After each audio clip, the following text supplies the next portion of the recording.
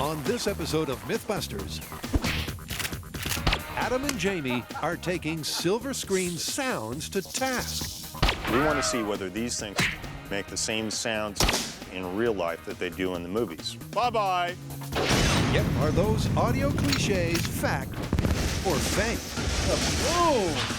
Meanwhile, Cary, Grant, and Tori cast off for science. This is below your own sail with the full-size boat. They're testing the physics thought experiment. Is it possible to blow your own sail?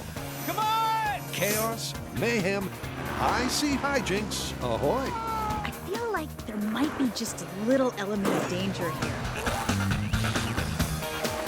Who are the MythBusters? Adam Savage. I'm done with science for today. And Jamie Heineman. Way to go there, buddy. Between them, more than 30 years of special effects experience.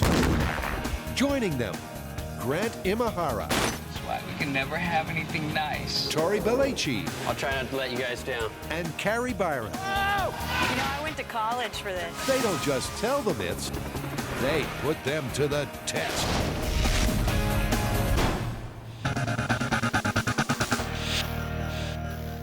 First up, an audio myth that Adam's having nightmares over. Oh, look at that. Somebody's left me a present. Beautiful.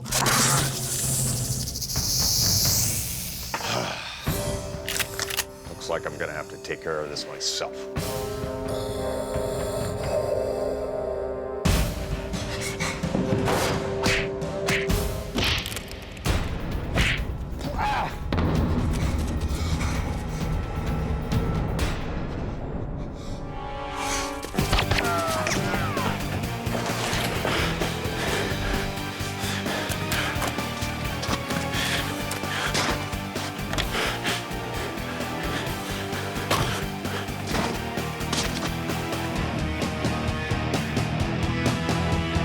Bye-bye.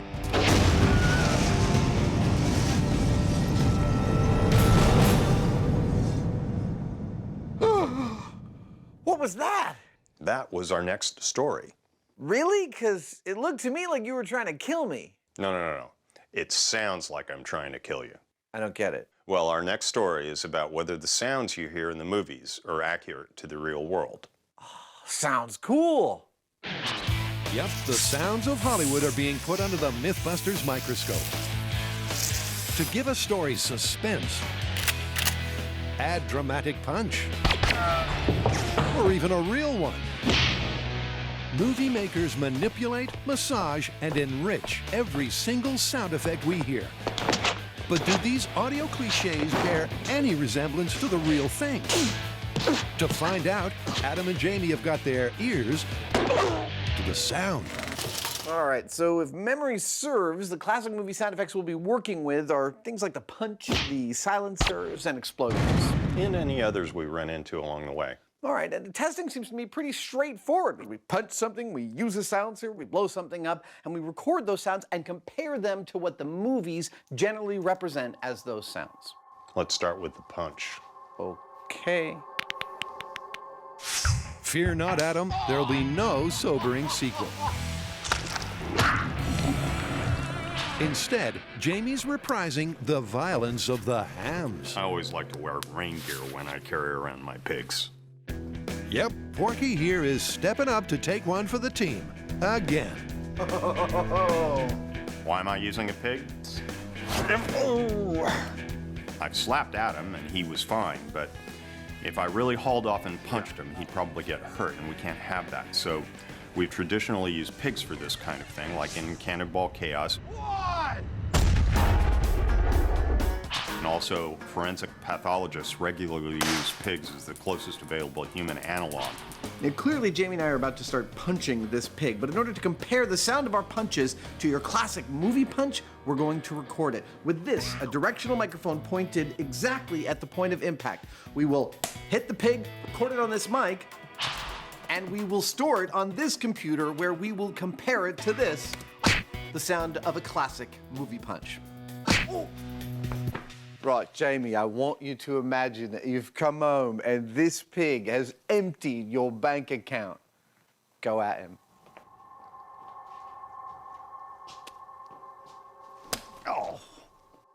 Nice. Did that hurt? A little bit. I hit my fingers a little wrong. Considering his hand was unprotected, Jamie gave it all he could. But the sound wasn't exactly silver screen superhero. Piece of me. We're gonna get hurt if we keep doing it like this. To avoid hurting themselves, they have to pull their punches, limiting the power they can put into them.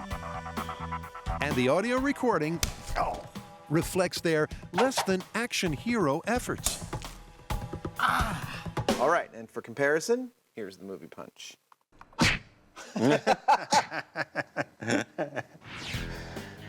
There's no equivalency at all. Which leaves the myth reeling, but not yet knocked out. Yet another use for duct tape.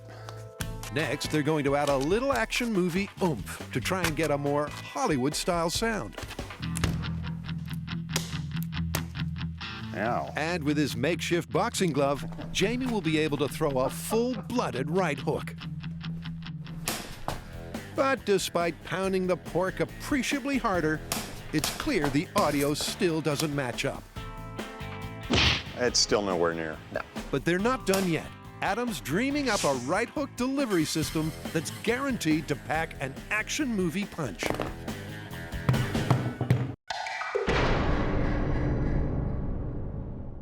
Next up, Carrie, Grant, and Tori set sail for a physics thought experiment. All right, so what's the next myth? No, this is all wrong. Somehow this seems totally inappropriate to tell you about this myth. I can fix this. Come here, follow me.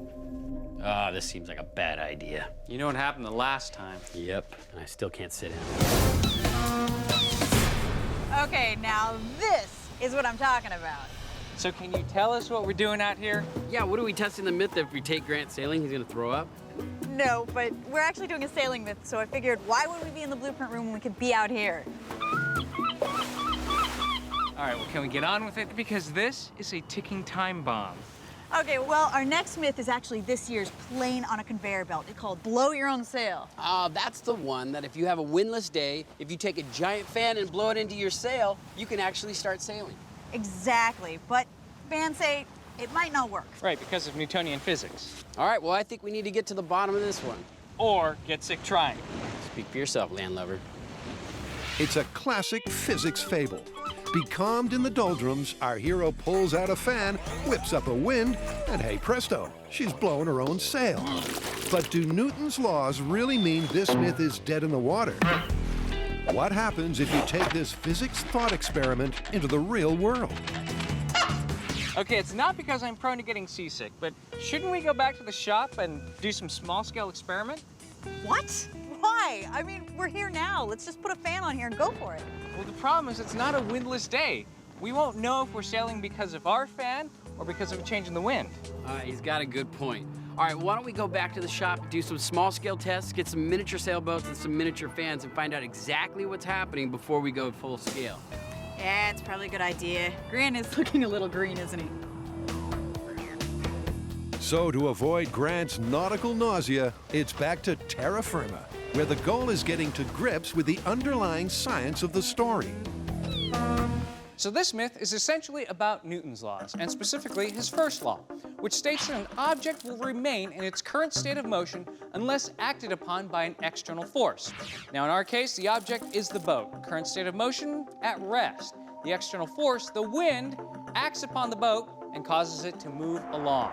Now, in the case of our sailor, if this person were able to generate the wind while sitting on the boat, it's no longer an external force. They're internal, in the same frame of reference. So when they blow on it, theoretically, the boat won't move. And worryingly for the myth, it's not just Newton's first law making movement unlikely. So there is another Newtonian principle, that is the third law of motion, which says that for every action, there is an equal and opposite reaction. So therefore, if the fan is blowing wind into the sail, it's also pushing the fan backwards. If this is true, these two forces are gonna cancel each other out, and this boat's not gonna go anywhere. It's just gonna stall. So with two of Newton's laws lining up to sink this seagoing saga, the team prepares for a proof of concept test. one that will put the scientific theory into practice. And while Carrie makes a raft on wheels, Tori stays high and dry on a fake blue sea. Because although this myth is all about boats, there's no need to get wet yet. Now, obviously, we could test it on water, but water poses a couple of problems. One, it takes a lot of force to get the boat to move through the water. 0.44 pounds to be exact. Plus, getting the boat to move straight in the water is going to be another problem we have to overcome. But I have a solution for both of those. Instead of using the boat and water, we're going to use this cart with wheels on this flat piece of acrylic. That way, the cart will go straight, and we're going to reduce the amount of friction. It only takes 0.24 pounds of force to move this car. This is going to be perfect.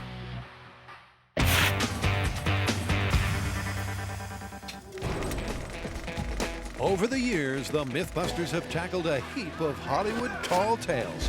Until now, the myths have been based upon the tendency of movie makers to suspend reality with physics-defying visual effects. But this time, Adam and Jamie are hot on the oral trail. And to find out if a big screen punch sounds anything like the real thing, Adam's upping the ante. As I really don't want to hurt this anymore by punching this poor pig, I'm going to make a fist punching analog. Not a machine, it's going to be pretty simple. It's going to be a combination of this and a combination of that. Here we go. The ballistics gel fist will provide an accurate sounding skin-on-skin contact, and the leverage of the bat will ensure Adam gets a good solid hit. I think it's ready. But this is it. If Adam can't get the sound of a big screen knockdown, this myth is down and out. You ready, pig? Are you ready? I'm ready. That was nice. Let's listen. To the naked ear, it was a marked improvement. But let's get an objective comparison. That was pretty good. All right, let's listen to the movie sound. There's no comparison. If the myth was on the ropes before, it's down for the count now. But if the movie effect isn't a recording of a real punch, what exactly is it? We need to talk to an expert. I think we do. Where are we gonna find one? With a resume that includes a heap of Tim Burton blockbusters, Steve knows exactly how to pack a Hollywood punch. Why doesn't our best punch sound like this? You have a punch that sounds like punching a face. The Hollywood one is not about that. It's about drama. It's about selling the story. You might add a whoosh of something like this, a pipe or a dowel. All right. Just a little bit of that leading into the punch is going to give you that sense of the fist really moving fast. I noticed that you had the really good slap sound, but you might want to have a little bit of chest kind of like low end to it. You can either just a little bit of that can give you that sense of kind of a skull underneath that face slap that you got. Yeah. What else? You might want to hear the sound of a skull cracking. Wow. Walnuts. I love it. So those are the individual elements that go to make up a Hollywood punch. And by layering them, you get a result that's rich in texture and depth. Let's take our best punch at the pig. All right, now Steve said it needed some low end. Let's take one of Steve's chest hits. Now he said it needed a whoosh. Let's take one of the swings he made of that little pipe. And then finally, let's add in some bone-cracking walnut sounds and play them all together and see what we get. It's pretty good, huh? Yep, but it doesn't change the result. Punch sound effects are Hollywood fiction, and the myth is busted. There's another sound I've always wondered about. When Jamie cocks the pistol with the silencer, I'm wondering how realistic that sound is. Cary, Grant, and Tori are tackling a maritime myth that contradicts the father of physics. Can you move your boat by blowing your own sail? To find out, they're setting up a small-scale proof of concept. Okay, the next step is the fan. So I got a whole bunch of little desk fans. I'm gonna see if any of them are gonna work for this experiment. When I turn them on and put them on here, it should push the little car backwards. Cary needs to find a fan Okay, you're not gonna work? with a power-to-weight ratio Nope. that will make the raft move. it's too heavy. The desk fans are just too feeble, so Carrie goes for broke with a model airplane propeller. Okay, ready?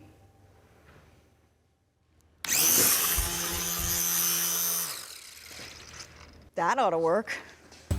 Meanwhile, Grant has a small-scale sail up his sleeve. And after he rigs it to the raft, the guys are all set to clear up the fan site controversy.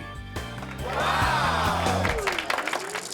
When you blow your own sail, will you stall as the Newtonian advocates predict, or sail off into the sunset? All right, now it's time to replicate the myth in small scale. We have our fan attached to our raft, which is going to be blowing into the sail that's attached to the raft. Now, according to Newton's third law of motion, these two forces should cancel each other out, and this boat is gonna stall. So just like in the myth, the wind source is on the boat. Blow your own sail. Here we go. All right. That's great. All right, looks like Newton's laws are canceling out cartoon laws. Yep, and here's how. If you do a test without the sail, using just the fan, you can see there's enough thrust to move the boat backwards. But put a sail in the way, and that backwards thrust is canceled out by the equal and opposite force pushing the boat forward. The boat stalls, and the myth is busted. Or is it? Because our intrepid trio aren't giving up so easily. All right, Sir Isaac Newton, you're probably not watching the show because, let's face it, you're not alive anymore. But just because we can't break your laws doesn't mean we're gonna stop here. Okay, next up is actually one of my favorite sounds in movies, is the sound of an automatic pistol whose slide is being racked. And it sounds like, to my mind, the classic sound. Now, is that really the way a gun sounds? We actually do use real guns now. Way back when, in early movies, a lot of the sound people were coming out of radio play. And so they had a whole setup, a table of ratchets and things like that. They could have had guns, but maybe what you were hearing is some kind of ratchet mechanism that they were doing really quickly. Now with digital technology, we can record all these guns. We can keep them on a hard drive in a library and access the exact real thing whenever we need it. So let's make the all-important comparison recording. Let me record this here. That sounds pretty good. And now here's the movie version. That's not bad. None of the punches that we made sounded much like the classic movie punch at all. But when it comes to pistols, as far as I can see, there's no need to fake it when you can use the real thing. So that's one for Hollywood. With vast digital libraries to access, designers like Steve do actually use the sound of real gun mechanisms. Big or small. Okay, I want everybody to get on the ground. This is a robbery. A robbery. What do we have next? Well, as you know, the rattlesnake, venomous rattlesnake, and its iconic warning rattle are completely endemic to the American Western. And what I want to know is the sound we're accustomed to hearing from the rattlesnake actually a real rattlesnake sound? Well, this isn't a rattler, this is a Madagascar tree boa. You are such a buzzkill. She likes you. Yeah, I like her. Anybody that's seen a Western knows the sound that a rattlesnake makes. But is that actually the sound? Or is that a movie construct? So we're gonna have to get ourselves a real rattlesnake and see what they sound like. So Owen, are we gonna be able to get him to rattle without freaking him out? Well, this is Big Bob, and just try stopping him. Really? Yeah. He likes to rattle. He likes to talk. This is Big Bob, and this is the classic movie sound effect of a rattlesnake.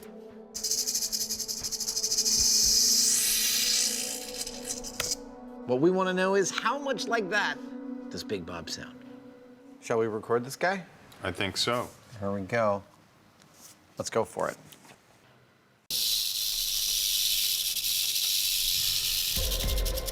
Awesome. There we go. That sounded pretty good, but let's get an objective assessment. All right. Let's start with the movie rattlesnake. Go.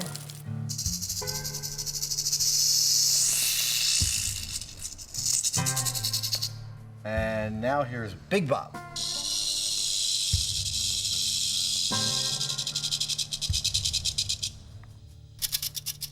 That is dead on. Look, in the olden days of radio and the early days of film, it's very possible, given that soundmen didn't want to have rattlesnakes in the studio, that they would use sounds for rattlesnakes like this. Or this. But now that everything's digital and portable, every rattlesnake you hear is pretty much the real thing. That's the same sound. Absolutely clear that they used real rattlesnakes to make rattlesnake sounds in films. I think so. Confirmed!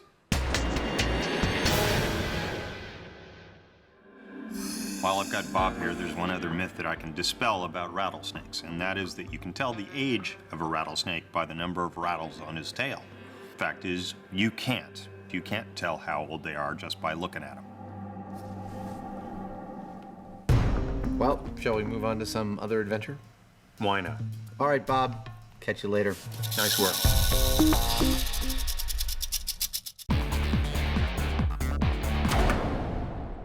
So far in Blow Your Own Sail, there are no flaws in Newton's laws. The forward thrust captured by the sail has an equal and opposite force pushing backwards, leaving the boat grounded. But it's not over yet. The team thinks that tweaking the variables might get things moving. So we're gonna do all sorts of experiments. We're gonna try different sails, we're gonna try different winds, and we're gonna see if we can actually blow your own sail. Yep, with the fan, sail, and boat all in proportion, everything is canceled out. So they're starting by making their small-scale sail smaller. Now, you're probably asking yourself, why are you guys testing a small sail? But if you look to the graphic, you'll see what I think is gonna happen. I think that the wind is gonna actually get around the small sail and push the sailboat backwards. Now, given what we've seen so far, it may seem surprising to you that we think the boat is going to travel backwards. Now, there's a lot of thrust coming off of this prop. If the size of the sail is small compared to the source of the wind, you may get some of that thrust escaping around the edges of the sail, giving us a net thrust pushing the boat backwards. Please don't laugh at the size of my sail. It's cute. All right, here we go. 3, 2, 1. Hey, look at that. It cancels itself out. All right, you know what? Should we turn up the speed? Sure. Yeah, let's try it, see what happens.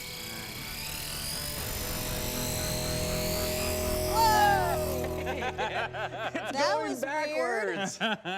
It seems if the sail contains all of the fan's thrust, the boat is marooned. But tweak the sail size and fan speed, and you start moving. However, they're heading in the wrong direction. To reverse that, maybe they need to go bigger. For the next test, we've stepped up the size of the sail. But to do that, we also had to raise the fan so that the airstream hits right into the center of our sail. Hopefully, this will propel the boat. Ready when you are. Okay, here we go. Yeah, it's not going forward at all. The forces are still canceling each other out. Can you dial it up? Going to 100%. Whoa, that's looking scary. It's starting to go. It's starting to go. Faster. Moving forward. Hey! With faster wind speeds, you can blow your own sail. All right, look, I'm not a sailor and I'm not an aeronautical engineer, but this is what I think is happening. So, the fan provides a certain amount of thrust that blows into the sail. The sail, in turn, can only absorb so much of that thrust. The rest of it gets reflected back, leaving us with a net thrust vector, causing the boat to go forward. Yep, the reflection means the sum of the total thrust is in a forward direction. So you just need a lot more wind. A lot more. What is the most wind we can produce? What's the biggest fan we can use? Jet engine. Yeah, that Now would you're be talking. awesome. What a great proof of concept, though. Concept proven. Now, to up the ante with more power. Jet engine power.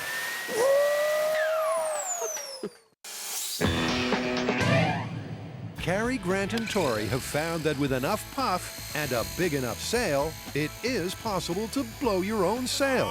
More power! But their little toy raft didn't move very fast. To nail this seagoing saga in the small scale, the team feel the need for more speed. So we are moving on to a JetCat model turbine engine. This thing can make a model plane fly at 250 miles an hour. It puts out 17.5 pounds of thrust. This is gonna give us the wind speeds that we need. But first, what I need to do is mount this engine to our longboard skateboard. And the reason why we're using a longboard skateboard is because this thing puts out so much heat. We gotta keep our sail away from the source. And speaking of heat, So one of the problems with upgrading our source of thrust to a jet engine is that the exhaust gases can be in excess of 600 degrees Celsius. Now this is silk. This is the ideal material we found for our small-scale experiment. The only problem with silk is that when you expose it to flame, this happens. so while Grant looks into flame-resistant sail materials, Tori gets busy with the sailboard build. Just like before, they'll be on land using wheels rather than on water in a boat. It's kind of fitting that we're using this jet engine because a long time ago, I actually built a jet engine out of a vacuum cleaner motor. It didn't have much thrust. I mean, it practically had no thrust at all. But it's kind of cool to actually use a real jet engine for an experiment. With the baby engine on board, it's over to Grant. Okay, so this is flame-resistant material. This is a 6061 aluminum frame, which has a melting temperature above that of the jet exhaust. This is the kind of sail you're gonna need if you're gonna use a jet engine to blow yourself along. The jet-powered sailboard is done. Now to give it a run. There are not many places you can fire off a mini jet engine, but a creepy, abandoned naval base is one. This thing looks dangerous. Yeah, I think we need to ride it before we test. What do you think? Ride a jet-powered skateboard. Yeah, are you guys dying to do it? Not really, but I would enjoy another decade of watching you fall off this thing in slow motion. It worked for the bicycle. Coming up this Christmas, Tori's jetpack skateboard. They're totally safe. Before Tori attempts this stunt, I would like to just say for the record, before the high speed of him falling in some horrific way, I think this is a very bad idea. So before we start doing the experiment, I want to test this engine. So I've turned the engine around, that way I can ride it and I won't burn my butt. Unfortunately for Tori, our health insurance actually covers a full body cast. Kind of getting nervous, I don't know why. So if anything untoward should happen, he'll be covered. What could possibly go wrong? I got a jet engine strapped to the skateboard. All right, fire it up. Medic standing by. Somebody dial 911.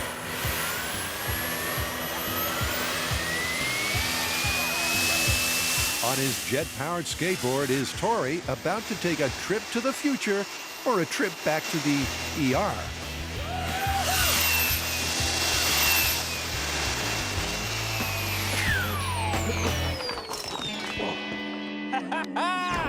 Oh my God, it works! Every kid's gonna want one of these for Christmas. Now that was a good test. I mean, what that tells me is that the jet engine, which, mind you, is only this big, provides enough thrust to carry Tori, who weighs 175 pounds, on top of the skateboard. Whoa. Now, if we replace Tori with the sail, I think we're gonna have plenty of thrust for our experiment.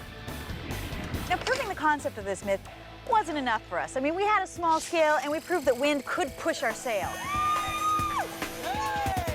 But the point of this is you need to escape the doldrums. So to do that, you need adequate speed. And I think this jet engine is going to give us adequate speed.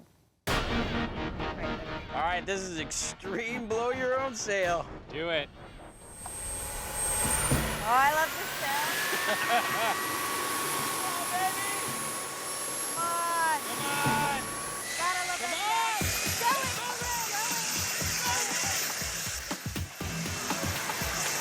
That worked perfectly. The jet engine was powerful enough to overcome the canceling forces, and we got our sailboat to move forward.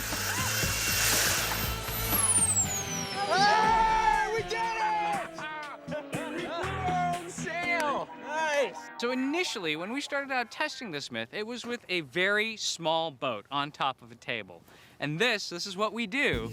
We step things up each time, and we've gone to a jet-powered skateboard with a fireproof sail. And I've got to say, this is great, because what this says is that each time it's been possible to blow your own sail. Now we just got to go up to the big thing, the real thing, the boat. Next step's gonna be fun. Full scale, baby. And back at the shop, they've taken delivery of just the thing, a boat with a built-in fan. So we are going to take this myth full scale, and this is the boat we are going to use. It is a shallow water spider swamp boat, and this thing comes with a fan, which is attached to a 40 horsepower engine that's capable of putting out 200 pounds of thrust. We're going to take this fan, flip it around, put up a mast, put up a sail, and see if we can blow our own sail. It was dragging me. It was actually pulling me off my feet. I think this is gonna do it. With Grant measuring wind speeds of 63 miles per hour, this puppy is clearly powerful enough. Which means it's time to take delivery of the sail and get busy with the rigging. Okay, now that we have the sail, it's time to erect the mast. Now we're making it out of aluminum because it's lightweight and has a really high tensile strength. But we're making a removable base completely out of steel. We want to clamp onto the boat instead of drilling or welding because it's a borrowed boat and it's gorgeous. Against all odds, our team of landlubbers has built and rigged its own square sail from scratch. Faster, go faster. Woo! Ready to blow your sail? Yeah, I don't have enough wind. To find out if it'll go when the fan blows, it's time to take this test down to the waterline. We found ourselves a lake that's completely isolated, so we have no current and no wind. This should be the perfect place to experiment. And the perfect place for a pre-test joyride. With the throttle full on, the team thrashes around, getting their bearings and getting a feel for the swamp boat's fan-powered thrust. It handles beautifully. Love it. But will it sail? The next classic Hollywood sound effect to get the MythBusters treatment is the gun silencer. And down at the South San Francisco Police Department shooting range, the boys mean business. Cue Meyer Sound's senior audio scientist, Dr. Roger Schwenke. With several previous appearances on the show, he gets the much sought-after title of Honorary Mythbuster. Stir the pot, baby. And today, he's brought along his laboratory-grade recording and analysis equipment. We want to see whether these things actually make the same sounds in real life that they do in the movies, or do they make any sound at all? How do these silencers work? Well, they're kind of like mufflers on cars. They've got a series of baffles in them that sort of slow down and redirect the gases that are passing through and absorb a lot of the energy and the sound. It's kind of like opening a champagne bottle. If you pop that cork really quickly, you get quite a pop. If you do it really slowly and gently, all you get is a hiss. That's how silencers silence. But outside a movie theater, what exactly are they used for? Look, we would be remiss if we didn't explain that this is not an assassin's tool. Actually, military and law enforcement love suppressors for 4 main reasons. The extra weight out at the front of the gun actually reduces both muzzle lift and the recoil of the gun, making it easier to aim and stay on target. It does actually reduce the sound and the concussion, the blast of the bullet, and it also reduces the muzzle flash to 0, all of which makes this a safer and easier weapon to use. Right, let's get down to testing. First up, Adam and Jamie take aim at a baseline. First, we are going to fire an unmodified pistol at the target. And 3, 2, 1.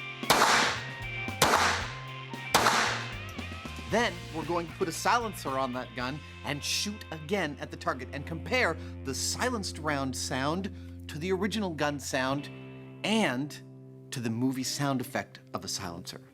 I'm holding a silenced pistol. It's just as cool as you think it is. Now for the suppressor. Is the movie version anything like reality? Thank you. Do silencers work as well in real life as they do on film?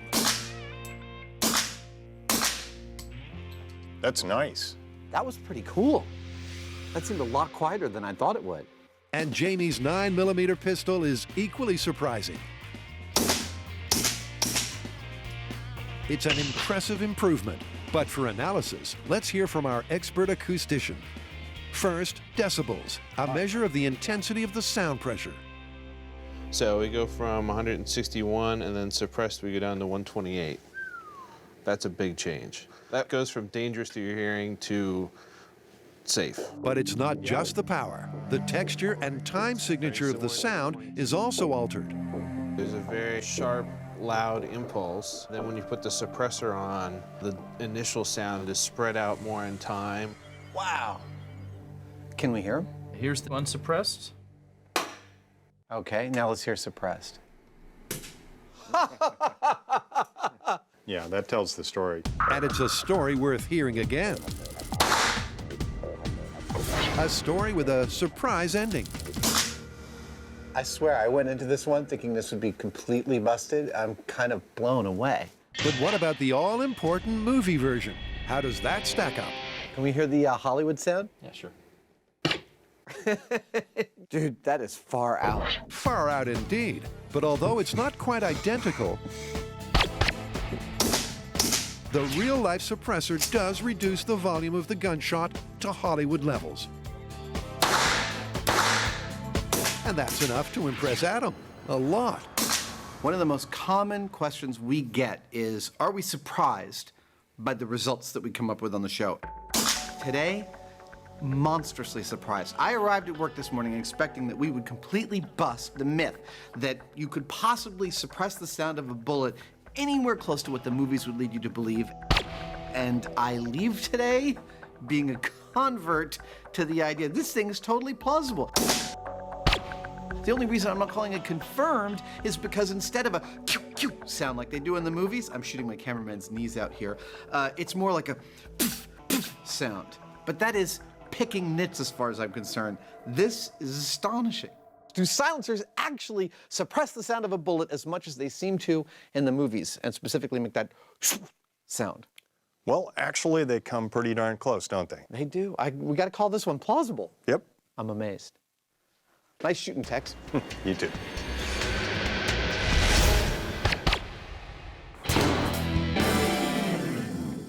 Okay, so here's the plan. We've got our full-size fan boat and our full-size sail. We'll get out on the water and try it first in its regular configuration with the fan facing backward. And we'll turn it on and hopefully go forward. Then, we're going to flip the fan around, raise the sail. All right, we're in. And see if you can actually blow your own sail. There she blows! So first up, with the fan pointing backwards, Carrie and Grant will do a straight line speed test. That way, when they get the sail up and face the fan forwards, they'll have a reference for their performance. How do you feel about calling this the Queen Airy? She may have a name, but the Queen Airy is not off to the best of starts. I think we're in a bit of a predicament here. The weight of the sail is making it very tricky to maneuver. Ah, you guys are going 0 miles an hour. But despite Tori's encouragement, looks like these islands are boat magnets. Grant and Carrie do finally get into position. The first test up is the fan in the right configuration, the sail down. I'm gonna get in the chase boat, have them drive towards me, and I'm gonna check their speed with the radar gun. They're so jealous of my boat. They don't want to race. They don't want me to open up my motor. Look at the, ooh, pink fan, good one. Okay, you ready? All right, this is the first test. Fan facing backwards, sail down, speed test. Here we go. Now, if you asked me when we were in the shop, when we first turned on the swamp boat, and Grant took out the anemometer and got 60 miles an hour standing behind the fan, I would have said that blow your own sailboat was going to, boom, blast across the water. But now that we've done a test with the mast on, even with the sail down, it really slowed down the boat. I think we're gonna get some movement, but it's gonna be slight. How fast were we? 20 miles an hour. That was a good test. Let's flip the fan around and put the sail up and see how fast we go when we blow our own sail. Oop. Carrie, Grant, and Tori are preparing to flip the fan and raise the sail for a physics-defying finale. They're about to find out, with a real boat on real water, if it's possible to really blow your own sail. But plain sailing, it's not. I feel like there might be just a little element of danger here. Hope that holds.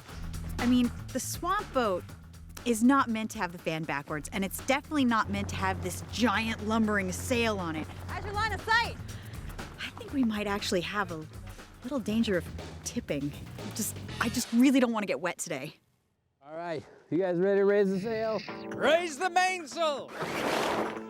Trim the jib-jab! I'm trimming as fast as I can! Now, in order for this myth to be confirmed, what we're looking for is forward movement due to the fan blowing into the sail. Not drifting, not just poking along. We're actually talking about directed forward movement. You get that? I'm looking at confirmed. Okay, I think that looks parallel. So what we're also interested in is the comparison of the speed of the fan blowing into the sail versus the fan pointed backwards. All right, you guys ready? Will we get improvement? Probably not. The target that we're looking at is 20 miles an hour. If we get even a quarter of that, 5 miles an hour, I would be very, very impressed. Happy sailing! Now, one might ask how I feel piloting our feat of naval engineering here, combining two things essentially that should not go together. My answer is that really there's no piloting involved. We turn this thing on, it either goes forward or it doesn't move at all. Or, and it's a very real possibility, the shallow bottom boat with its top-heavy sail goes bottom up. Okay, we're in. We have no idea what can go wrong. I mean, the mast could blow off, the boat could flip over, they might get sucked into the fan and chopped up into little pieces. Hey, good sailing. Good luck. Was that about being sucked into the fan? Chopped into little pieces? They're off. Tori and the support vehicle tows them out to open water. With plenty of space, no major winds or currents, it's the perfect location for a spot of scientific sailing. All right, you ready to do this? Ready. Okay, here we go. This is blow your own sail with the full-size boat.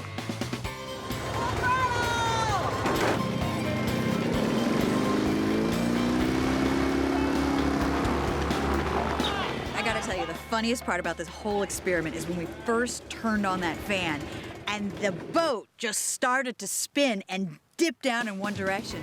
Grant and I both were super wide-eyed because we thought we were going over. They're wildly out of control. There's no forward movement, just a whole lot of spinning and crashing. So when we first started and I gunned it, we started turning in a circle and I was like, this is it, that's it, we're going on the water.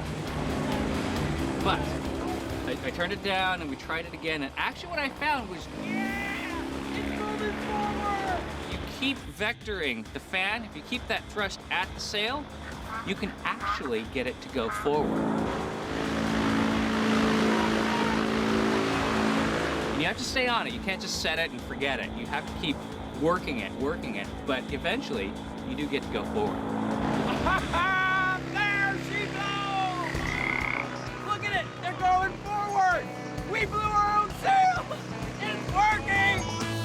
By ramping it up MythBusters style, the team has seemingly contradicted Newtonian physics. It's working.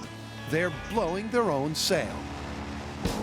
Now this was nuts. We only got 3 miles an hour, but we actually got movement. We got forward movement, and we were able to steer by pointing the wind into different parts of the sail. I have to say, this is a successful day. 3 miles an hour!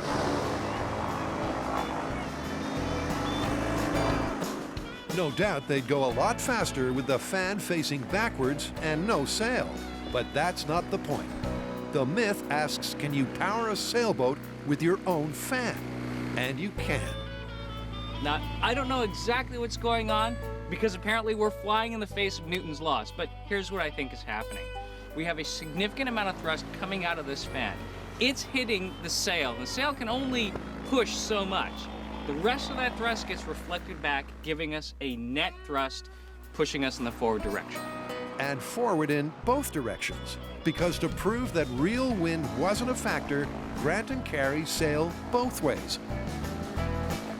Dude, That was awesome! I cannot believe it. We blew our own sail. This one is totally confirmed. Totally confirmed. I mean, this thing went forward with the wind from our own fan. Confirmed! All right, here we go! Let's go for a ride! Blow your own sail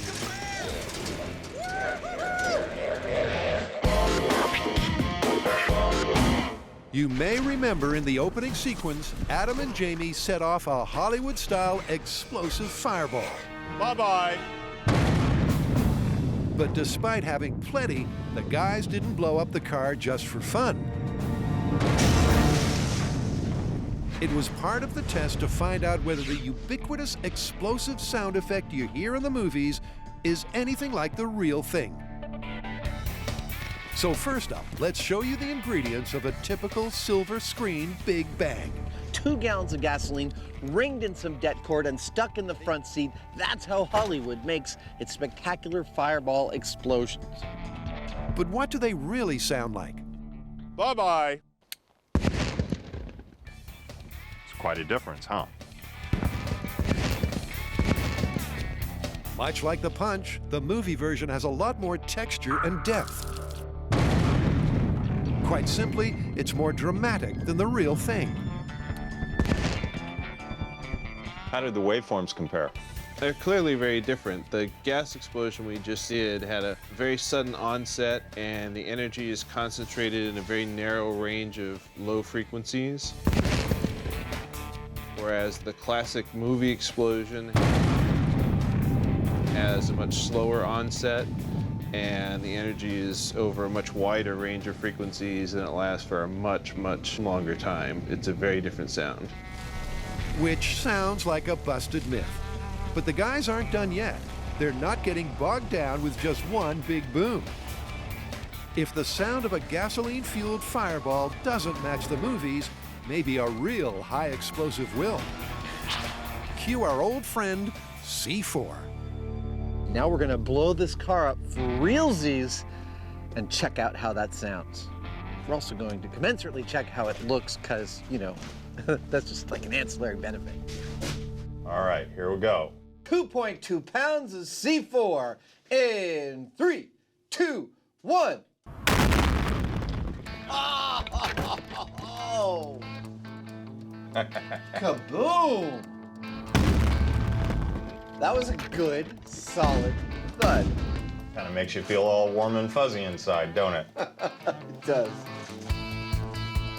A good, solid thud. But once again, it's clearly a completely different sound to the sound effect. I'm looking at the top, the movie explosion, and I'm seeing this big, wide bandwidth of sound, and I see the C4, and I see nothing like that. I see one sharp impulse, a little bit of surrounding noise, but nowhere near the depth and the range of the movie explosion. I'm gonna go out on a limb and say I think that one's busted. Yep, the contrast between the real explosions and the film sound effect is as clear as a bell. And that leaves this final movie myth about as busted as the car. Let's get out of here before our shoes get all dirty.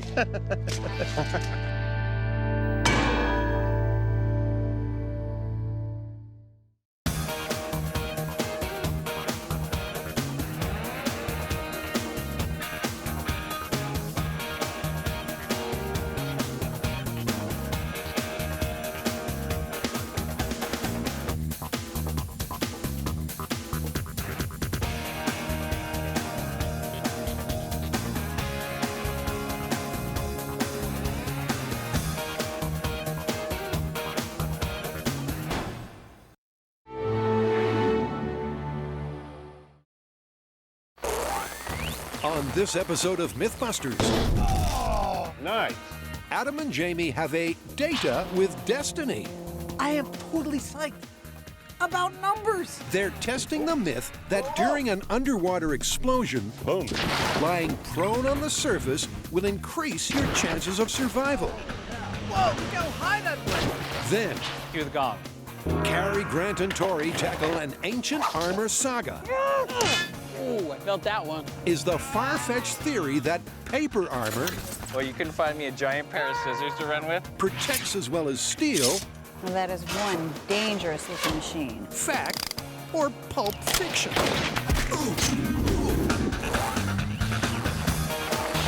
Who are the MythBusters? Adam Savage. Come on, let's go. Here comes chaos. And Jamie Heineman. Relax.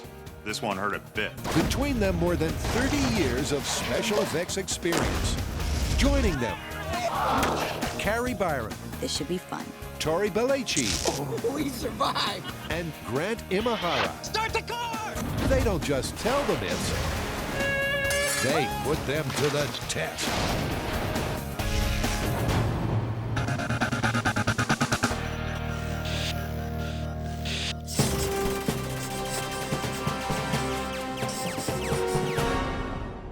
Check this out. Navy divers who find themselves in the water when an explosion, like a depth charge or something, is supposed to go off underwater, are instructed specifically that the safest position for them to be in the case of an underwater explosion, is flat on their back on the surface. And that's significantly safer even than treading water in an upright position. That's interesting. You wouldn't think there'd be any difference at all. You wouldn't, and that's why I think it's something that we should test. I'm up for it. Navy SEALs and walruses are advised that if in danger of a depth charge disaster, their best chance of survival is to float on the surface rather than treading water or diving down. But would it really make a difference? Adam, Jamie, and the bomb squad are primed to find out. Ultimately, of course, I foresee a large-scale quarry lake, big explosions, very cool high-speed shots. But where do we begin? Well, let's say we start with some underwater shockwave testing here in the shop and see if we can collect some data, see if there are any problems, see if there's anything to the myth. Sure. This shouldn't be that hard. Okay. We're going to need 3 things: a tank full of water, an explosion, and a means of measuring the shockwave. It sounds deceptively simple, but setting off and measuring underwater explosions in the shop is anything but simple. What are you thinking? I'm thinking this requires a brainstorming sequence About a long, narrow tube, only with an inevitable tense discussion, It would fail catastrophically. obligatory technical jargon, 15 psi. equidistant from the sensors, Blast pressure. 7 psi. That could work. and after a final audio crossfade or two, And we create our shock movement gun, so I'm just going to draw it. And we got sensors. there's a resolute conclusion signaling a solution. I think that seems like a plan. I think so. Let's go build it. And the plan they intend to build will look like this. This here is our tank. 15 feet tall, it's gonna hold 1,300 pounds of water. Inside that tank, we will place 4 shock sensors. I will detonate a pistol dead center in the tank. That pistol will generate a shockwave that will travel up and down through the tank. If depth plays no role in the propagation of a shockwave underwater, we should see an identical reading between sensors B and C because they are each the same distance from the source of the shockwave. If depth does play a significant factor in the force of a shockwave underwater, then we should see a difference in the force measured by these 2 sensors, and that's where this story gets really interesting. But it gets interesting before that, because Jamie has an ingenious plan of a tank. We're going to need a very tall, narrow tank for this test. Now, we built one of these before for firing bullets into water, but let's just say there was a serious problem with that one. Water is heavy, and keeping it contained is a tricky task. Last time out, despite using some heavy-duty acrylic and iron girders, things got messy and dangerous. Oh, criminy. Now, with that in mind, I've come up with an entirely new way of building a tank that we've never tried before. It uses very thick vinyl. Well, that ought to do it. Ought to, but they won't know until their thickened, flexible tank is fully erect. You're up. And full of water. Another 6 inches. It's in! In a few minutes, we're about to fill that tube with 1,300 pounds of water. Will it hold? I can't detect any leaks. I hope so. So does Jamie, because nothing scares the Heineman more than a mess in potentia. It's terrifying. Quit yanking on it. With the tank holding, they're about to tempt fate by introducing the explosive ingredient. The role of our shock producer in the small-scale test will be played by this, a .357 Magnum pistol, to which I'm going to make some modifications so we can fire it remotely and underwater.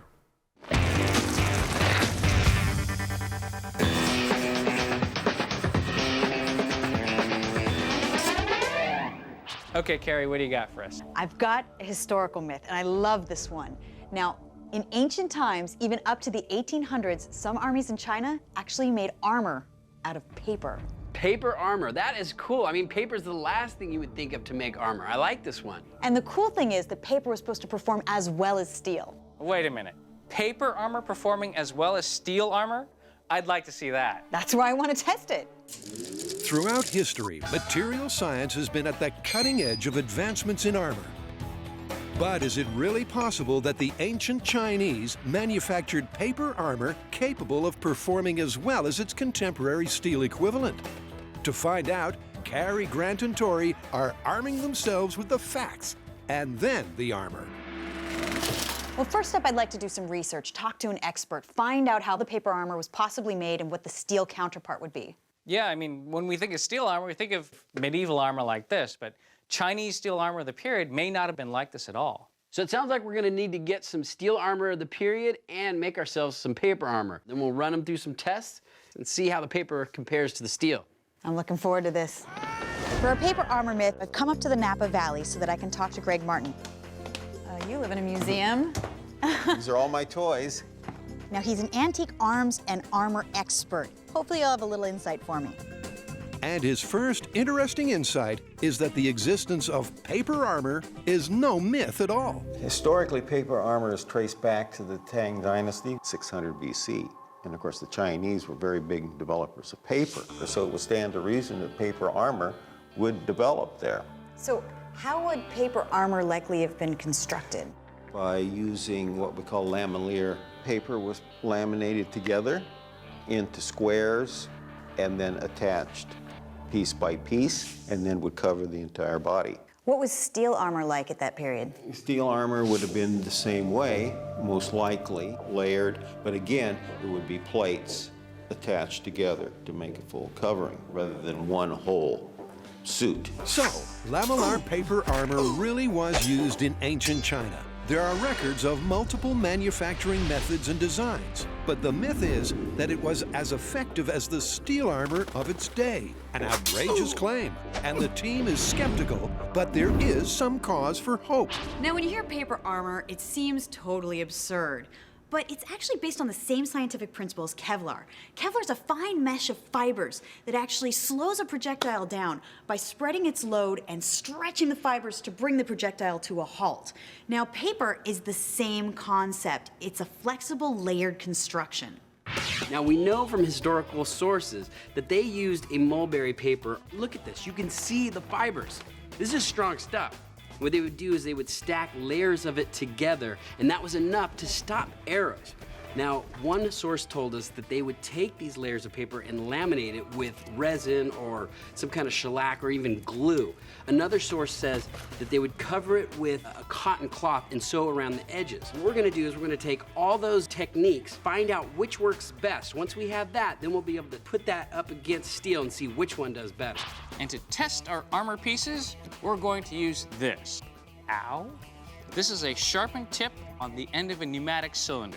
Here we have a chunk of ballistics material. We'll put each sample underneath, and then we'll fire the cylinder like this and see how each sample performs as a result of the puncture. And the best one will go on to make our final armor pieces. This is folded paper with cotton. So, the goal is to compare the range of historically accurate manufacturing methods. One. Wow, look at that. Wow. It actually stopped it. And decide which will give the steel the best run for its money. This is rabbit skin glue on paper. Each paper piece, regardless of its construction method, is 1/2 inch thick, a dimension discovered in the research. Lacquer made it more brittle and it actually went all the way through. And although shellac, an organic resin, may double up as an effective weapon, That actually stuck! the result that emerges is that hardened squares like lacquer lack the penetrative protection of the winning sample. Okay, and folded paper. Oh my God, look at how well that worked. This absolutely works the best. Simplicity. Dude, it looks like the paper just moves out of the way and absorbs all the energy. Now that we've found our winning paper construction, which is simply folded up paper, it's time to put it up against steel. So we are going to be putting both of these materials against common weapons of the time. We're going to be doing blunt force, some kind of a club or a mace, a sword, and then finally an arrow. Let's see which one performs the best.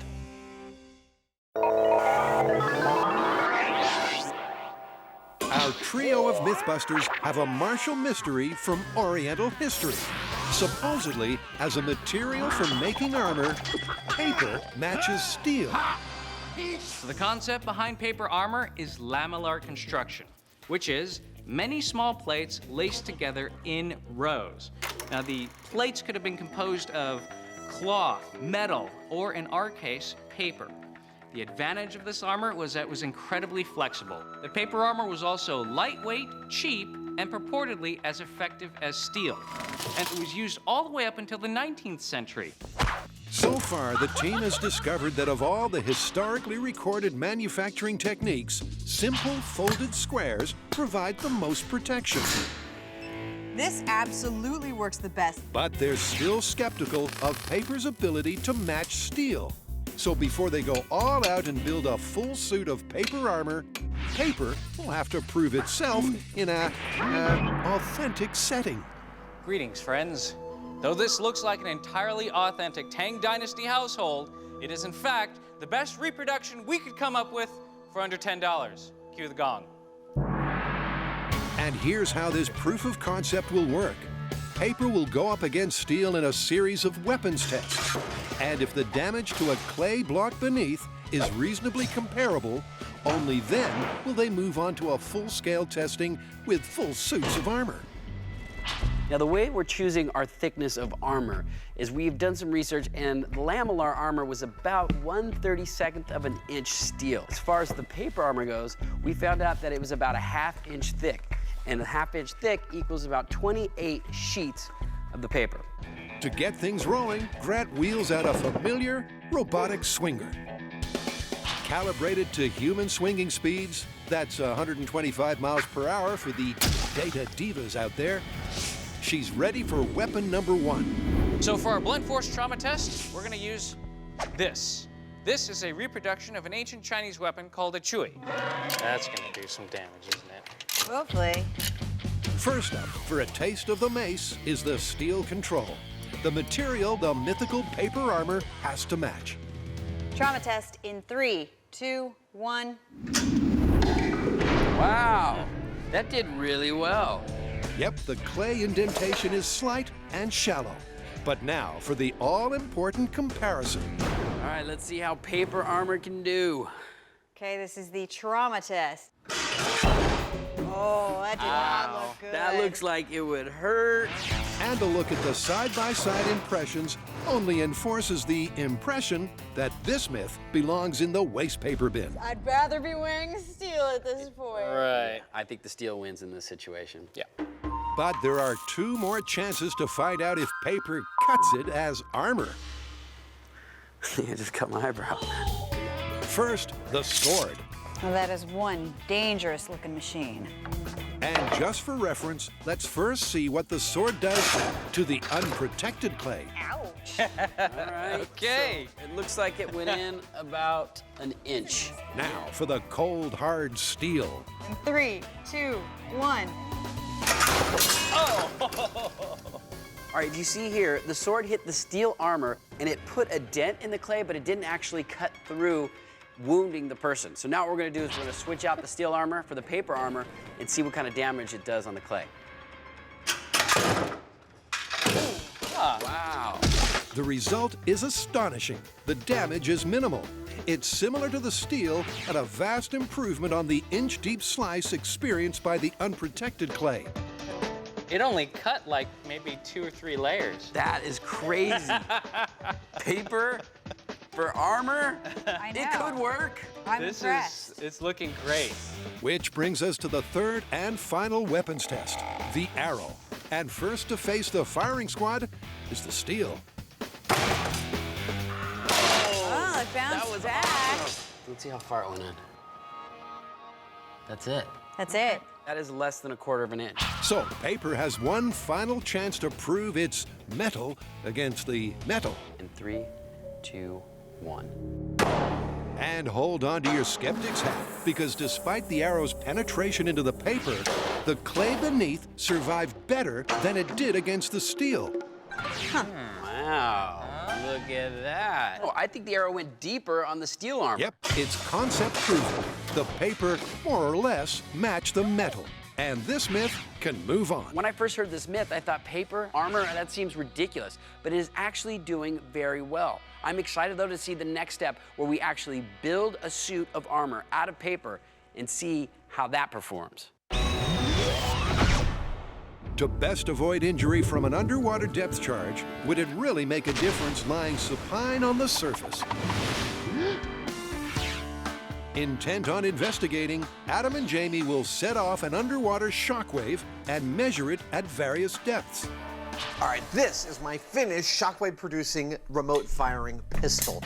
It will fire only blank rounds because I have put a little shockwave disperser in so that it disperses the shockwave both exactly up and exactly down. I've mounted it to the end of a boat hook so that I can adjust its height. I put a blank round in it, cock it, and then from above the water, I can fire it, generating the shockwave we need for our instrumentation. To measure the shockwave from the handgun blank is the final item on Jamie's list. 4 pressure sensors held in place by magnets. Here we go. Hey, it worked! Equidistant from the central explosion, the 2 pairs of sensors will give the team readings in pounds per square inch. Okay, you should be good. So what's the water tube going to tell us after this test? Are we going to get a much higher blast pressure here than here? It's an interesting question because the pressure here is already at 4.2 pounds per square inch. Up here, it's only 2 pounds per square inch, and that's just from the weight of the water. It feels like a bank heist. So that, combined with the explosion, I think is going to inherently give us a higher blast pressure down there. But will that equate to death while treading water, while life, while lying flat on your back? I don't think so. We know the greater the distance you are away from an explosion, the more the shockwave from that explosion is going to have a chance to dissipate, and therefore the safer you'll be. Okay, we're hot. The question we're trying to answer here is whether there's some feature to do with depth underwater and the associated pressures. The greater the depth, the more intense the shockwave. That is perfect. The shallower the depth, the less intense the shockwave, and the safer you'll be. What do I think? I don't think there's going to be much of a difference. So, both MythBusters are skeptical, but science is an evidence-based discipline. This is depth charge disaster. Small scale test. Hopefully not making me too wet. In 3, 2, 1. Nice. Well, the sensors did register a result, and the tank didn't spring a leak, but a close look reveals the numbers aren't ideal. So what'd we get? Well, it's looking awfully noisy, but we're getting some interesting numbers. Unfortunately, the close proximity of the walls of the tank to the explosion is affecting those pressure waves and creating noise, which is obscuring the measurements that we're looking for. That noise, the reflected shock waves bouncing around in the narrow tank, is it still noisy? Means the peak pressure wave for each individual sensor is difficult to determine. Let's run it again. But 3 bangs later, and they have enough data points for a pattern to emerge. That's working beautifully. All right, kids, put down your juice boxes and pay attention. It's time for the moment you've been waiting for. It's time to interpret the numbers. Remember that if there was anything to this story at all, if depth did play a factor in increasing the force of a shock wave, we should see that the deeper sensors would give us a higher reading than the shallower sensors at the same distance. And that is what we're seeing. In every one of our tests, the sensor 3 readings are higher than the sensor 2 readings. The sensor 4 readings are higher than the sensor 1 readings. That tells me at least that in small scale, there might just be something to this story. So paper armor has potential. I think it might be time for us to go full scale. Let's make armor out of paper and put it up against steel in a series of challenges. I love it. We'll put each of the armor on and then run through a series of tests. Maybe we'll test speed, agility, and endurance. And we'll have to have some kind of ultimate battle between the 2 suits. Not wearing them, of course. Pick a number. So, cue the full-scale monumental mission You're a dork. to make a full suit of paper armor. Only 850 to go. And the less taxing task of having a real steel one delivered. So to put our paper armor to the test, we're going to pit it against a metal suit of armor from the same period. Now, because this is hard to make, we ordered it from a modern armory company in the Ukraine, and it's battle ready. Who wants some? I also do parties. Meanwhile, Tori gets busy pulling the paper armor design together. A design based on these ancient drawings and Grant's period-accurate steel replica. Now, if you look at the steel armor, the scales have holes drilled into them, and they're tied together with leather straps. Plus, they are overlapping. That way, there are no gaps in the armor. I think we need to do the exact same thing. Take our paper scales, drill some holes into them, overlap them, and tie them together with cotton cord. All right, so this is the progress that I've done so far. As you can tell, I got just enough to protect the important stuff, but looks like I have a long way to go before I'm completely protected by my paper armor. Producing this season's hot new paper armor is a huge job. So the MythBusters sweatshop is open for business. And after a week's hard work, hundreds of lamellar plates have been sewn together to form a full suit of armor that, after some minor tailoring, will be ready to go into battle. Oh, Carrie, I just don't know about this paper motif. I don't know if the judges are really going to like it or not. Oh well, make it work. The question is, will it work as well as steel? To find out, the team is signing up for basic battle training. Handcuff! But before both sets of armor are weapons tested, there are 3 track and field events. Now, so far in our testing, the paper and the steel are pretty much neck and neck. But now that we have our full suits of armor made, it's time to put them to the test. We're going to put our suits head to head in the types of things that you would find in battle, namely speed, agility, and endurance. Oh, I'm back.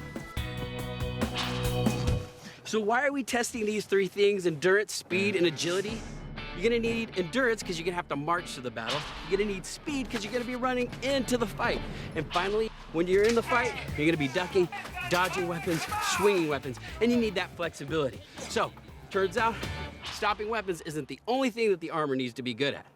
And the first event in the Armor Olympics is the 50-yard sprint with sword. Well, you couldn't find me a giant pair of scissors to run with? Well, you will be wearing a suit of armor. This season's must-have safety gear. Here on MythBusters, we are making science cool.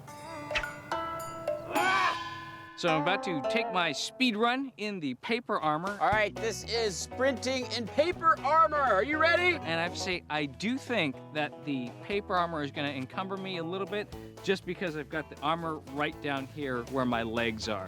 Here we go! On your mark, get set! We'll see how I do.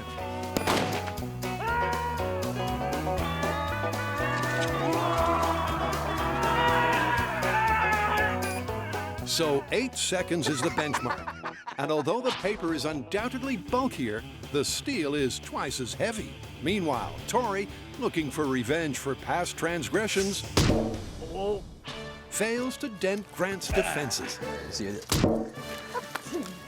Call that a kick? Let's do this. Now, to make sure that Grant is testing these armors fairly, we're gonna let him rest in between tests, so that way he has full energy for each of the runs. Kind of reminds me of Raiders of the Lost Ark. As the saying goes, never bring a sword to a starting gunfight. On your marks, get set! I have to say I'm really surprised at how little a difference there is between the paper and the steel armor. I can't believe there was only a second difference. Yep, the bulkier, more restrictive paper armor performed fractionally better. But with so little in it, conclusions can't be drawn just yet. Cue test 2. Now, for the endurance part of this test, I will be running a mile through these hills and then ending up on that side of the moat, at which point I will try to jump up onto the rope and cross over. So that's the course. Yes! Go! Now for the time trial in paper. don't know if I'm gonna have the energy to fight when I get there. With the armor weighing in at close to 30 pounds, it's tough going. Now, the running wasn't so bad in the paper armor. I mean, it is awkward. You have all this bulk on you. I am Tor, part of the paper clan. But climbing over the rope, I get too old for this. I thought I had it, but about midway there, my legs fell off the rope. Once I lost my legs... You pull yourself back up? Do it! I knew that was it. I was going in. It's first!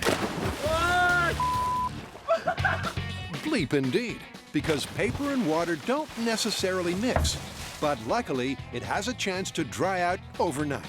Whether it'll retain its structural integrity for the test to come is another matter.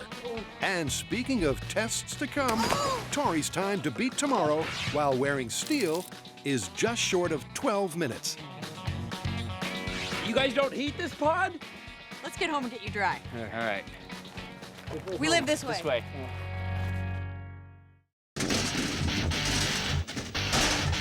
So where do we stand?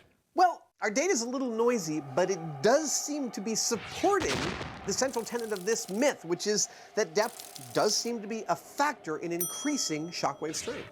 Yeah, but the data's just too noisy. I don't trust it. I think we need to go full scale. To a quarry lake? Could be. Done! Oh, look at you. Aren't you Mr. Television? Come on, let's get to work.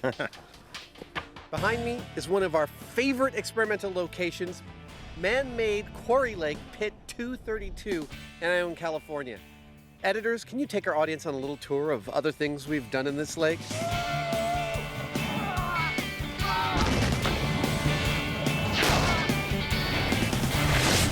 Primary thing you need to know for this experiment is that there is nothing living in this lake. The pH is just a little bit off, and there are no fish to kill with all the explosives we will be setting off in there. Isn't that great? Shall we go out and set these points? Yeah. Away we go. While Adam and Jamie lay out some positional anchors and buoys, let's find out how their TNT party is gonna go off. To test this story, we're gonna set off a series of explosions 15 feet underwater and measure them with sensors placed at different depths nearby. I claim this shore in the name of MythBusters and science in general. Now, for all this to be accurate, we need to be able to locate the explosives and the sensors in a precise orientation to each other. Oh! Oh! What'd you let it go for? I didn't realize it would pull so hard. To pull that off, we're going to use a variety of ropes and anchors. All right. That's our sensor array buoy. The sensor array with its PCB sensors at 5 different depths will be positioned at 3 distances from the site of the explosion. And that spread of 15 data points is designed to answer the question, how best to survive a depth charge disaster. And with the lake rigged with all the relevant anchors and buoys, the bomb boys arrive. Now, whenever we use explosives, we bring in the professionals. Retired FBI Special Agent Frank Doyle and the Calaveras County Bomb Squad. Sporting a look available at www.shadesanduniforms.bomb, these are the guys that will make sure all 3 big booms happen safely. Meanwhile, Adam, with his sensitive mast, is focusing on data acquisition. This is my sensor mast. These 5 devices are my sensors. In a few minutes, I'm going to join them all together and put them in the water to make the largest piece of data gathering scientific equipment we have yet built and used in the history of the show. That's no exaggeration. Attached to a floating rig will be 5 high-tech pressure transducers at 5 different depths, all linked to a central command center. Let's talk about the constants and variables in this experiment. As far as the constants go, we're always going to be using TNT. We're going to be using 10 pounds, which is 5 of these things, and they're going to be hanging at 15 feet below the surface of the water where the explosion will occur. Boom! Also a constant are the sensors. They're going to be placed at 5 different depths, both above and below water, and they'll be the same for every blast. I feel safer already. As far as variables, there's only one, and that's the distance of the sensor array from the explosion. Now we're going to start at 150 feet away and move progressively closer, recording the readings that we get off the sensors at each stage. Hey, look at that's working beautifully. All right, How are we going to use our sensors to represent a body lying flat on its back versus a body treading water? Here's what we're thinking. We determined that the torso of a person lying flat on their back on the surface has an average depth of about 6 inches.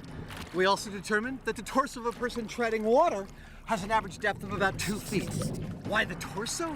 Well, because that's where the air pockets are. That's where our sensors are going. Yep, it's a gruesome but important detail. Injuries from underwater explosions are primarily caused when shock waves pass through internal air cavities, such as the lungs and intestines. Hence the focus on the depth of the torso. 10 pounds of underwater fun. Well, everything's prepped. Yep, nothing left but an explosion. Unfortunately, you're going to have to wait for that explosion for these commercial messages and perhaps some other MythBusters. Tori is rested, ready, and looking not so hot.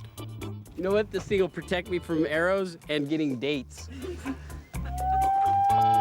on, Tori, you can do it! Go!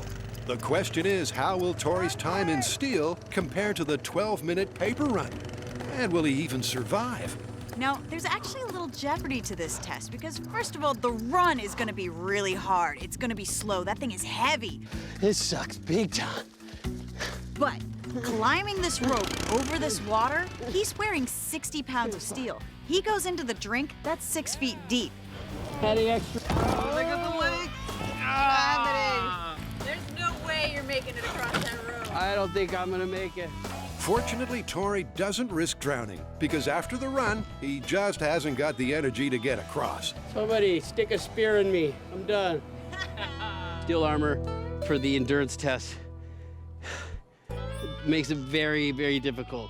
You got 60 pounds of extra weight, and this thing is not very conducive for running. So I live to fight another day.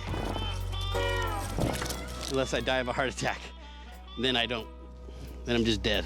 The weight of the steel was the killer. Tori took an additional 5 minutes to complete the run and then couldn't climb the rope. So an army traveling any kind of distance on foot would be at a distinct disadvantage in the heavier steel, which means paper wins that round. For the final event in the Armor Olympics, agility, courtesy of some time-bending editing, Carrie will simultaneously tackle the assault course in steel and paper. After drying out overnight, the paper doesn't appear to have suffered any damage, but it's still just as awkward. It's definitely not as heavy as the steel armor. Not a lot of give here. So will it be the bulky and restrictive paper that prevents peak performance? Or will the additional 25 pounds of steel weigh her down? That can't be good for you. Okay, here we go. In 3, 2, 1. Go, go, go! Pick up those feet! Pick up those feet! On the first obstacle, the paper already has an advantage. Wow! The weight difference is clearly the key factor. Halfway into the course, and paper-clad Carrie has already opened up a big lead. Come on, Byron! Go, go, go, go, go, go, go! And while crawling, the paper may well be slowing Carrie down. Uh-oh, she's having a little trouble with the sand pit. But the steel almost brings her to a halt. The paper's in the way! Which pretty much sums it up for the rest of the agility course. The paper may be awkward, but the weight of the steel seals the deal. You look like an armadillo. That's right. It's built for protection, not speed. Good work. So with the first 3 events in the Armor Olympics complete, the conclusion is clear. Paper is outperforming steel. But now is the real test, the battle test. We're going to use weapons from the period and see if it can still stand up to metal.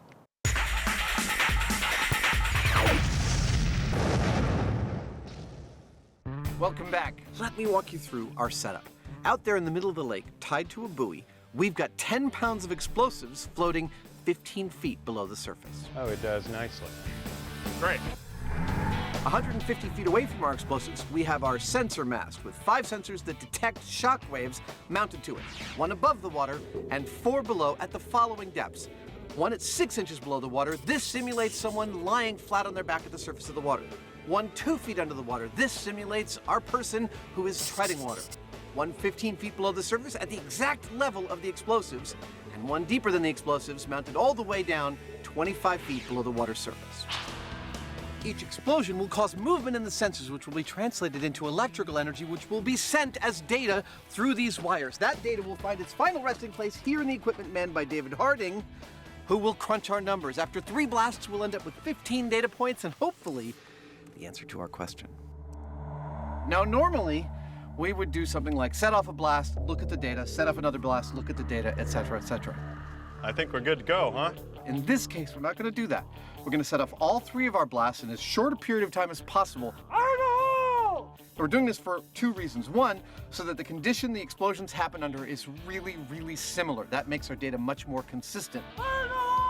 Second reason is the numbers we're going to be looking at might be quite subtle, and only by correlating across all 3 blasts are we going to be sure that we're telling a proper story. Here we go for data acquisition stage 1, or the first big boom of the day. 150 feet in 3, 2, 1. Oh, yeah. Wow! That was a hell of a thud. Felt that. That blast was really unexpectedly cool. It had 3 distinct kind of whoops to it, like a whoop, whoop, whoop. Very cool. An opinion only heightened by the high speed. Oh, look at that. That is just lovely. I'm always astonished by how fast the shockwave moves. Yeah, it's done and gone before you actually see anything happen. You think that this is all the explosion, and actually that's way after. That's the aftermath. Blast 1 went off perfectly, and David says we got good data from all the sensors. We are going to withhold looking at them for now. We're going to go right into Blast 2 from 70 feet. Okay, that ought to do it. Yep, we're all set up to get the next set of data from a blast 70 feet from the sensors. Firing in 3, 2, 1. Whoa! Whoa, look how high that went! Wow! All right, well, let's go look at the high speed. So what actually happens during an underwater explosion? Oh my gosh. Well, the explosion creates a rapidly expanding gas bubble that pushes water in front of it, and that creates a pressure wave. And it's that pressure wave that we're looking at because that is what could potentially hurt a human. But the question is, does that hurt potential and your very survival depend on a difference in depth? This is truly awesome. It's pretty. To answer that, the race is on for numbers and the third and final data point.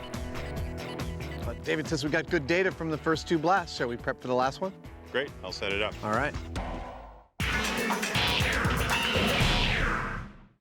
As incredible as it sounds, paper armor is holding up against its contemporary steel equivalent. But the team has yet to put paper in front of the firing squad. Good work.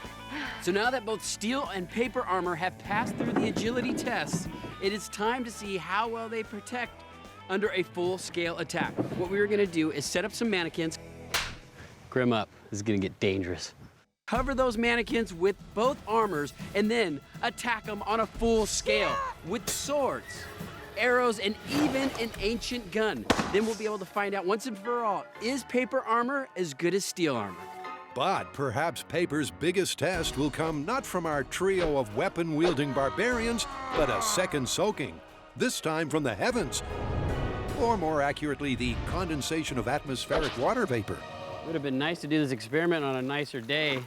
Then again, war doesn't wait for good weather. The rain may indeed weaken the paper and favor the steel, but it's a real-world problem. If paper is to prove itself as protective armor, it'll have to cope with a light shower. We're all set. Now we're gonna start with the arrow test and just throw a barrage of arrows at them. Remember the watcha? Watcha! I'm gonna watcha them. So watcha this. And so the barrage begins. Carrie, Tori, and Grant let loose from 20 feet at both sets of armor. And despite being soaked, softened, and sodden, the paper protects our male model mannequins as well as the steel does. Totally worked. That is phenomenal. It totally worked. The paper armor is stopping the arrows. We have not got one arrow to penetrate through. I mean, it doesn't look as good as the steel armor, but the important thing is, it's working. Next up, the sword test. Slicing, dicing, jabbing, stabbing. I'm just gonna go and try to maim those guys. All right, Gary, just swing wildly. Using both an edge slicing stroke and a stabbing action, Ooh, I felt that one. Carrie finds the dial marked crazy and turns it up to 11. I'll tell you one thing. It's interesting the sound you make when you're attacking. I didn't actually mean to verbalize all the Working out some issues there? I'm gonna get myself a stabbing mannequin for home, because it's a really good way to work out aggression. And speaking of aggression, where does that leave the mannequins and the myth? It looks like it's separating through, but it's stopping before it even gets halfway through the tile. That's great. Wow. Yes, the paper armor is working. On any individual stab, slice, or arrow shot, a previously undamaged scale clearly matches the metal. But Tori sees a key armor attribute where steel trumps paper. Now, right now, the paper armor is stopping the sword attacks, just like the steel armor. However, after multiple attacks, the paper armor starts to break down. It's looking like the steel armor is a lot more durable. Next weapon. And this is where we surely draw the line on paper, because gunpowder has just been invented. Okay, Greg, so for our experiment, we need a firearm that would have been of the era of the paper armor. What do you have here? Well, a paper armor was used up to the 19th century. Let's try something from the 18th century, which is this French flintlock pistol from about 1750. Okay, let's do it. And first up facing the flintlock is the metal. Whoa! Nice shot. Followed by its fibrous friend. Here we go, in 3, 2, 1. Now, to assess the results. Ouch, did it go through? It didn't go through. Hey! The paper armor stopped, It stopped the bullet. And it looks like the steel stopped the bullet as well. Both these armors are effective against this weapon. With paper once again in the same league as steel, this myth requires a further fast forward in time. So now we're gonna try our 19th century gun, the Colt 45, 1,200 foot-pounds of muzzle energy. This should put our paper armor to the test. This is 19th century gun versus steel and paper armor. Here we go. In 3, 2, 1. And neither stood a chance. Well, it's obvious it punctured the steel, and it looks like it went through the paper as well. With both sets of armor succumbing to the souped-up firepower, it's time to conclude this ancient Chinese conundrum. Okay, paper armor performed the same as steel with every test we've done, and it failed in the same place as well. Yeah, it just seems that the guns got too powerful for the armor. I've really been wanting to do this story for a long time because it seems so outlandish, but it's super impressive. Paper armor is actually a viable option in warfare. Viable, but there is one notable drawback. As you can see, it doesn't have the same durability as the steel, but it still works. So this one is plausible. Plausible. Plausible it is. Unbelievable.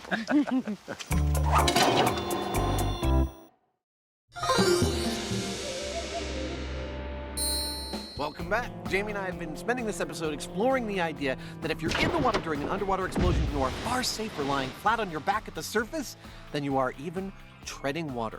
We've done some small-scale experiments. Nice. We've done some large-scale blasting this here Quarry Lake. Yeah. Not yet looked at our data. We have one more data point to get, one more blast, and then we're going to look and see if it actually correlates to what this myth purports to say. This test has our explosive 30 feet away from the sensors. And frankly, that concerns me because I think we might lose our sensors. So without further delay, let's get that final set of numbers and find out how sensitive the sensors are. Okay, 30 feet. Are you good to go? I'm good to go. Let's do it. In 3, 2, 1. Whoa! That was lovely. Wasn't it? Like a flower. For those of you keeping score, 10 pounds of explosives, 15 feet under the water, 130 feet from where you're standing on land, feels exactly like an earthquake. Well, it all comes down to this. David's crunching our last set of numbers. I am totally psyched about numbers. And that's the final piece of the puzzle that we need to answer our question. Remember, the question is, during an underwater explosion, does it really make a difference lying on your back compared to treading water? The answer is in the numbers and the units. We're measuring our blast pressures in terms of pounds per square inch, or PSI. But that by itself doesn't tell us what we need to know as far as how dangerous it is. For that, we need to know PSI over time. That's the data that David is going to be feeding us. And the unit he'll be using is PSI milliseconds. And the threshold number to keep in mind is... What our research has uncovered is that people exposed to a pressure of 87 PSI or higher have a greater than 50% chance of dying. That's our threshold then. Anything below 87 PSI milliseconds is alive, anything above it equals dead. And hot off the portable printer, the figures make for a pair of happy Mythbusters. Remember, Jamie smiles on the inside. Dude! Check that out! Nicely done! Doesn't get any clearer than that. It totally does not. I have to admit, we have rarely gotten data this lovely. We had 5 sensors, 3 blasts for 15 separate data points, and this whole story comes down to 2 data points. The sensor we had at 6 inches versus the sensor we had at 2 feet for the blast from 30 feet away. That blast would have killed you if you were treading water, and you would have lived through it if you were lying flat on your back. That's the story we came to tell, and that's the story the data tells. It's lovely. It's a definitive set of data, all right. But to really put this myth to bed, Jamie reads it a story called Why.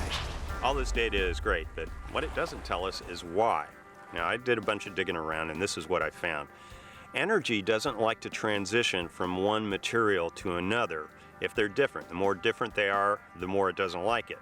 So in the case of an explosion underwater, as that pressure wave travels towards the surface, it bounces off because it can't pass through it.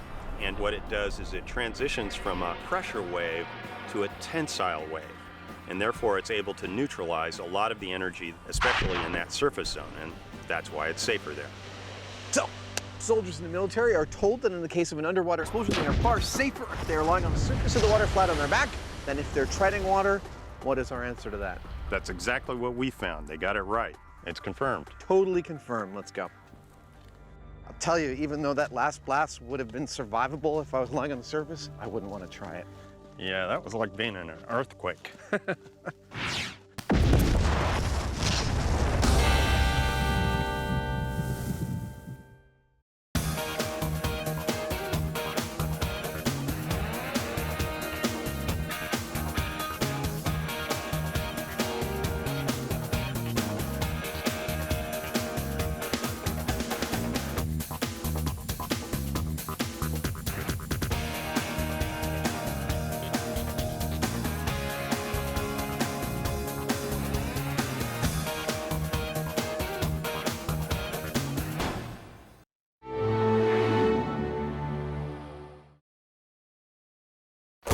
On this episode of MythBusters, Wow!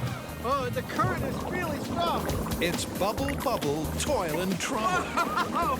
It's like riding a fucking bronco. As the guys test the fizzy fable that it's impossible to stay afloat in bubbly water. You're just not trying hard enough. That's more like it. Yeah, baby. But will it be a case of sink or swim? Swim harder. Meantime, Carrie, Tori, and Grant take aim at a myth that's got them quivering with anticipation. Okay, it's lit. Can an exploding arrow cleave a mighty pine tree in two?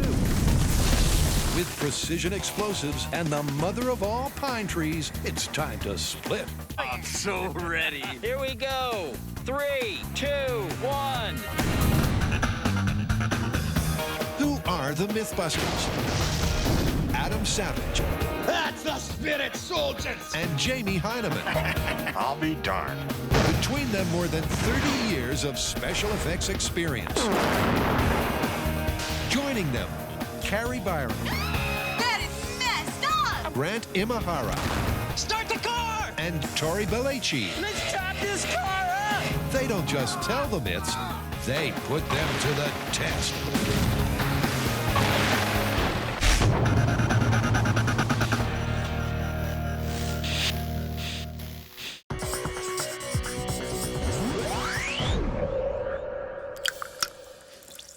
Hangover?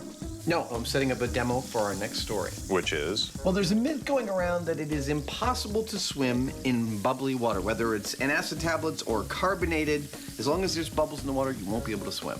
Really? Yeah, the conventional wisdom is that the bubbles make the water overall less dense, and so while you'd float in non-bubbly water, when you get to the bubble part, you'd sink like a stone. Sounds like we're going for a swim. I think so. According to the myth, when water is filled with fizz, you supposedly sink without trace. But does the density difference of bubbly water really mean that swimming in it is impossible? Well, since we used up all our antacid breaking out of jail, let's say we start with something small, like a fish tank, and make a bunch of bubbles in it and see what happens. Sounds good. Let's do it. So the myth is that it is impossible to swim in bubbly water because the aerated water is supposed to be less dense than regular water. Are you ready for some experimenting? I don't think so. So I'm about to conduct some scale experiments to see if there is a change in density of water when I run a crap load of bubbles through it.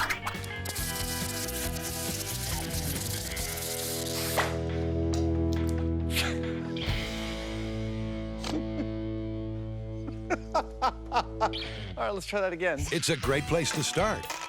Adam and his 2D mini-me will test the science at the heart of this myth. Do bubbles make a difference to the density of water? What I've made here is a crude hydrometer. It's actually floating at a very specific depth, depending on the density of the water. If I increase the density of this fish tank with, say, salt, he would float a little higher. If I decrease the density with, let's say, air bubbles, he'd float a little lower. Now, if this myth is true and I put a whole bunch of air bubbles underneath this guy, little Adam there is going to drown. So now that 2D mini-me is neutrally buoyant, it's time to see if he'll sink like the myth suggests. 3, 2, 1.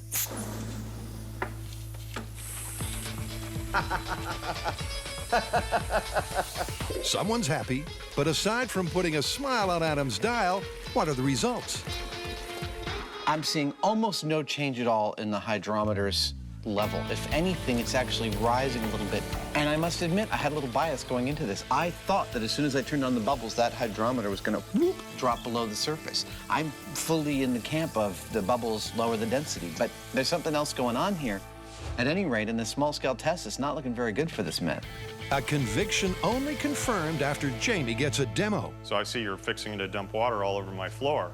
No, I'm containing it in this lovely tank. So what do you think's going to happen? I think it's going to sink. Check this out. It's not sinking. Not at all, not even a little bit. If anything, it rises up a fraction of an inch. You would think that the increased amount of air in the water would make it less dense, so it would sink, but that seems to be counteracted and then some by the upwelling current of that movement of those bubbles. It's not looking very good for the story at this point. No. Far from sinking, the hydrometer rose slightly, but it's too early to call this myth yet. After all, you can't test a swimming saga without getting wet. Next up, a myth that's going to blow you away. All right, so this myth comes from a viewer. A guy in Iowa wrote in and said that his uncle used to take a bow and arrow, strap a stick of dynamite to it, light it, fire it into a tree, and when it would explode, it would split the tree up the middle. Okay, are you sure this is a viewer myth and not like a Tori Belleci family history? No, I'm serious. He wrote it in. All right, well, I'm willing to try it. Sounds like we need a stick of dynamite, an arrow, and a tree. As any William Tell fan will tell you, the trick of splitting an apple with an arrow is a blast. But according to this myth, an arrow coupled with dynamite can split a much bigger apple. But is this fan-fabled bow baloney? Okay, for this experiment, I think we need to just go for it. Get the biggest log we can find and just anchor it to the ground at the bomb range. But remember, we're trying to split this tree down the middle with explosives. We don't want to just blow it into pieces. Right. Full-scale testing means finding the right tree. We're here at the bomb range to find out if our dynamite arrows can split a tree. These are our trees. They are pine trees from a recycler. Now they're 20 feet long and almost 6,000 pounds. So the first step, dig a hole. The pine trees tech specs match the viewer myth almost to the letter. All right, how's about right here? While Carrie gets on with step 1, So much better than a shovel. getting to grips with the pine's parameters is Grant. And we've chosen the pine tree because it's one of the most common trees in America. In fact, there are over 35 varieties in North America alone. But there are 2 reasons that might make it easier to split down the middle. 1, they have vascular bundles that run the entire length of the tree, and these are tiny tubes that carry water and nutrients to the top. And 2, it's got a spiral grain, which goes parallel to the axis of the tree. Those things together might just help us get a split. That's the theory. And with the target tree now standing tall, Now that's what I call a real stick in the mud. the guys turn their attention to the weapon, setting up a remote bow and arrow firing mechanism. So we need to fire a lit stick of dynamite from a bow and arrow into a tree. Now, that is way too dangerous for us to do. So we brought out our remote arrow firing mechanism. This way we can shoot from a distance and we'll be safe. Plus, we're gonna be using a compound bow. That way we get the maximum amount of energy with the least amount of effort. With the bow ready to go, that just leaves the payload. We're not going to use dynamite because actually it's a fairly unstable substance. Instead, our experts Frank Doyle and J.D. Nelson have given us this. It's a binary explosive. It's a lot more stable, which means it'll go off when and where we want it to. And it has exactly the same amount of energy as a stick of dynamite. After a quick test fire to make sure their remote bow and arrow is on the money, it's time to take aim at this myth. It's time to load up our arrow firing machine, shoot it into the tree, and see if we can split it down the middle. Do I think that's gonna happen? Sure, absolutely. If we lived in a cartoon. Wile E. Coyote Carrie has her doubts, but there's only one way to find out. All right, so the dynamite's lit. Let's see if we can cleave this tree. Okay, this is dynamite arrow. Take it. Here we go. In 3, 2, 1. The arrow gets triggered, the fuse burns through, and then...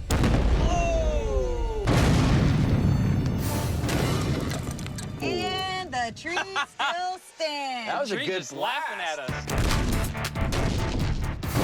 It sure was a hefty blast.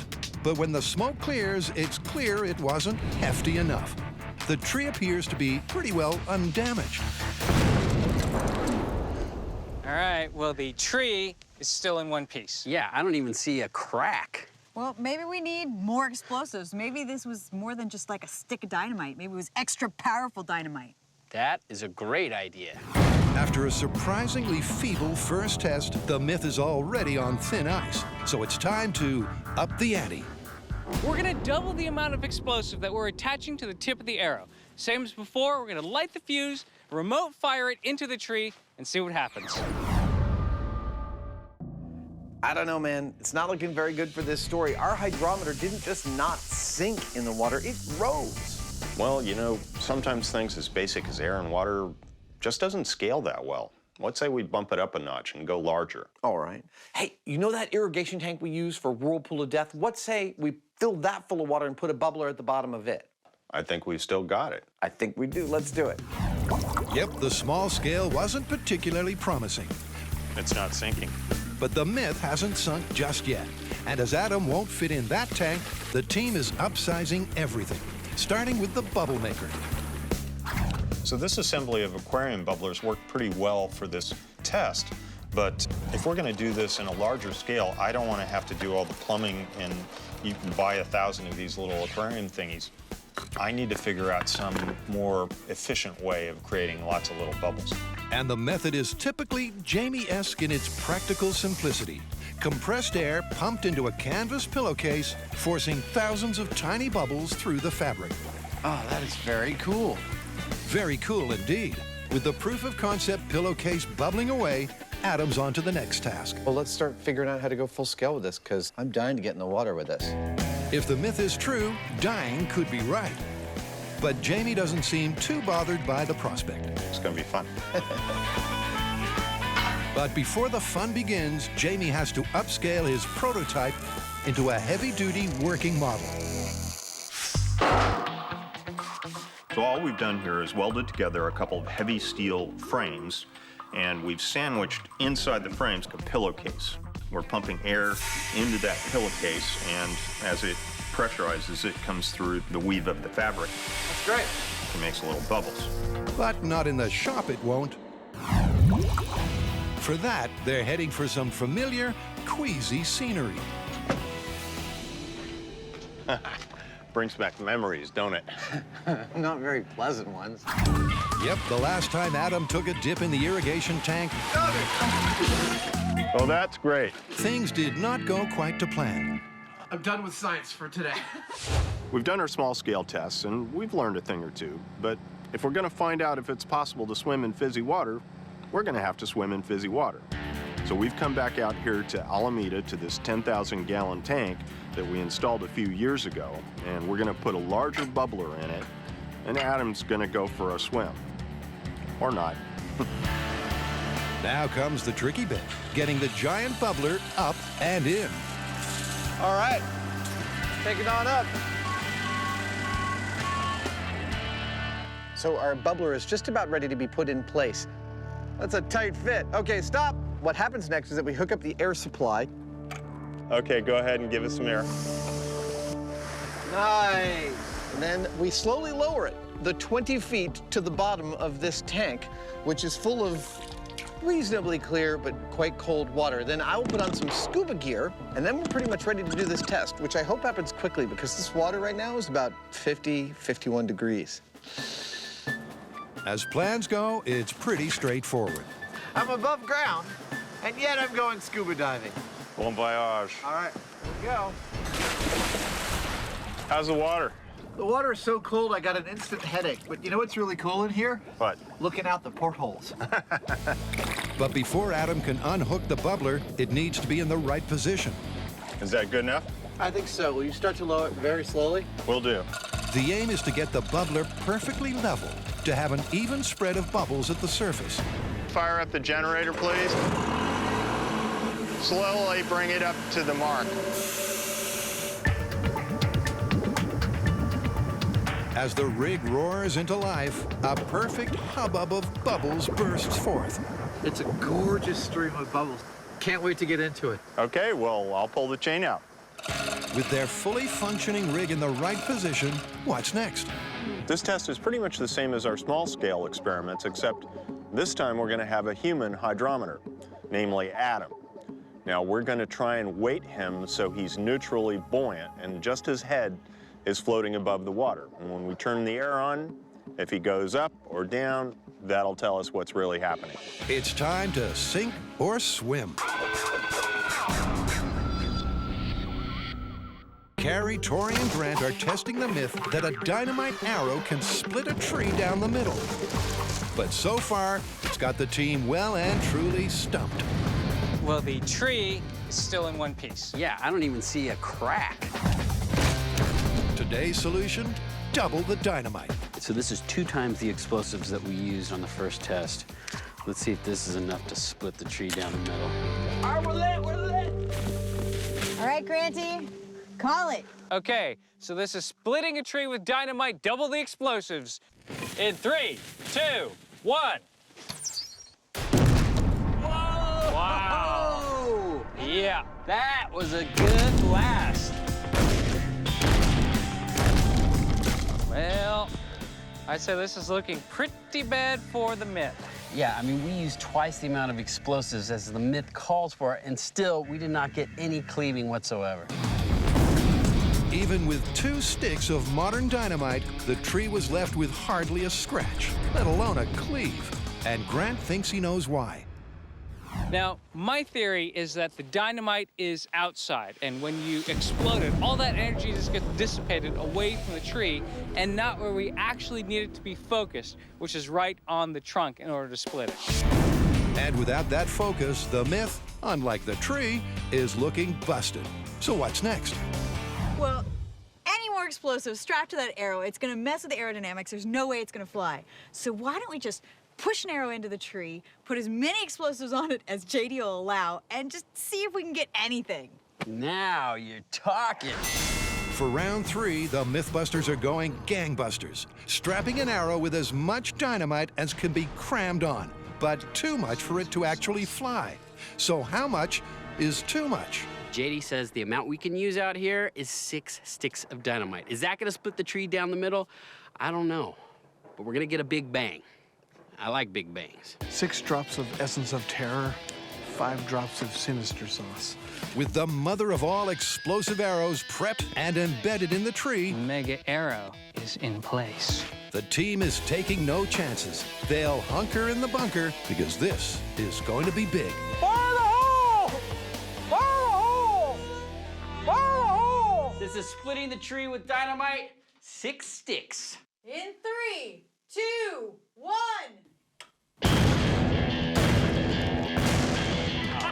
That was a good explosion. Let's go see if we split the tree. I don't think so, man. But we rattled the bunker. There's just no timber on the timber. Even with 6 sticks of dynamite, the shockwave barely scratches the surface, let alone causes a cleave. So it's back to the drawing board.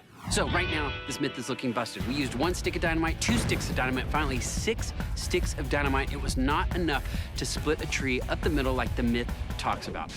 But this is MythBusters. We're gonna go deeper and not stop here, and we're gonna figure out, is there a way to use nothing but explosives to split that tree? In Bubble Trouble, Adam is about to find out if decreasing the density of water with air means you'll sink without a trace. And to do that, Adam's ditched the scuba tank and turned himself into a neutrally buoyant human hydrometer. My wetsuit makes me quite flotacious. I'm overly buoyant, so I'm putting weights around my waist so that I will be neutrally buoyant, ideally floating right around here. Then we'll be able to see the best effect that the bubbles might have on it. All right, let's try it. I think that's perfect. It's a simple test. Let's fire up the compressor. When Jamie turns on the bubbler, if Adam sinks, the myth is looking good. Okay, open the valve to the mark, please.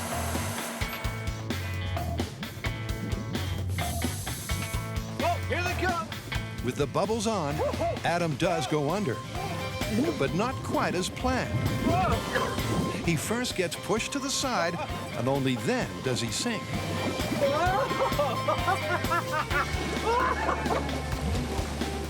I'll tell you, it's not making me sink like a stone, but it is creating this really strong current that's throwing me to the side, and I feel like dragging me down a little bit.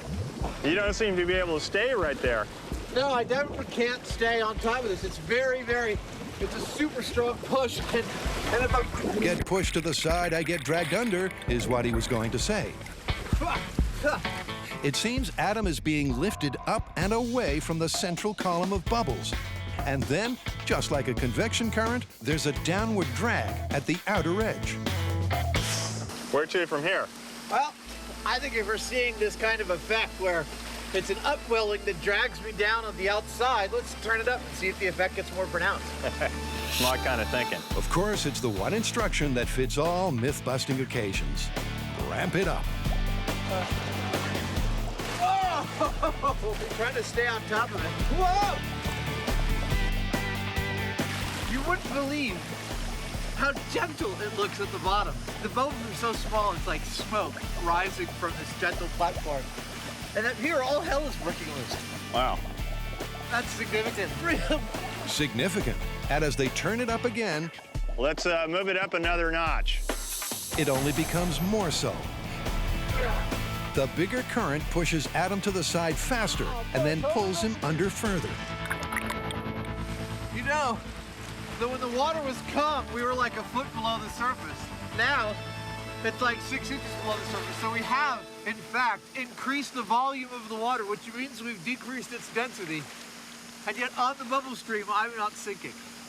That's amazing. Yep, the increased volume is confirmation the density has decreased, which, according to the myth, should result in atoms sinking. I'm on top of the bubbles, Ma! In fact, the upwelling of water associated with the rising bubbles Whoa! Oh, the current is really strong. is pushing him upwards until he reaches the sides, leaving just one further test. We need more power, Scotty. Jamie just made a Star Trek reference. Awesome! And with the compressor giving us all she's got, It's like riding a fucking Bronco.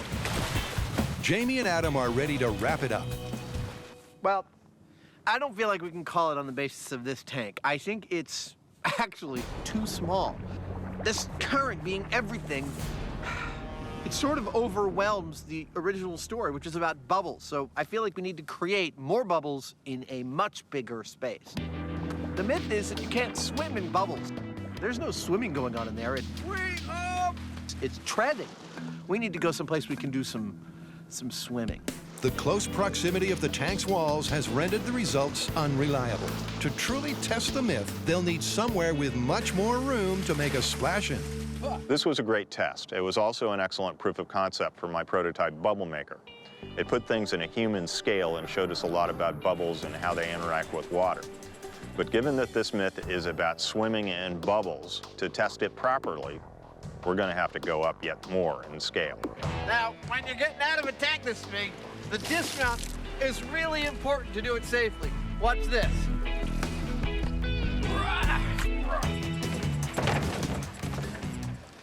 Any questions?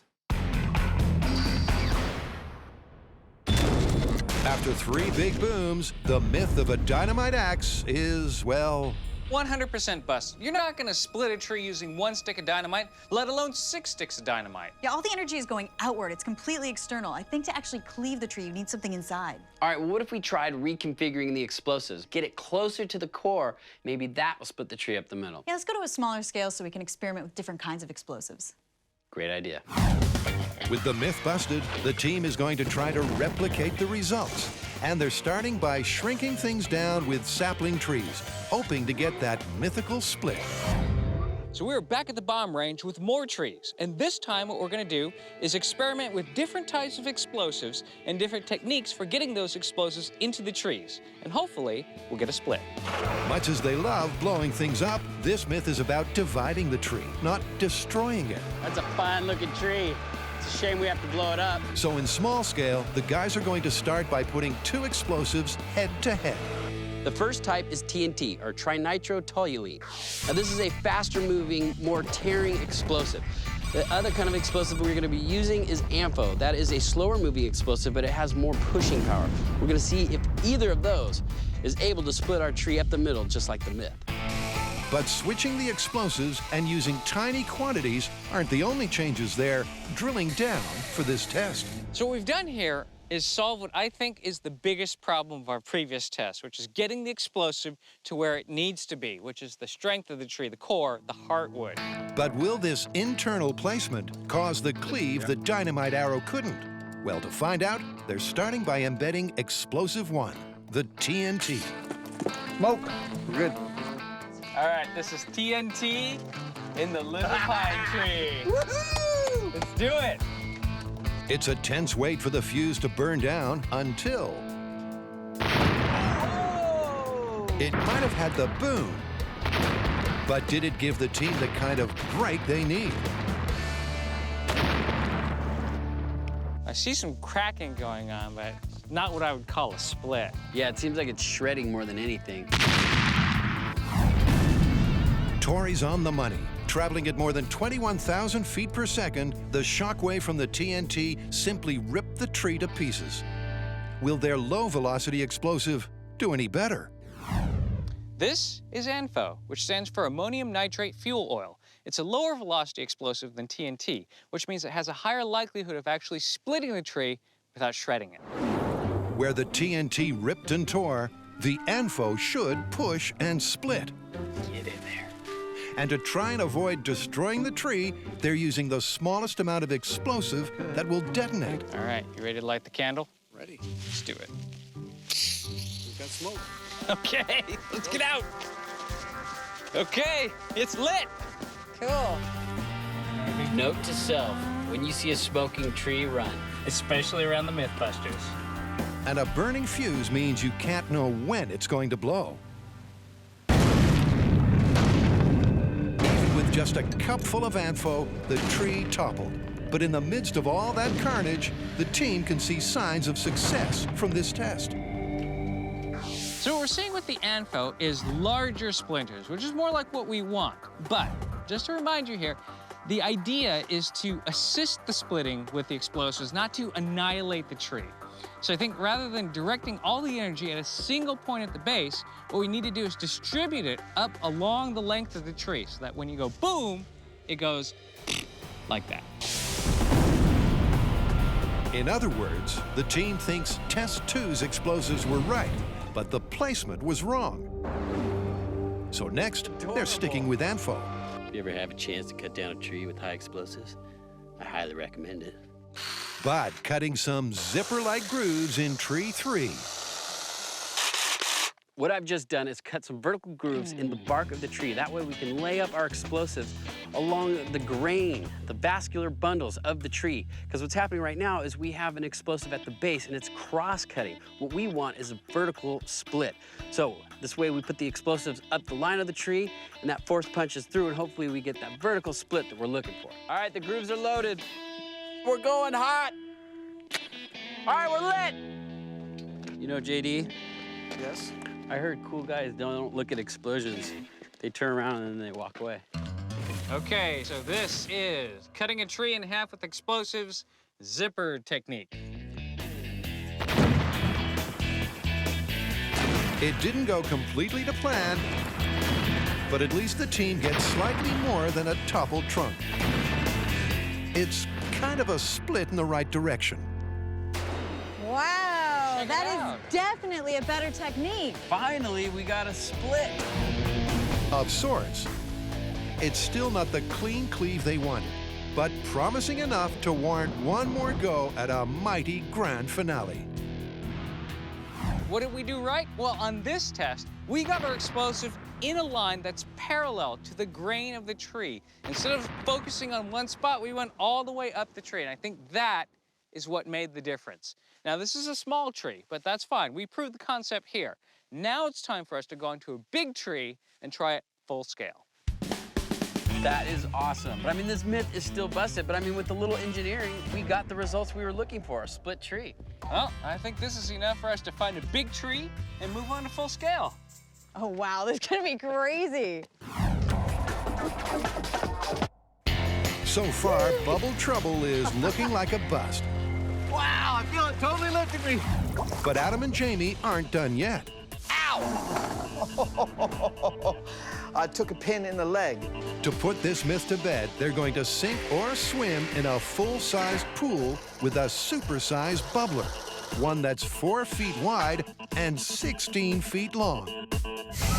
And to get the job done in double time, Jamie welds the massive steel frame while Adam sews the giant canvas bubbler bag.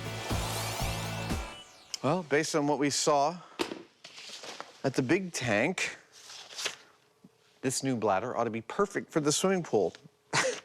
You know what it looks like? It looks like the world's largest whoopee cushion. With both bubbler components ready to roll, the truck gets loaded and locked. And it's off to our familiar location. Please don't start talking like a pirate again. Okay. Adam may be able to resist. Are you excited? Yeah. Got a strong silent type he is. But we can't. So the myth is that it is impossible to swim in bubbly water. And so far we've tested that in small scale in a fish tank. It's not sinking. And in a 10,000-gallon irrigation tank in what is now only medium scale. I'm on top of the bubble, Scott! In both cases, we found evidence of upwelling and currents that really make us feel like we haven't fully answered this question. So now it's time for Mondo scale, full-size swimming pool. Yeah, that's it. We've built a bubbler that will give us a swath of bubbles 4 feet wide and 16 feet long. I'm gonna get in it and see if I can swim. Yeah, we recognize that you have a choice of myths And we thank you for flying MythBusters. That's nice and stable. Remember those little fish tank bubblers and then that little bag that I tested out in the shop? That's not bad. Well, this is the final result of all that testing, the granddaddy bubbler. We've got I-beams on it to hold it down against the flotation. We've got a massive steel frame, the big bladder, and not one, but 2 air pumps to supply all the air we need. We drop it in the pool, you got yourself a big-ass bubbler. It's big, but will it be big enough to eliminate those supposed edge effects? Well, to find out, Adam, designated to do the wet work, goes under to guide it into position and make sure it's level. It's within 1 or 2 degrees of level, and I'm inclined to start up the pump and see what it looks like. I'm on it. Okay. Okay, go ahead and let some air in. With the air pump on, things seem to be proceeding smoothly until...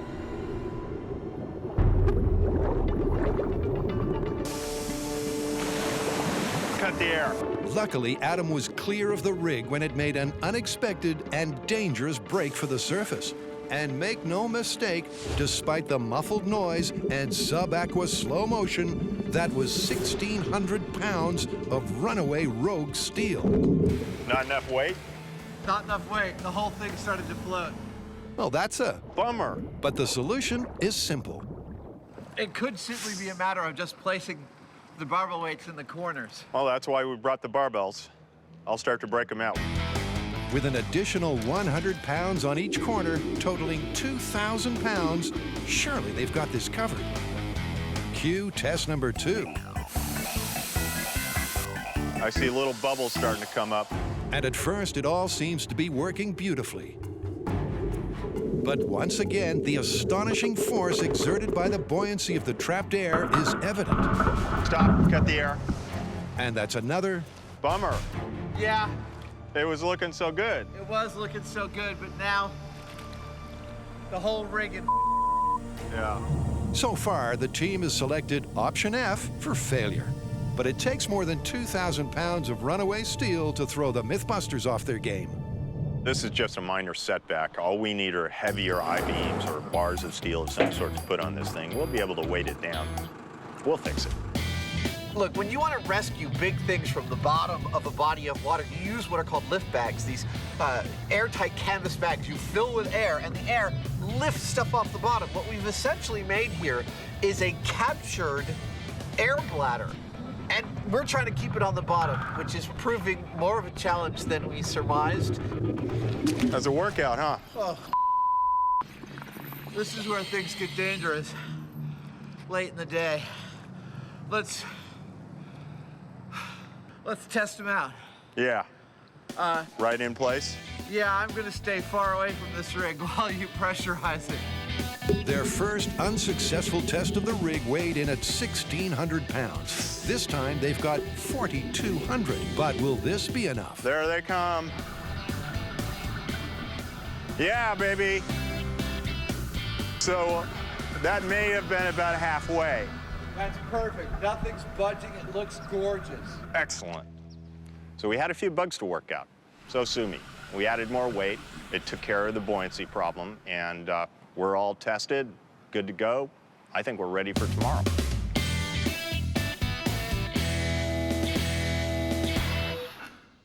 Now, we've already busted the myth that you can use a dynamite arrow to split a tree in two, but we wanted to find out if you can use explosives to create that perfect cleave. So we did a few experiments. We tried TNT, we tried ANFO. As you can see, it didn't quite work from a singular point. So we went and took it one step further. We made sort of a zipper by perforating the tree with little slots and filling them with ANFO. And we did get a split. So now it's time to take it to full scale. We've come out to the forest to make a tree split MythBusters style. Doing it MythBusters style means driving to an isolated tree farm. Man, this is way out there, isn't it? And blowing the biggest tree they can see with the technique they sort of perfected in small scale. It's like a winter wonderland out here. You can't see the trees for the forest. Here's the tree. Wow, that is one big tree. Definitely. This is a 100-foot-tall ponderosa pine. Now, you might be a little freaked out that we're using a perfectly good tree in our experiment, but it's already been earmarked for lumber. And it will be recycled at the end of the experiment. Depending on how successful we are, it'll either be lumber, or if we manage to split it, firewood. Given their earlier results, splitting this tall tree seems like an even taller order. But Tori, for one, is confident. Now, we learned from our small scale that AMPHO was the best type of explosive. It was slower moving, more pushing. And what we also learned is cutting grooves along the vertical of the tree will give us a better chance of splitting the tree. So we're gonna do just that. We're gonna cut a bunch of grooves up the length of the tree, so that way the force of the explosion is vertical, and hopefully we can replicate the results. In other words, going big means thinking small, cutting lots of vertical slots near the core to house small bags of boom. But Tori and heights have never been the best of friends. Oh, I love heights. Remember last time I was up this high and I fell? Don't let go.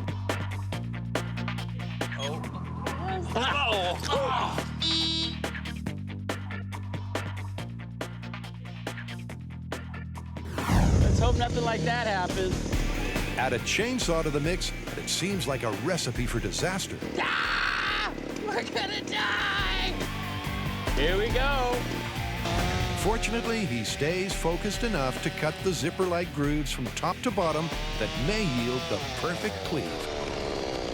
All right, so we finished cutting 15 slots up the length of the tree. Now what we're gonna do is we're gonna fill those slots with AMPHO, ignite them, and see if we can split this tree up the middle. But first, they need to do a serious calculation of just how much bang they need for their buck. Okay, now when you usually see explosives enter the MythBusters scene, you're used to seeing mass quantities, like the 850 pounds we used in the cement truck.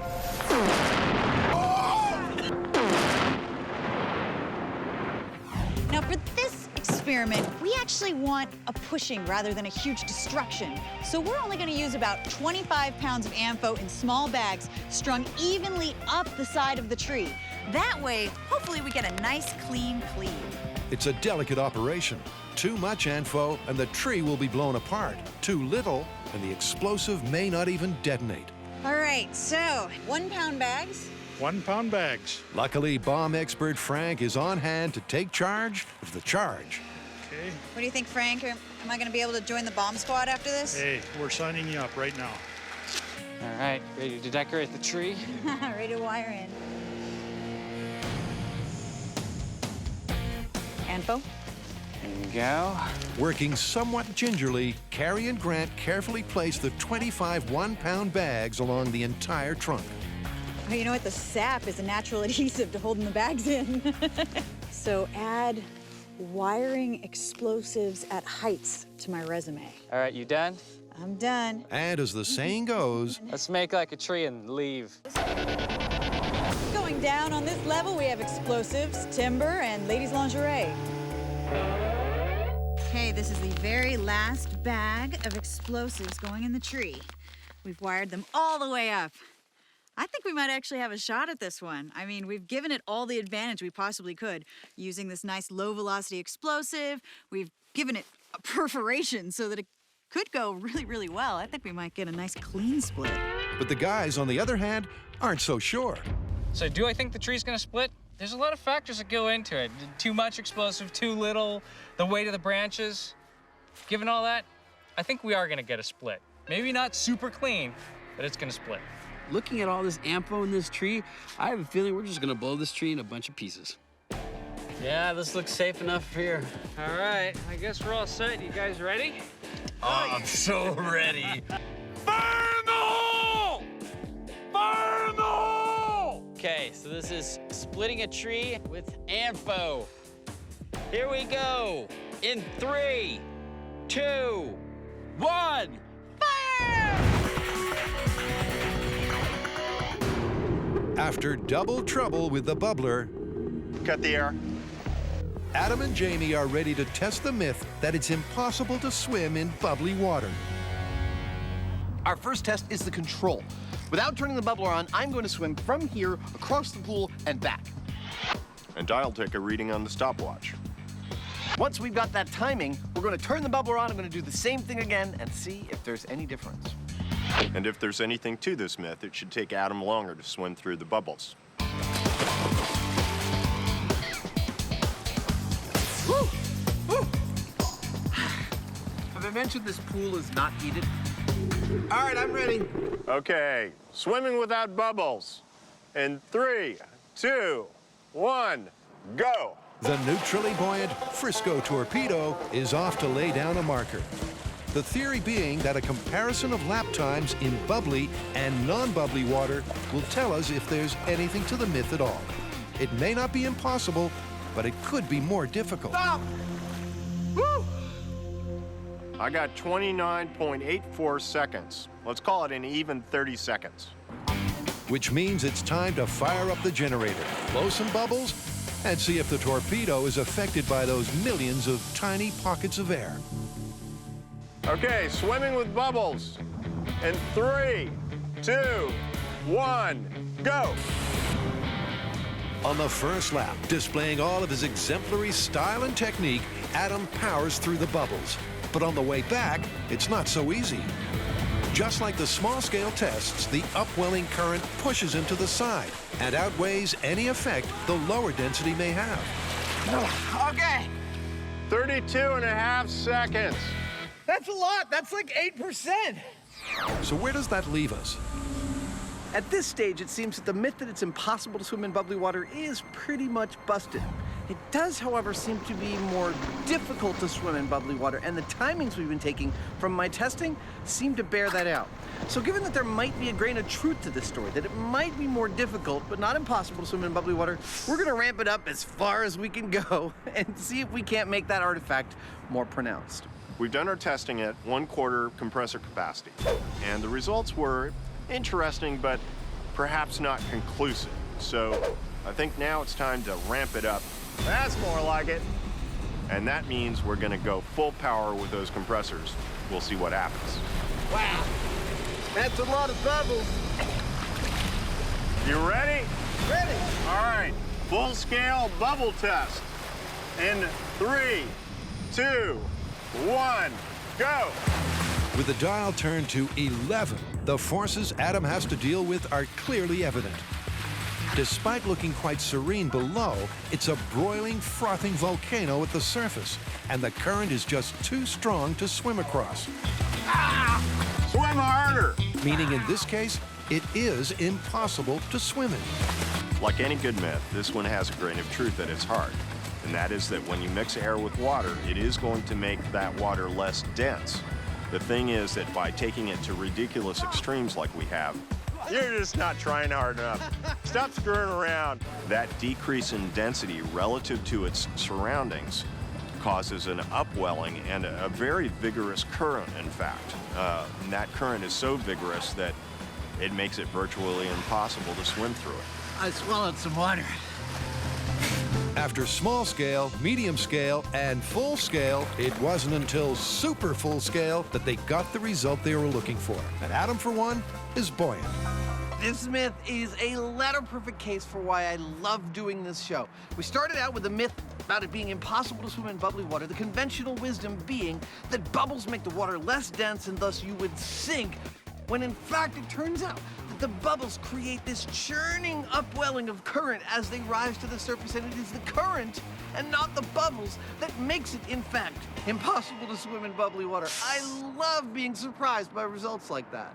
Well, that's pretty neat. We had a build that was more difficult than we thought, a surprise ending, and a myth that is, I gotta say, plausible, but not for the reasons we originally thought. And bubbly water is kind of festive, isn't it? Yes, yes it is.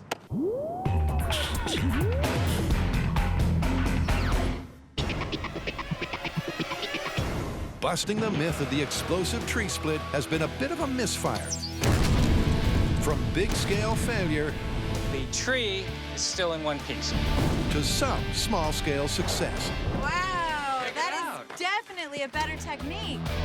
But now, the moment of truth. Here we go. To replicate the results of this myth, it all comes down to this one-shot wonder. One monster pine tree filled with 25 bags of explosives. They're using the smallest amount of ANFO that will still detonate. But will it be small enough? In 3, 2, 1. Fire!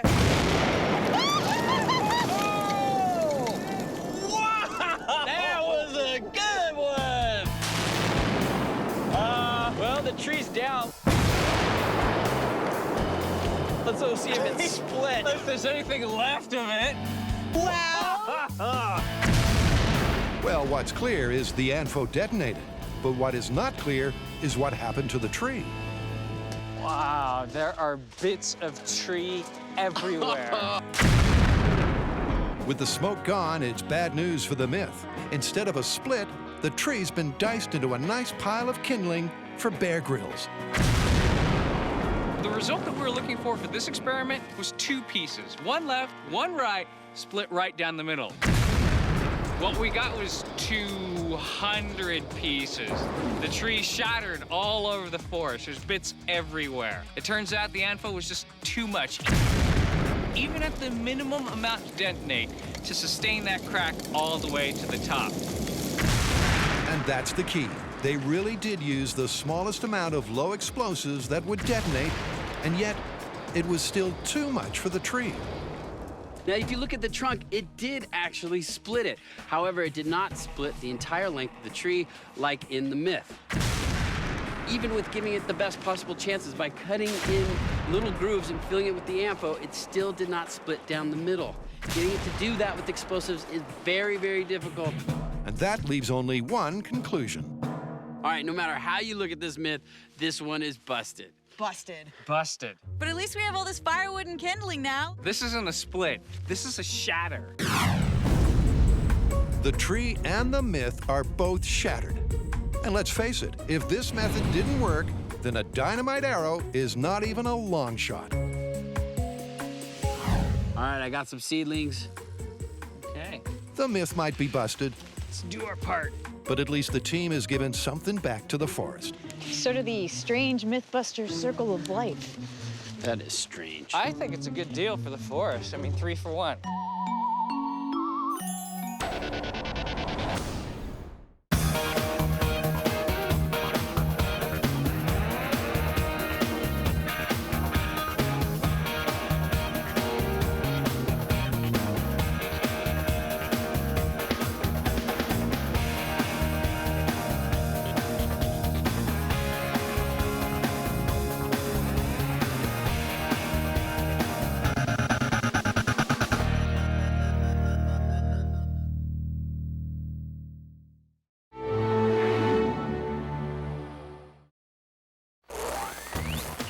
On this episode of MythBusters, Okay, fire Will. Adam and Jamie stare down the barrel for a death-defying bullet dodge. Damn. We want to see how close a sniper could be, and you would still be able to dodge his bullet. Provided you can see the muzzle flash, Oh, I saw that. I totally saw that. can you ever dive to survive? Jamie might be able to dodge a bullet, but can he dance like this? Oh, yeah! Then Buster is used and abused. Anybody feel sorry for Buster? No. As Carrie, Grant, and Tori investigate the vertigo-inducing myth that if you fall from a great height, Dropping Buster on his face repeatedly just doesn't get old. water has the same impact as pavement.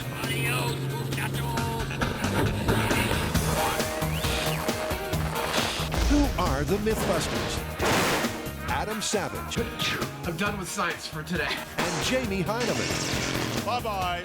Between them, more than 30 years of special effects experience.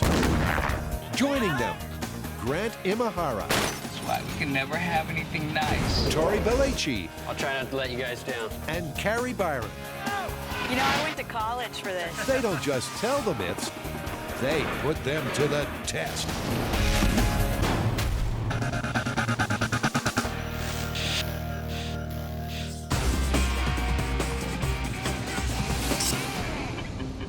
All right, this week, as voted by the fans, we are tackling the myth that it is possible to dodge a bullet. What do you mean? You can't move faster than a bullet. It is not about moving faster than a bullet. The theory behind this myth is the idea that there is a theoretical distance at which you could both see a bullet being fired and yet have enough time to get out of the way of the bullet that's been fired at you before it gets to you and hits you. Well, the shooter would have to be some distance away, like, say, a sniper. Exactly. It's no myth that dodging a bullet at close range is never going to happen. But when you increase the distance from shooter to target, you increase the travel time for the bullet. So assuming a sniper is far enough away and you see him take the shot, can you really dive to survive? Here's what I'm thinking. This story is all about time. Yeah. So the first thing I think we want to determine is how much time a bullet spends in the air between the rifle and the target from a bunch of different distances. Makes sense to me. Let's get shooting. All right. And to find out just that, Adam and Jamie need a supersized gun range, like this handy abandoned airfield. It's true that in the course of doing MythBusters, Jamie and I have done our fair bit of shooting, and we're not bad shots. Oh, Jamie! Now we're talking. But for this story, we need real precision, real expertise, and that's why we brought in one of the finest marksmen in the country. Don't believe me? Check this out. In a modern interpretation of William Tell, the tiny, tasty target is 300 yards away.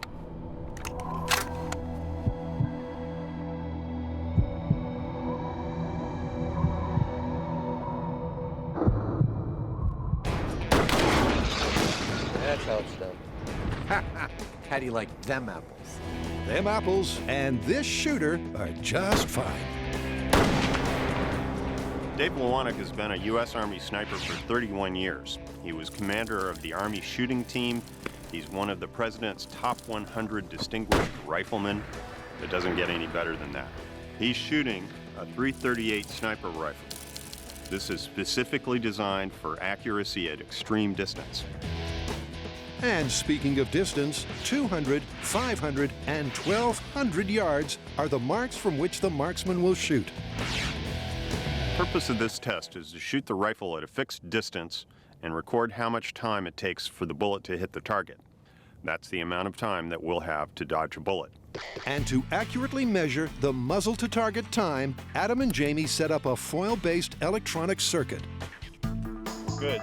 Here's how we're going to time the bullet's time of flight. The instant the bullet leaves the gun, it will cross through this piece of paper with a piece of foil on each side. When it breaks that piece of paper, the foil will connect, creating an electronic switch connection, which will send a signal through this wire to this here timer and tell it to start timing. That timer will keep timing the whole time the bullet flies through the air.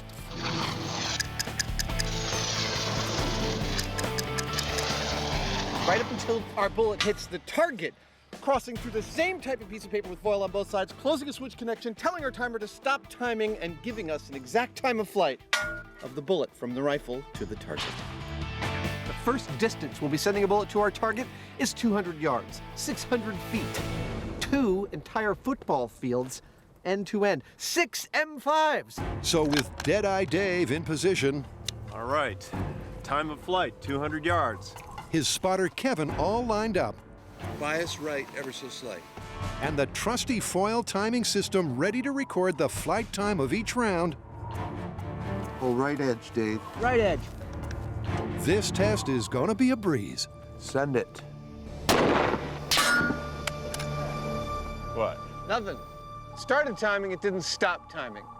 Maybe not. The trusty timing foil is failing. Basically, we've got an infarction somewhere in the circuit. The timing's just not working. We can't tell if it's at the gun or it's at the target, but in order to get timings, we have to suss this out. Next up is the physics of a fall onto water, really the same as pavement. Okay, so we've got a good one. In this episode, we're testing that water is as hard as pavement. Yeah, I've heard this one. The idea is that if you fall from a height tall enough and you get up enough speed, when you hit that water, it behaves just like pavement. Wake up, Buster. He's got some falling to do. It's an oft-repeated urban myth that if you fall into water from a great height, rather than a splash landing, you have a pavement-equaling crash landing. Okay, so I think we need to get Buster, rig him with some accelerometers so we know how much impact he experiences, and then drop him on pavement and drop him on water and compare the results. Sounds good to me. But bad for Buster. Real bad. All right, so we're about to drop Buster from a crane. Now, if you're anything like me, you are expecting a total horror show. So how do we hear these stories of people falling and they're just fine? Well, if they happen to fall on dirt, they have a longer distance of deceleration than if they fell on pavement. The key here is the rate of change of velocity. Here, you have a moderate change, and here, a really high change on something like pavement. On pavement, the deceleration is instantaneous because it has no give. It's incompressible. And that's where the myth comes from, because under the right circumstances, water is also incompressible. This myth is about water behaving like pavement. Now, you may be thinking, that's crazy. I mean, water is soft and pavement is hard. How can they be the same? Well, under certain conditions, they can be. Let me demonstrate. In this syringe, I have air. In this syringe, I have water with some food coloring in it. Air is compressible. Compresses, springs back. Water is incompressible. I try and push it in, and it doesn't compress. And that's what's going to happen when your body falls out of the sky and hits the surface of the water. It doesn't give, just like pavement. So to find out whether or not water is in fact as hard as pavement, we are going to be dropping Buster from heights wearing one of these. This is an accelerometer. It is an electromechanical device used to measure acceleration forces. Now, these forces are commonly known as gravitational forces, or G-forces. Now, the challenge with our specific experiment is that we're going to be measuring very high G-loads, much higher than ordinary accelerometers can handle. And that's why we have this system. I'm not fondling his nipple. It's specifically designed to measure up to 500 Gs. I've mounted it inside of a waterproof case in Buster's chest. Just like airplanes have black boxes, Buster has a black box. And this is it. All rigged up and ready to roll, the team hits the perfect location for a spot of Buster bouncing. Here we are at the South San Francisco Water Treatment Center, and this is the perfect location for us to test this myth. It's always exciting when the crane shows up. We have pavement and we have water. Once we get our crane set, we won't even have to move it. Bullseye. You know, Buster has been very, very quiet today. I have a feeling he might know what we're up to. In the team site is a series of consistent comparative drop tests onto water and pavement at ever-increasing heights. Good. Okay, so the way Buster falls and lands will affect our results. So we've rigged a system so that he should fall the same way every single time. All right, 25 feet, that's good. And first up is the feet first fall. How's that for alliteration? It was perfectly poetic, Byron. But Buster, suspended 25 feet above the pavement, doesn't really care. In 3, 2, 1. Ow! With a long day ahead, the dummy took that one in his stride. But what do the numbers tell us? Got a peak G-load of 60 Gs. Well, that seems about right. I mean, he has his legs to break his fall. So we just dropped Buster from 25 feet onto the pavement feet first, and he pulled 60 Gs. Now what we're gonna do is hook him back up to the crane, swing him over to the water, drop him again from 25 feet first, and see how many Gs he pulls. All right, that looks good. Now, I know water is technically incompressible, but compared to the pavement, I think we're gonna see a lower G-load because his feet are gonna dip in, the water's gonna give, and he's gonna be decelerated over a longer time period. In 3, 2, 1. Oh, that didn't look so bad. That's definitely not the same as pavement. And the numbers bear that out. Okay, so I got no trigger, which means that that fall was less than 25 Gs. It won't trigger anything below that. And remember, in this same situation over pavement, it was 60 Gs. But the myth states that water equals pavement from a great height. And at greater heights, Buster will be falling at greater speeds. Perhaps hitting the water faster means the liquid won't displace and will behave just like an incompressible solid. Buster, my friend, things are looking up. 75 feet up. That's a long way to fall. Anybody feel sorry for Buster? No. Just checking. All right, here we go. 75-foot fall, feet first, into water, in 3, 2, 1.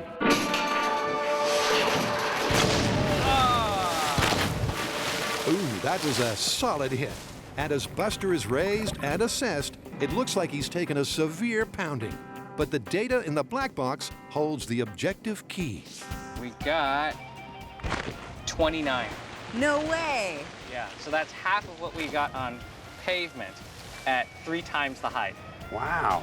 Not good news for the myth. The fall onto water at 75 feet is half as damaging as pavement from 25 feet. But there's one more test before the data set is complete. 75 feet onto pavement.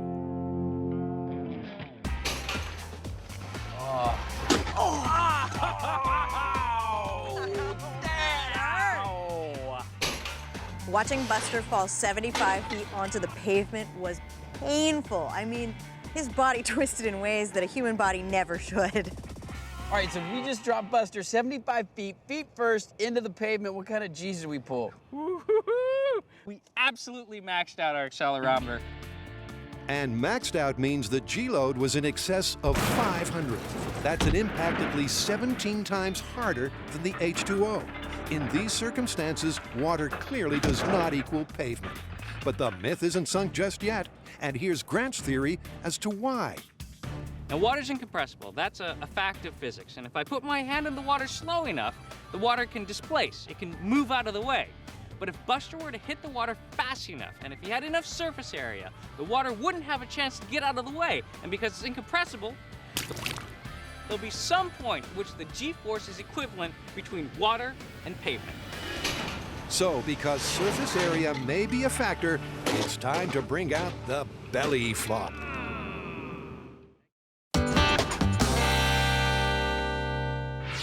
Adam and Jamie are testing the myth that you can literally dodge a bullet, provided the shooter is far enough away.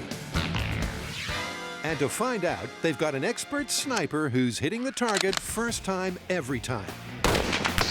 And a clever foil-based timing system that isn't. It didn't work. It didn't stop it. It's not working. It has to work. But despite the foil's initial failings, Adam and Jamie tweak, tinker, and persevere until the mysterious gremlins in the system are ironed out. 200 yards, time of flight. Fire at will. Hey, we got a number. What'd we get? 231 milliseconds. Let's move back. All right. With that first data point finally in the bag, the team reset for the second shot. The next distance we'll be firing from is 500 yards, 1,500 feet, 10 Olympic swimming pools approximately, end to end, or the distance of your average restraining order. And Deadeye Dave, once he's assumed the position, focuses. That's it. And hits the bullseye again. Beautiful. We got a reading. Love it. 597 milliseconds. So it's onwards and backwards as the team sets up for the third and final shot. Nice thing is the box gets lighter the longer you walk. This time from a massive distance of 1,200 yards. The final distance we'll be shooting from is 1,200 yards, roughly an 8-minute walk, a kilometer to those of you in every other part of the world besides the United States. And when I look at the target from here, I think, what target? But if anyone can make this shot, it's Sniper Dave. Sniping is actually pretty complicated. Your modern sniper shows up with a spotter and a computer to get the job done. He's got to compensate for several different things. Gravity. If our shooter's 1,200 feet away to hit here, he's actually got to aim at a point directly above 30 feet in the air. Okay, time of flight, 1,200 yards. The wind. If the wind's blowing this way, then our shooter's going to have to aim to this side of the target to compensate. Figure 6/10 left. Now he's going to be looking at things like flags, if they're there, or even the grass or mirages to get a clue as to what's going on. I'm picking up some surface mirage running right to left about halfway down the range. Drag. Now this is about air density. Our shooter's going to be looking at barometer, at altitude, at temperature to determine how dense the air is and be able to compensate for it. Okay, have I got a light boil? Hold sender and send it. Now, all these things are a lot for a sniper to keep in mind when he's taking a shot. It's quite a feat when you think about it.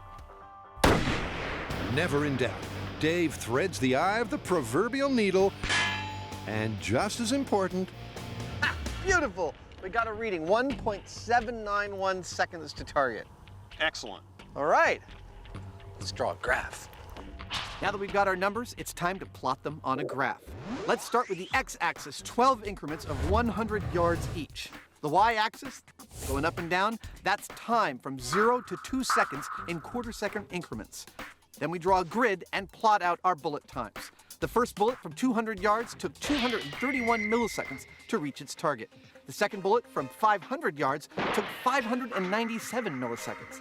The third bullet from 1,200 yards took 1,790 milliseconds to reach its target.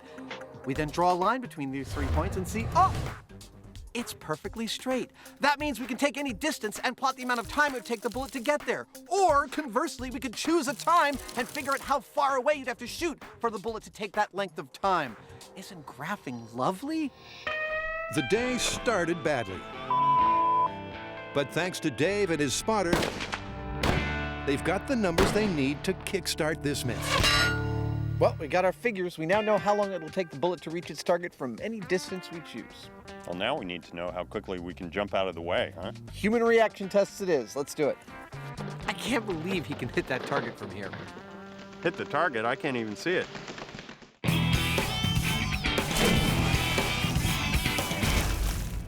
All incompressible materials are equal, but so far, some are more equal than others. When Buster is dropped feet first, water has nothing like the impact of pavement. The angle of entry means the water is easily displaced. Yeah, so that's half of what we got on pavement at 3 times the height. But what if that was changed to a belly flop? Time to hog time. Will the additional surface area save this scientific saga from sinking? So in case you're wondering, and I'm pretty sure you are, dropping Buster on his face repeatedly just doesn't get old. All right, this is Buster's belly flop into pavement from 25 feet. In 3, 2, 1. That looked painful, and without his legs breaking his fall, the G-load was much higher than the feet first test. So we just dropped Buster chest first on the pavement. We got 286 Gs. Now what we're gonna do is do the same thing on water. My feeling is we're gonna see very similar results. And I think anybody who's ever jumped off a diving board and done a belly flop will understand what I'm talking about. This is gonna hurt. In 3, 2, 1. Oh! I give that dive a 9. Okay, so for belly flopping, Buster on pavement at 25 feet was 290 Gs.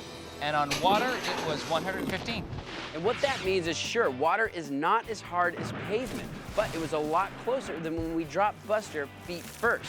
So surface area is important. The more surface area you have, the harder it is to displace the water. Now, what if Buster was moving a lot faster? Then we might see the difference between the water and the pavement decrease again. Let's see. So the team thinks speed is the key, and to get Buster moving faster, they need to take him higher. This is dropping Buster from 50 feet in the belly flop position over water. Here we go. In 3, 2, 1. Oh! Look at the wave that's coming out. So dropping Buster from 50 feet actually peeled the skin off of his side. It was such an impact that all of us, I think, felt it. So it looks like on water at 50 feet, the belly flop is giving us 220 G. Now for the all-important comparison. Will the 50-foot pavement plummet be any closer to water than the 25-foot test? Take it up, 50 feet. 50 feet. You might not survive this, you know. I know, 25 looked like it hurt. 3, 2, 1. Hey, still in one piece. Tell me you didn't feel that. That want to make me throw up. I am so glad it was him and not me. All right, let's find out how he did. That was intense. In fact, it was so intense, the meter maxed out, meaning Buster pulled a G-load of 500 plus. Oh my God, that's a hard hit. Buster is bruised and battered, but with the meter unable to register the force of the fall, where does that leave the myth? So we've maxed out our meter. That means that we can't compare numbers to the 25-foot drop. Now, it's possible as you go higher that water could become more like pavement. We just can't test it here right now with this meter. So that means we have to do two things. First, we have to find a more myth-bustery way to compare the fall into water versus the fall into concrete. And second, once we've done that, we have to perform more experiments, but this time at a much greater height. So high, in fact, that we reach terminal velocity.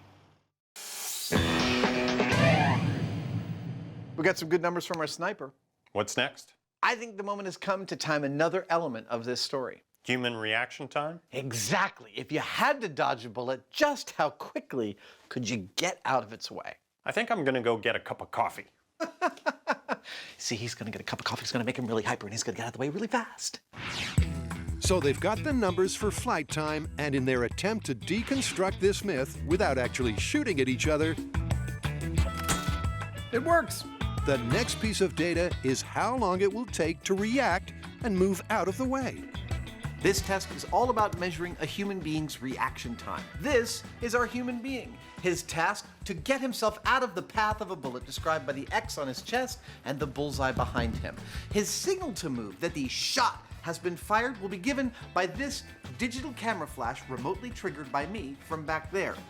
All of this will be captured by our lovely digital high-speed camera, which, when we review the footage of Jamie's dodging a bullet, will allow us to time exactly how many milliseconds it took him to do it.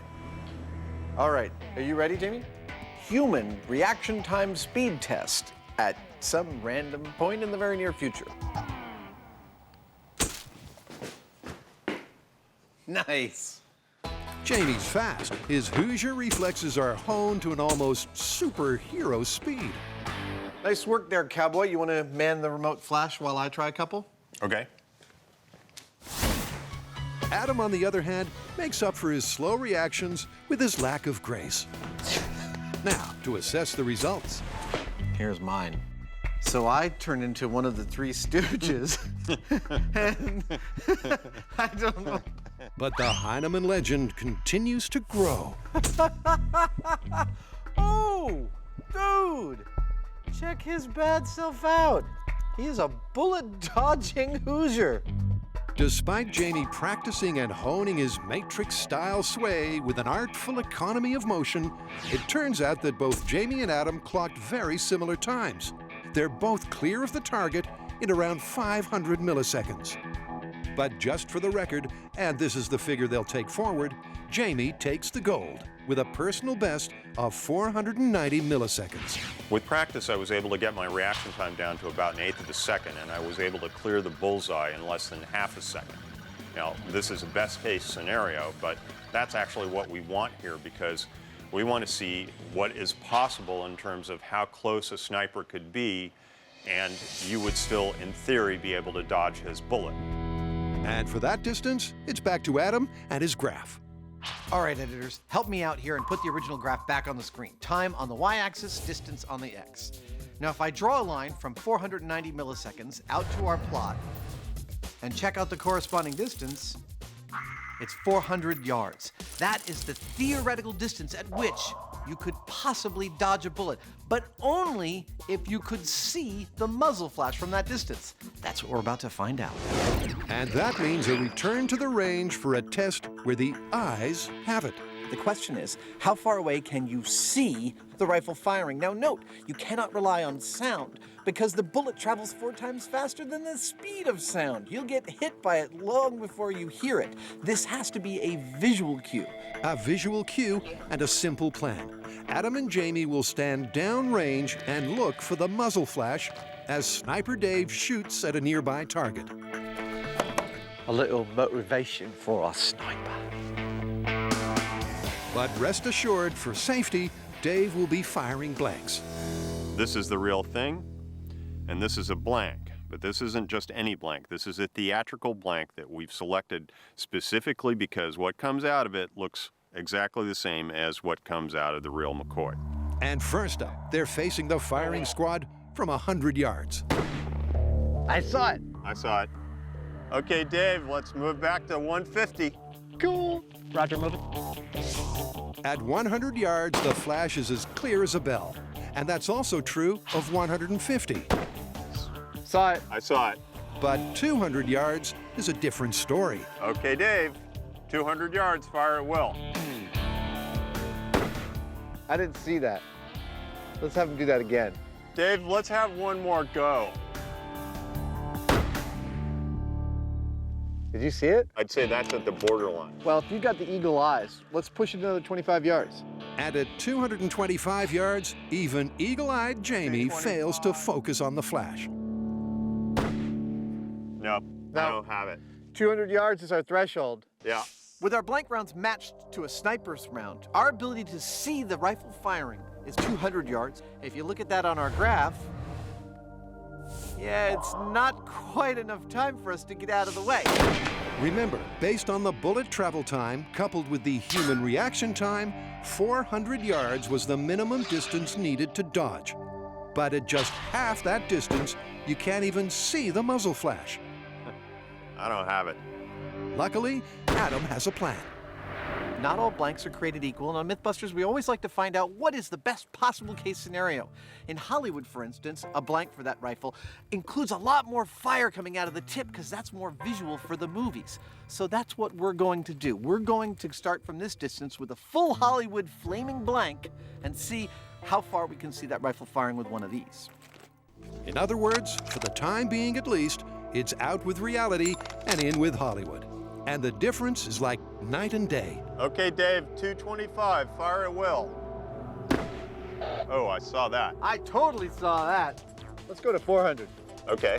The Hollywood round is the gift that keeps on giving because it's visible at 400, 800. I totally saw that. I did. I saw it. And even 1,200 yards.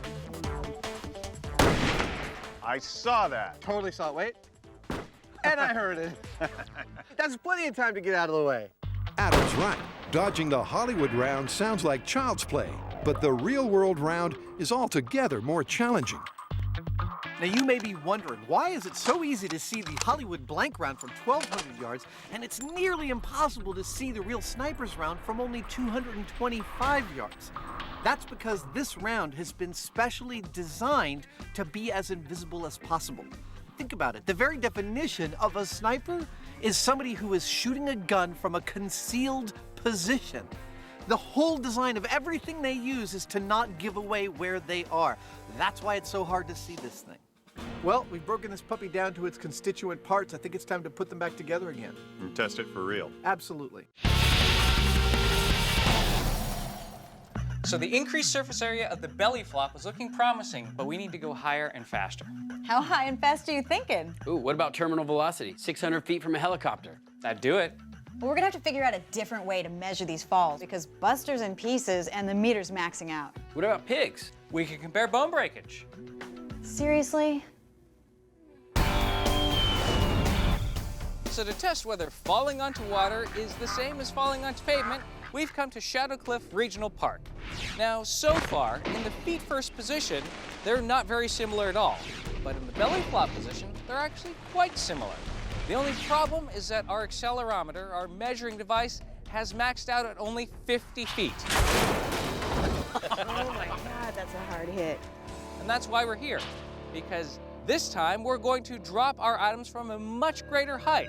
So high, in fact, that they get to terminal velocity. The reason we want terminal velocity is the objects will never be going faster than that, and therefore never have a greater impact than that. So, to give the myth the best chance of working, the team will be comparing a 600 feet fall onto pavement and water. Come on, let's go! Get to the chopper! But how exactly will they compare the two?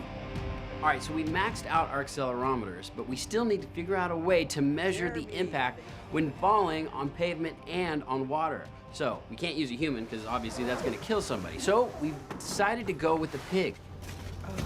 To collect comparative data, we're going to x-ray the pigs, then we're gonna have an orthopedic surgeon analyze those x-rays, see how many bones are broken and what kind of damage happened when it hit the pavement. And we'll find out if water is as hard as pavement. And what I had for lunch. It's gruesome. But with no way of measuring the force of the fall electronically, a comparison of the physical damage incurred will perfectly illustrate the difference between water and pavement. Okay, I think he's ready. Let's get the bag. But the squeamish amongst you can rest assured the pigs will always be concealed in sealed bags, even when it comes time to assess the damage, because that will be done with a portable X-ray. Oh, this X-ray is cool technology. How fast does it work? Well, for the moment we push the button to the moment we're seeing the X-rays, about 5 seconds. So, is this the weirdest thing you've ever done with it? It's like a pig sleeping bag. I'd have to say it is.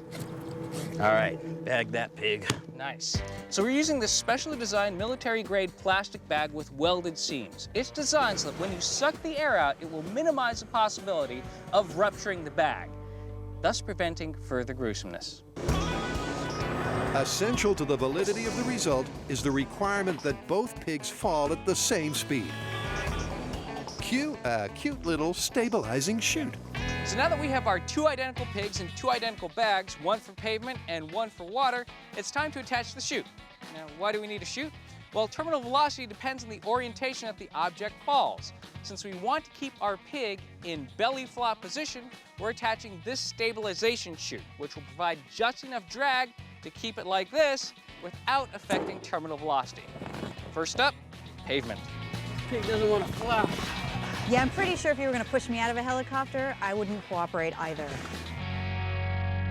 All right, so the pig is in the helicopter. Operation Pork Drop is ready to commence. Oh God, I'm not looking forward to this. Okay, we'll be on the ground. Good luck. Heads up. I know what to call it. What? A pork chopper. Operation Pork Drop is all set to commence. At the target altitude of 600 feet, Tori will help our porcine fall guy into free fall by kicking him out of the chopper. You guys ready? Just so you know, if that bag breaks, I'm going to vomit all over you. Oh, that sucks. This is my weekend shirt. Okay, Tori, we are in position and we are ready. All right, here we go.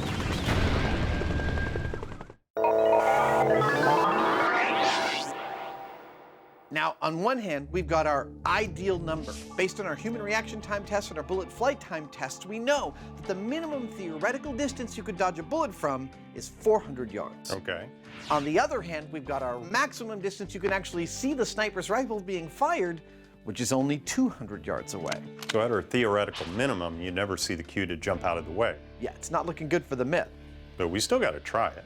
Absolutely. I mean, who knows, at 200 yards staring down the barrel of a sniper's rifle, perhaps your adrenaline whoosh, kicks in and you become super fast. It's worth a shot. But you do realize we can't actually shoot each other with real bullets. Aha, I've got a plan for that. Check it out. Here is our sniper, and here is our target. The sniper fires a blank round, and when he pulls his trigger, he clicks a switch. That switch sets a timer timing for the precise length of time that bullet would fly through the air. Yeah. At the exact millisecond it's supposed to hit the target, the timer signals a paintball gun to fire a paintball at you. It's an ouch, but it's not deadly. So from 200 yards, the flight time we're looking at is 231 milliseconds. Exactly. With death off the menu, the guys run away to the runway, where Jamie starts setting up with the gun. And 200 yards downrange, Adam gets to work on the target. There it is. X marks the spot. Then comes the complicated bit. Timers, wires, Nice. paintball guns, Isn't that cool? and remote triggers. Beauty. Now, since we can't use real bullets for this test, but we've gathered the information that tells us the exact bullet flight time for any distance we choose, Perfect. we are going to imitate the bullet's flight electronically. Here's how.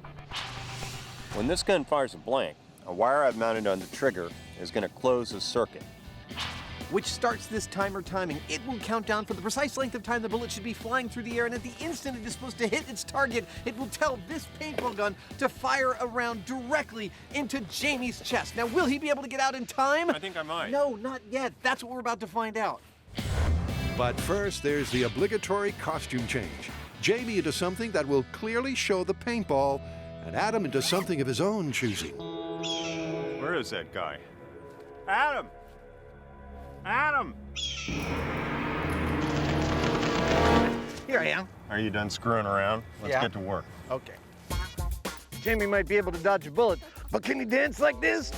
In their respective outfits, the guys assume their positions 200 yards apart. And remember, 200 yards was the maximum distance from which the guys could see a genuine muzzle flash. The question is, does that leave the caffeine-fueled Heinemann enough time to dodge out of the way? All right, Jamie. This one's from 200 yards. You ready? Okay, fire Will. All right. Jamie, poised to dodge, waits for Adam to fire the muzzle flash blank that will in turn trigger the paintball gun the required 230 milliseconds later. But when that will be, only Adam knows. Did I get you? Got me. Give me a second. Although Jamie clearly saw the muzzle flash, he had barely moved before the time was up and the paintball was fired into his chest. Undeterred, Jamie tries a couple more times. But to no avail. Damn. At 200 yards, I could see the flash. I reacted to it and started moving out of its way, but I just couldn't do it fast enough. Given that their quickest human reaction result was 490 milliseconds, trying to dodge a 200-yard round in 230 milliseconds was always looking like a superhuman feat. This myth is looking totally busted, but we've come too far to give up. We're going to switch to a Hollywood muzzle flash. I totally saw that. I did. I saw it. Push the gun back to 400 yards, which gives us 500 milliseconds to get out of the way and see if it's theoretically possible to dodge a bullet. The distance I'll be shooting at Jamie from, I love that sentence, is 400 yards. This is the minimum amount of time Jamie and his quick reflexes need to get out of the way in time. To give him the best chance, I'll be using a full flash Hollywood blank, which is far brighter than the actual sniper round. I'm set and ready. Okay, fire Will. Copy that. You got me. It's not the start Jamie wanted, but he's not going to give up without a fight. Okay, Adam, fire Will. Oh, you got me again. A very long fight. With each shot, Jamie is making progress as he hones his technique. That was close. But he never quite hones it enough. So, can Adam do any better? Do you want to try? You bet I do. Adam, poised like a panther, gives Jamie the signal and then gets shot in the chest. Again, and again, and again. Well, that was interesting. At 400 yards, we've got 500 milliseconds to react and get out of the way, which ought to be enough time, but there's a difference between the shop test and the real world test. In the shop, we had this super bright flash right in our face. In the real world, we've got a tiny dot 1,200 feet away. It's a lot harder to see. So now, we're gonna move that dot to 500 yards, give Jamie even more time to react, and see if he can deliver the goods. It really is now or never. There we go. With 500 yards and 600 milliseconds to react to the Hollywood blank, it's time to step up or get the hell out of Dodge. It's time to call into play those cat-like Hoosier reflexes. Fire Will.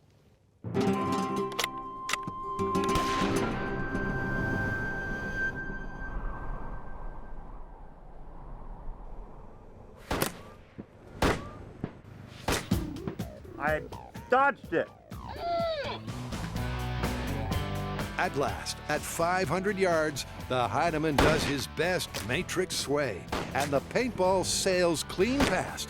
But given the status of the myth, he's not that impressed. This test showed that I would have been able to dodge a bullet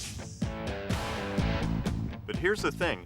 We were using Hollywood blanks, and if we were using real bullets, I wouldn't have been able to see a thing, and I would have been dead. Jamie's right. You may be able to dodge an unrealistically bright Hollywood round, but in the real world, well, there's only one conclusion. So what's the verdict? The verdict is it's busted. There is no way you can dodge a sniper's bullet. Everything about all their equipment, including their bullets, is designed for concealment. There's just no way you could see one fire from far enough away to give you a remote chance of dodging that thing. It's busted. I agree. It's busted. Let's go. So you mind pointing that thing the other way?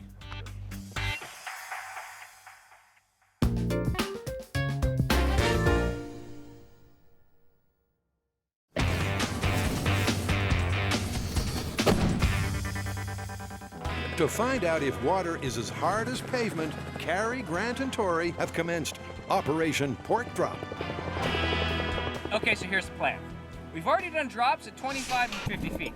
In the feet first position, the G-load was very far apart, but in the belly flop position, they were much closer. But just to cover all of our bases, we're gonna go up to 600 feet, which will ensure that our pig reaches terminal velocity. So he's gonna get in the helicopter. When he gets to 600 feet, he's gonna kick the pig out of the door, and then we scoop it up and count the broken bones. Okay, so we're at our target altitude of 600 feet.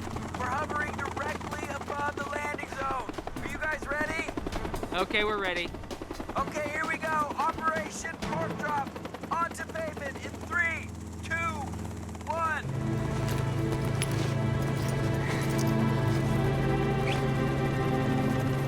Pig is flying. Well, he's more falling.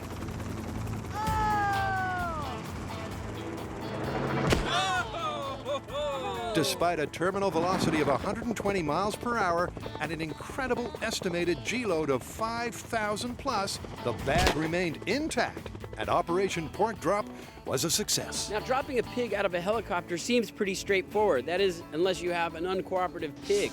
But once I got him out of the helicopter, the drag chute opened up, he got into the belly flop position, and most importantly, he was traveling at terminal velocity. And the best part is, we hit the pavement. This was a perfect test. Dude, that was crazy. Did you hear that splash? Yeah, and we got a belly flop.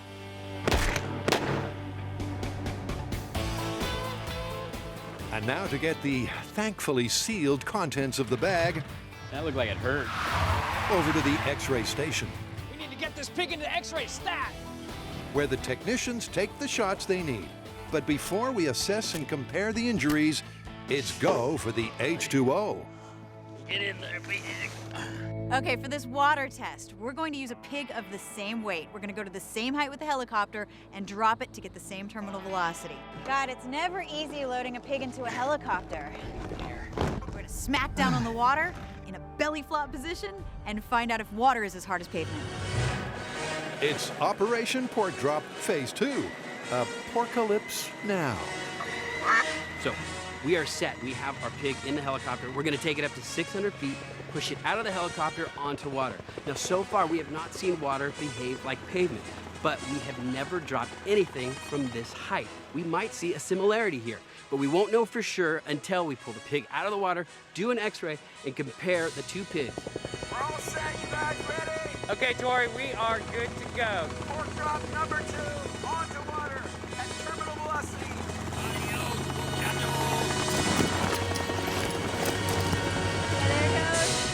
Okay, stabilizing chute deployed, deployed. Looking good, looking good. Belly flop, and... Splashdown. And once again, the stabilizing chute worked, serving up the perfect pork belly flop. So it didn't sink. Now to bring home the bacon and put this myth to bed. We thought the pig was going to sink, so we got a special rescue crew to go out and dive to get him.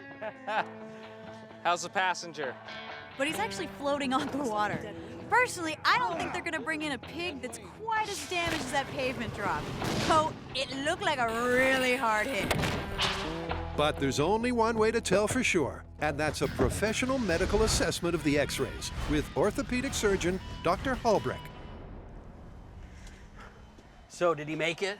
How did our pig do on pavement? Well, the pig on the pavement did really disastrously. 17 fractures. Wow. Here's a femur fracture, dislocation of the spine, and to top it all off, a decapitation. Oh! You got a dislocated head. So when we dropped the pig on the concrete, it made us sound like a giant popping balloon. Now, we didn't open the bag, but we did x-ray it, and what we found inside were many, many broken bones, and a pelvis that was so shattered it was unrecognizable, not to mention decapitation. It's an unsurprising litany of lethal injuries, 17 clear and catastrophic fractures. But the key to this myth is the comparison. All right, so how did it compare to the water drop? The water drop pig did much better, although still 7 fractures compared to 17. 6 rib fractures, and also a neck fracture, but not as bad as the decapitation. It couldn't be clearer. 2 pigs of identical weight falling at the same speed, landing in the same orientation, have significantly varied injury diagnoses. Both the quantity and quality of the bone breaks means there can only be one result. But that's not the only reason Carrie's so happy. Now, having the clear-cut results that the pig landing on the pavement, bam, was actually a lot harder than falling on water was great. But what was even better? Those bags didn't bust open, and I didn't throw up. So it turns out pigs don't fly, but they do fall, and they land hard. However, as far as this myth is concerned, if you're hitting the water at any height, it's not going to be as hard as if you're hitting pavement. So this myth is busted. Myth is busted. I think we're gonna have to call this a busted. How come we don't have a helicopter to fly home after every myth?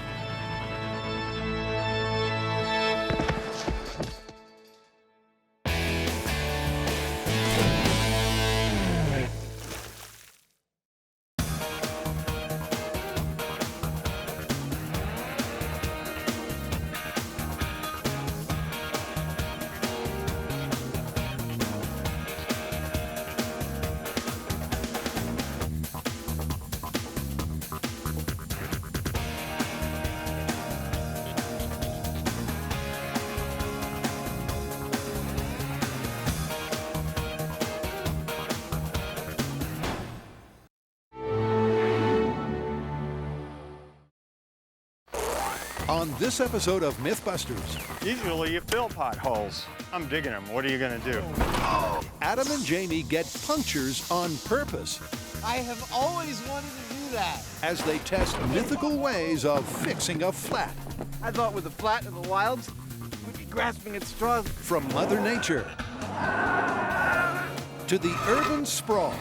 Yeah, baby. Can you really improvise your way out of a jam?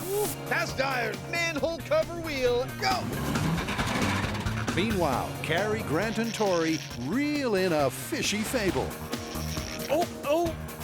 as they test this viral video. If you catch a fast enough fish, All right, carry your hook. can it ever set your reel aflame? It's getting too hot to hold. Man, 312. Who are the MythBusters? Adam Savage 3, 2, 1. and Jamie Heineman. We're just going to have to crash it to find out. Between them, more than 30 years of special effects experience. Joining them, Tori Belleci. Time to go diving. Grant Imahara. 44 Magnum, big. And Carrie Byron. They don't just tell the myths, they put them to the test.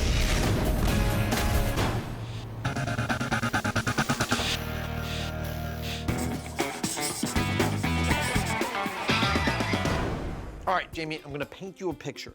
You've driven out to the middle of nowhere to go backwoods camping. You've hiked out into the wilderness, and at the end of the weekend, you hike back to your car to find, oh, you got a flat tire. What do? I put on the spare. You don't have a spare. I call a tow truck. Nope, no cell phone reception. I walk out. Nope, walking is not an option. You have to somehow make that flat tire into a workable wheel.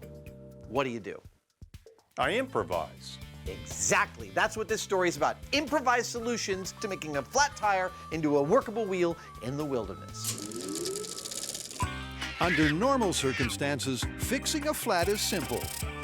Unpack the jack, prepare the spare, and you're good to go. But if you're in the middle of nowhere and the spare's not there, can you improvise your way out? Can Mother Nature really come to the rescue? Or will this myth hit the hay? So what's the plan? Well, we got a whole bunch of suggestions from the fan site for things people claim to have tried that got them out of jams. I think we should choose the 3 best to test. Well, what say we go to the great outdoors and set up a course then? A course that would include all the different obstacles one might encounter trying to get themselves out of a jam. Exactly. So to put this tire trilogy to the test, the team heads for the hills. In order to run our tire fixes through their paces, we've chosen a course in this off-road facility that'll give us the widest range of standard road hazards you might encounter in just this kind of setting. And that setting isn't the only thing they've settled on. This is our test car. It is an average, ordinary, everyday sedan, and that's the point. This story is about an ordinary car out for an ordinary drive when things go sour and an extraordinary solution is required. With the car sorted and a 2-mile lap lined up, things are looking good. But for Jamie, things are looking too good. You would think that being stuck with a flat tire on a back road in the middle of nowhere would be bad enough. But guess what? I'm gonna make it worse. Jamie wants to make sure that their route is no walk in the park. With added potholes. Usually you fill potholes. I'm digging them. What are you gonna do? Water hazards. There we go. And speed bumps. That right there will bottom a car out. This course will now be the ultimate crash course for this myth. Whoa! So all they need now is to acquire a flat tire. I have always wanted to do that. What are we gonna do? We got a flat tire. So here's the drill. You're out in nature, miles from the road, with a flat tire and no spare. Pop quiz, hotshot. What do you do? What you do is improvise. And so that's what we're gonna do. We're gonna make our equivalent of a run flat tire out of stuff at hand, like vegetation or straw. Yep, you heard right. Fan fix number 1 involves first removing the wheel. I just happen to have a lovely garage jack. Then stuffing the cut open tire with straw. Yeah, that's what I'm thinking. Well, let's just see how far we get with that. Before delivering a collection of bad puns. I thought with a flat in the wilds, we'd be grasping at straws, but this is giving me high hopes. Well, hey, if it works. With Mark Twain turning in his grave, the guys reattach the wheel. Hey, that's not bad. Before stuffing in more straw until the tire is literally fit to burst. Well, that's the last straw. Now it's time for our straw-filled tire test. How do I think it's going to go? Well, I'm positive that having straw in this tire is going to be better than if we just had a normal flat tire. How long it actually lasts and whether the straw stays in there is the only worry that I have, and the only way to find that out is to test it. And for that test, the guys are going to drive 1 complete lap of their warts and all circuit. But will the straw stand up to the challenge? Let's get out of trouble. Sensibly, Jamie starts slow. How does it feel? It feels a little spongy, but it seems like it's working. But once they survive the speed bump It bottomed out there. and the pothole, Well, that went fine too. Totally fine. he's confident enough to speed up. Through the puddle. And by the time he's halfway round, you might say he's making hay while the sun shines. Definitely a very reasonable escape plan so far. Let's go uphill. Amazingly, the straw tire stands up to whatever stands in its way. No problem. We can make it home. At least until Jamie tries to end with a bang. Very, very well done. Whoa, it looks a little different. I had high hopes for the hay, and my hopes were not misplaced. It performed fantastically. It went through the obstacle course pretty much without a hitch. You could feel it deteriorating. My feeling is you're using this to get out of a jam. Hay, in this case, would absolutely get you out of this jam. Very nicely done. Well, as a fix, I'm calling hay plausible. Yeah, only a short-term one, though. Agreed. What's next? Well, I think nature may have some more surprises in store for us.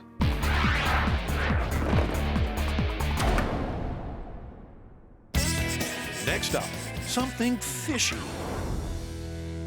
All right, so this next myth is an old fishing myth, and it's not about the big one that got away. This one is about flaming reels. Okay, flaming reels, you're gonna have to give me more than that.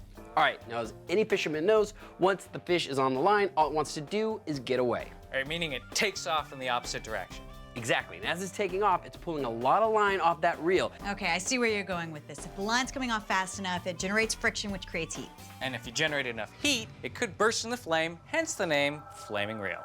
And that's the myth. Can a fish cause a reel to catch on fire? And it's a myth that's perfectly portrayed in this viral video. When the hooked fish flees, the friction on the spool causes the reel to first smoke and then catch fire. But is this really real? All right, so I gotta say right off the bat, the physics of this myth add up. I mean, a spinning reel will experience friction, and that will generate heat. But to generate enough heat to actually combust, we're talking about a pretty big fish. Well, we do have big fish in our bay. I mean, we have sturgeon, we have shark. Maybe we charter a boat and see if we get lucky. Yeah, who knows? We could catch a giant monster fish that would fight the line and confirm the myth. All right, let's hit the high seas. Don't forget to pack your seasick pills. Oh, I won't. And your alarm clock. Because this is a myth that starts early. You guys ready to catch fish? This is our boat. You bet. I put the flaming reel myth to the test. We got up at the crack of dawn and strolled down Fisherman Wharf to get onto this boat. Wacky Jackie, the saltiest sailor I have ever met, is gonna take us out sport fishing so that we can see if we can catch a reel on fire. Captain Wacky Jackie. Now, I wonder how she got that nickname. In your career as a fisherman, have you ever seen a reel catch on fire? A real catch on fire? Yeah. I mean, real fire? Yeah. I mean, I've seen arms on fire, you know, we were kidding them about to bring the fish in, but never seen a reel on fire. You think something's gonna happen today like that? That's what we're testing. That's the myth that we're testing right now. You're testing? Okay, so the jury's still out for Jackie. But there is some method to this myth. Now this whole myth is to see whether or not you can create enough friction on your reel that it gets so hot that it actually bursts into flames. And that's why we're out here on the bay, see if we can catch a big fish, make that happen. A strong, fast fish like a sturgeon or a shark could easily create friction to heat up the reel. Catch me a big one. But will it be enough to set it on fire? Oh, I got nothing. Well, so far, nothing's taking the bait to find out. Step one, catch a fish.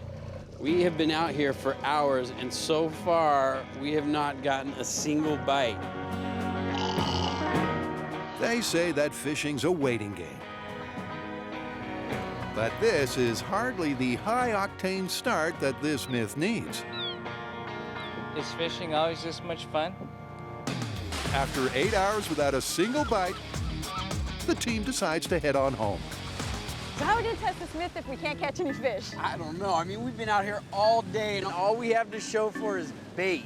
Yeah, apparently we are terrible fishermen. So you wanna go back to the shop and figure out a way to do this without actually fishing? That sounds like a great idea.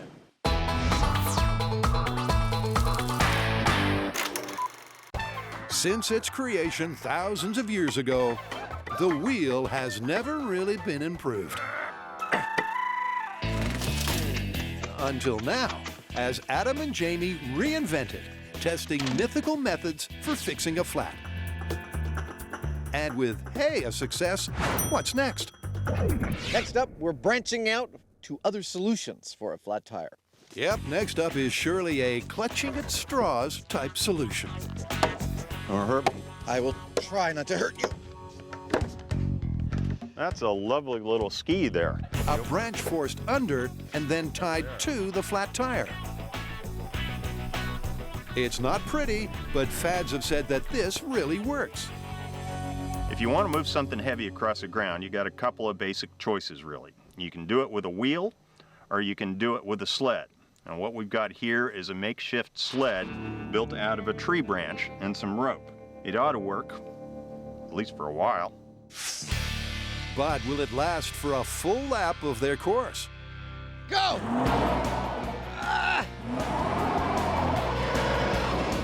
Well, to say it's a slow start would be an understatement. Eventually, Jamie does get a grip. Yes! Yes! But they're certainly not out of the woods yet. All right, here we go. We're on the rope. Oh, don't slow down for anything. After slipping and sliding their way through the first 200 yards of their lap, Oh, the control's a little rough, huh? Yeah. They meet the first major obstacle, the speed bump. Go, go, go! Which causes their car to come to a standstill. Come on! The lock came out. No! Yeah. Ah, there's your problem. It came out? Oh, it came out. Yeah. It abraded through all of the tie ropes up there close to the wheel. That was pretty interesting, though, going down the road sideways. This track here pretty much tells the whole story. You can see the log still in place, and then it hits this bump. It sort of digs in, gets yanked out of place, and from here on in, it's pretty much just momentum. Well, that seems to be about it for our little branch. Looks like it's time to move on to bigger pieces of wood. With the branch busted literally and metaphorically, it's on to the final forest fix. You may see a couple of logs here. I see a tire. Being both round and strong, the logs are halfway there already. But which one would make for a better wheel? This log's a little on the small side, but it's oak and it's well seasoned. So that means it's going to be less likely to split. This one, while it's bigger, it actually has splits that you can see that go almost all the way through it. And it's green. I'm going to go for the oak because I reckon it'll support the car okay. Once Jamie's got the good wood, his next job is to make it as circular as he can. Looks pretty round to me. Before the guys jump cut their way through the rest of their final improvisation technique. Wow. That is without a doubt the ugliest tire change I've ever seen. If you saw somebody doing this on the side of the road, you'd be like, can I help you in any way? No, I think I'd just leave quickly. With the log secured, it's fair to say that this wheel was by far the most labor-intensive of the three.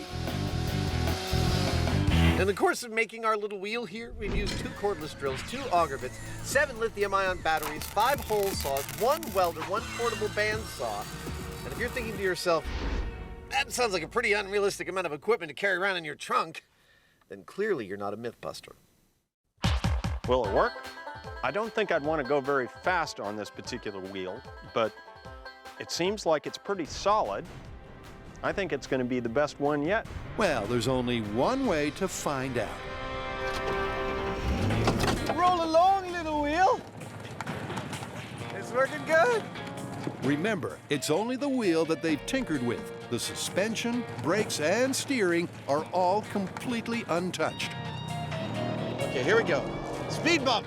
So, will the log help or hinder? Oh, yeah! It made it! I did fine. Oh, it did totally perfectly! It's certainly a case of so far, so good. But how will the potholes fare? I'm nervous about the pothole.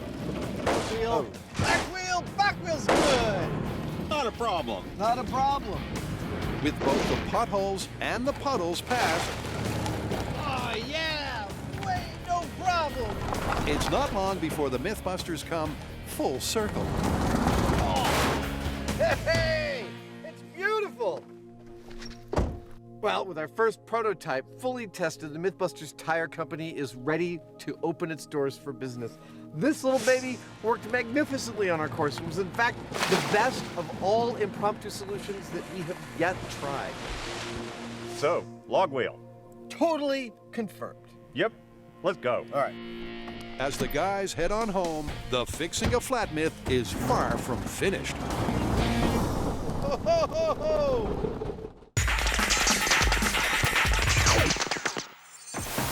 Can a super fast fish ever set a fishing reel ablaze? Well, not if the MythBusters are anything to go by. Is fishing always this much fun? So based on our fishing trip, I think the only realistic way to actually test this myth is if we build a fake fish.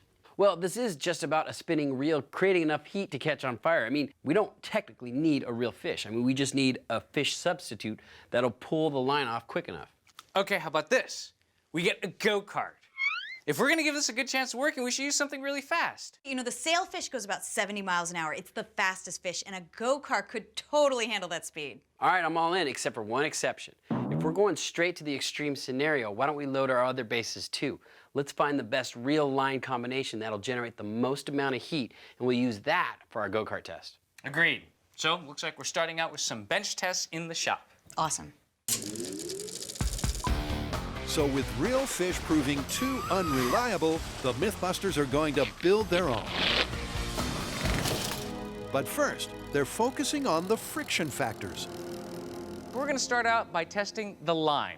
Now for this experiment, the reel, the washers, and the lube will all remain the same. The only thing that's going to change is the line. And the lines that we're going to be testing are monofilament, Dacron, steel cable, and braided solid spectrum. Whichever line generates the highest heat is the one they'll use for their full-scale test. So this machine will be simulating the fish at the end of the line. I'll bring it up to speed using the foot pedal and guide it onto the reel. Then Tori will apply drag, and Carrie will see how much temperature we actually get. And Carrie's hoping that temperature will be high. It's not so far-fetched to think that some of this fishing line might catch on fire. All of it has some sort of resin or lubricant that gives it a really low ignition point. So if we get enough heat on this reel, we might see some smoke. All right, let's begin with the 80-pound monofilament test. Okay. All right, hold on. We're missing one thing. Just in case this myth is true, we just gotta be prepared. All right, let's do it. With the safety set, the guys pulled a 400 yards of line at 20 miles an hour. All right, we're at maximum speed. Before Tori engages the drag, a kind of braking system. All right, going to full drag. Which will take the friction up to the max. Stop. Okay, we're at the end of our line. All right, what do you got, Byron? Oh, look at that, thing's glowing. Looks like we are maxing out at 105 degrees. So the good news is that the friction did heat up the reel, but the bad news is it's nowhere near enough for a flame. Can Dacron do any better? Crank her up. To maximum drag. Here we go. Okay, we're at maximum Oh, you can see speed. the heat as it spools. Look at that. Wow. Well, in a word, no. Because neither it We peaked at 112. nor the next fine line, the steel, All right, throw it into drag. are close to setting the world on fire, 118 degrees. which doesn't bode well. So far, with the line spooling off the reel, we've generated heat, but nowhere near the temperature it's going to take to get smoke or fire. The final fishing line is 500 yards of spectra. We're at full speed. We are in full drag. Having a very narrow diameter means more line can fit on the reel, which should mean more heat. I don't see any smoke. Definitely no fire. Stop. That's the end of the line. What do you got? 158 degrees. I think we have a winner. That's pretty hot. Peaking at an impressive 158, it's this last line that will be their weapon of choice. But the line's not the only thing in this lineup. Now, the type of reel that we've been using so far is a modern lever drag. What we're moving on to is an older type of reel called a star drag. Now, the reason we think that this might burst into flames is this. The drag, all of the plates and washers are encapsulated in this tiny metal cylinder. So there's no heat sink to draw the heat away. It's going to build up inside of here, and we just might see some flames. That's the theory. Wind her up. A theory that their first new reel, Okay, we're at maximum speed. a Star Drag 4-aught, rapidly proves in practice. 191, 172, That is 173, hard. 174. The star drag is hot. 175. Stop. Oh, you guys, we got all the way to 182. It's a good start in this real ordeal. But can the 4-odds big brother beat that benchmark? Drag is on pretty tight. Get the net ready. We got a big one. At just 20 miles an hour, the star drag rapidly reaches 180 degrees before this happens. Red hot. We're starting to smoke. It's smoking. Oh my God. Keep going. We got smoke. Wow. 187. Oh my God. Hey, get the fire extinguisher ready. 223. That is incredible. 230. All right, put more. Whoa. Woohoo! Too much drag. You guys, we got this up to 245 degrees. So we've completed our real comparison, and this is the winner. The limiting factor, though, in our tests was the amount of speed that we could get pulling the line off and the amount of line we had. Now what we've got to do is find some way to get more line off this spool a lot faster. And to do that, take one marlin, mount it on a go-kart, and head out to Alameda All right, first mate, you ready for your fishing trip? This could be the best trip ever. for extreme fishing, MythBusters style.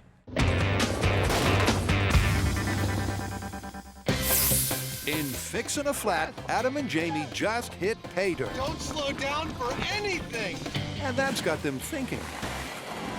Dude, I don't think we're done fixing flats. What do you have in mind? I would like to redo this test, but in an urban environment. Go on. Well, imagine you're in a city and you've got a flat tire. Calling a mechanic is totally not an option, but around you, you've got all the things you might find in a city. Metal, glass, and wood, and you've got to use those to improvise a working wheel. I like it. Let's set it up. Okay. Well, at a rainy runway, it's time to find out. Look at that! Our backward solution lasted all the way to the city. Well, now it's time for some urban solutions. Absolutely. While you may see a lovely view of San Francisco behind me through the fog, an empty runway, and 100 or so cones, I see an urban obstacle course in Potentia. Adam and Jamie will each focus on their own urban fix. But first, they need to conjure up a cityscape crash course, like this one. This is the start point for our urban driving course. Now, the first goal we have here is to try to achieve a top speed of 40 miles an hour down the course and then stop before we hit the wall of buckets. Why the wall of buckets? Well, in an urban environment, you need to be able to speed up and slow down quickly because you could hit something. On the theory that our wheel solutions may not allow us to do that, I've built a wall that we can hit safely. Each of these 5-gallon buckets is quarter full of water, so when we hit it, instead of totaling our car, we spill a little water. Next up is the slalom. Now, the goal here is to snake our way back through this course without losing control. The slalom ends here, where in the final test of urban driving, we will have to parallel park our car between these two blue cars. That is, if we make it that far. And with everything set, the urban fixin' can commence, starting with Jamie. Technically, there's nothing stopping you from rolling on a flat tire, other than sooner or later you're going to cut through it and you'll end up on the steel rim. So I figure, let's just try rolling on the steel rim. It's a typically simple solution from the Heinemann that begins with him removing their logjam. Well, that worked pretty well, sort of. And ends with him first wrenching a tire from its rim and then attaching that rim to the wheelbase. Job done, in theory. As far as riding on a steel rim is concerned, we've got a couple of things to be concerned about. And the first is balance. This steel rim is a lot smaller than a normal tire, and so it makes the car kind of lopsided. The other thing is that the steel is not going to grip the road as well as a rubber tire will, and so we've got traction issues. Whether either of these things turn out to be a problem as far as handling, that's what we're going to run the course to find out. Steel rim, no tire. In 3, 2, 1. Oh. As per Jamie's prediction, the terrible traction makes for a slow start. Oh, feel that acceleration. Which means reaching the required speed. Come on, you gotta get to 40 miles an hour. Before braking ahead of the wall. Come on, almost there. Is seriously challenging. Stop, stop. Yeah. Nice. All right, right turn. But having not hit the wall, into the slalom. Jamie scrapes towards the slalom. Faster, you can do it faster than that. That's it. Yeah. Where despite trying to stay on track, he soon gets into a spin. Oh, yes! Yes!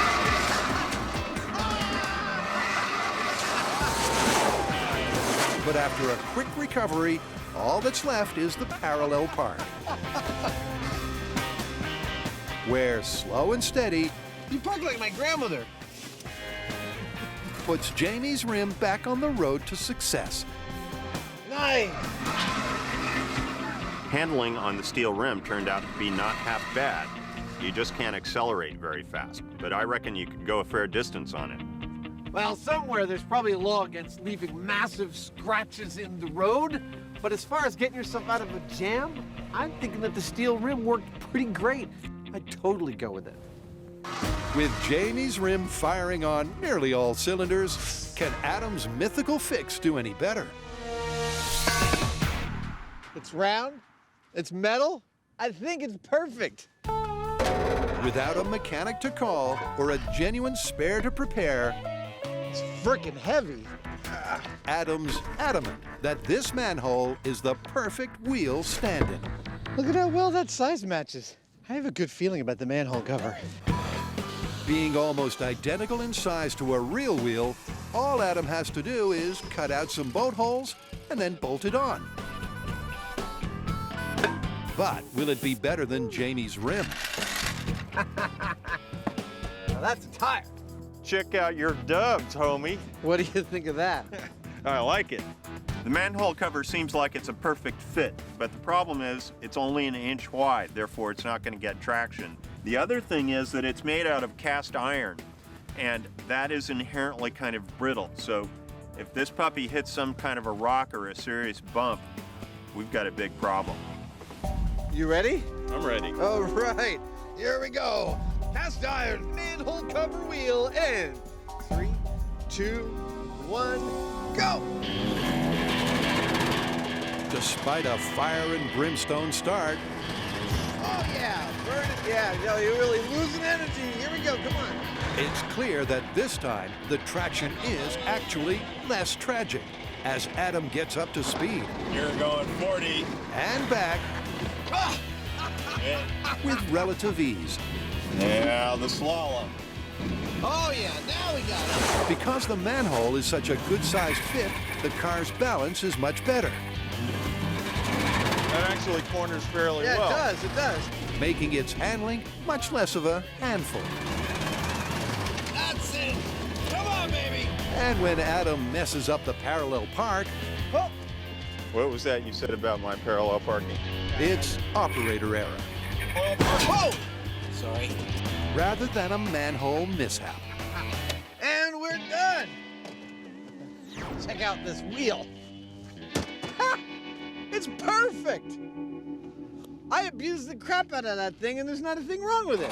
I am really impressed with the manhole cover. I expected the one place I'd have a problem were with traction and the fact that it's cast iron, that it might actually crack when I was skidding to the side like in the slalom. Traction was a problem, but this thing held up to the most abuse I could throw at it in the slalom and came back for more. I like the manhole cover. It's got style, and it worked great. I'd say it's plausible. Plausible it is, and you know what? It's given me some ideas. All right.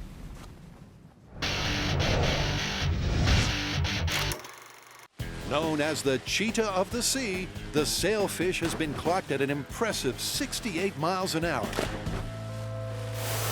And it's speeds like that that may be able to do this. Well, at Alameda, the MythBusters are set to find out. We're here. I'll drop the anchor. Now it's time to ramp this myth up. We were not able to get the speeds that we were looking for in our small scale test. We got smoke. Wow. Hey, get the fire extinguisher ready. So we have a much faster fish capable of going up to 68 miles an hour, and we have a much longer run. Now, why have I been chosen for this task? Well, it turns out that the weight of the car plus my weight is about the same weight as a big old sailfish.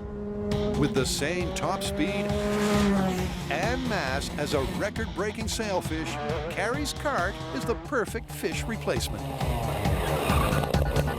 She drives like a maniac. And that means it's time to go fishing. So Carrie is hooked. She's gonna take off down the runway going 68 miles an hour. At that point, I'm gonna start adding drag to the reel. I don't know if this thing's gonna catch on fire, but this fish is going 3 times as fast as we did in the shop. This thing's definitely gonna smoke. But upping the speed is not the only change, All right, Carrie, you're hooked. Are you ready? because they're also doubling the length of the line. Go for it, Carrie! Will this be the perfect storm they need?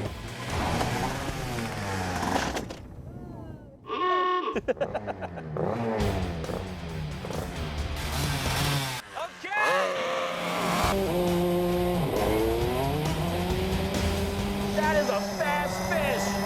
We got ourselves a big one. Whoa! 66 degrees. Look at how fast it's going. 78. 86 degrees. Oh my God. 90 degrees. We're already smoking. 100 degrees. Oh my God. That is a big fish.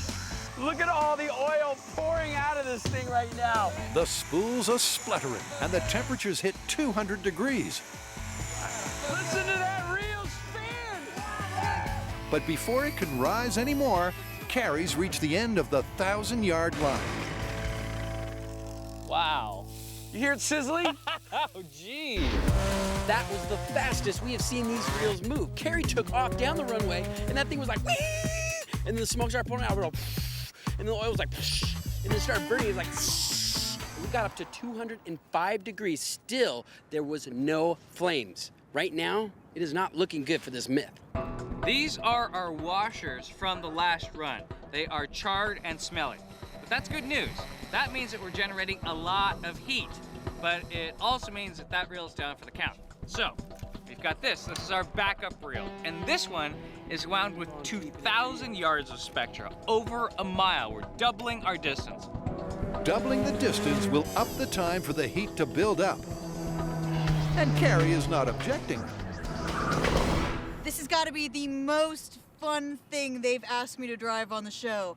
I'm actually having a really, really good time. I mean, I'm buckling down and testing something scientifically. Go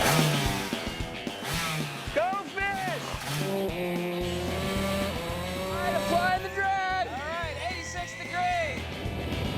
Look at it go, 130 degrees. It's already spewing oil. 160. 187 degrees. 190 degrees. Over 200. It's getting 228. It's getting too hot to hold. Careful, man. 312. With Carrie sailing at 70, the temperature is soaring. 480. 480 degrees. 500 degrees. We got nothing but smoke pouring out. 530 degrees. The reel's smoking like a chimney. Man, that's 530 degrees. But despite her best efforts, Carrie reaches the end of the line before the smoke turns to fire. But all is not lost. How'd we do? It was great. We got to over 500 degrees, but still no fire. Yeah, doubling the line definitely helped, but we noticed one thing, the oil actually burned. So we're thinking maybe adding more lubrication, and hopefully we might get a flame. So next up, we're gonna add more lube. Now, this is not as crazy a scenario as you might think. Let's look at the components of the reel. The spindle is steel, there are brass gears inside, the washers are asbestos. All of these things have a fairly high ignition temperature. However, the lube that goes inside, that's right, get it all in there, has a fairly low ignition temperature, 200 to 400 degrees Fahrenheit. I think this really increases our chances of getting ignition, particularly if we add a lot of it. So with a significant amount of lubrication, That's going to be a slippery deck of your boat, isn't it? it really is now or never for this myth. That fish is taking off. 99 degrees, 120 degrees. It's spewing out oil. 200 degrees. We're getting smoking from all over right now. 238. 266. Come on, get hotter. 300. Like last time, the temperature of the reel rockets. That is the most amount of smoke we have seen on this reel. But even with Tori spraying oil directly onto the hottest part, by the time Carrie's motored her mile, there's still no ignition.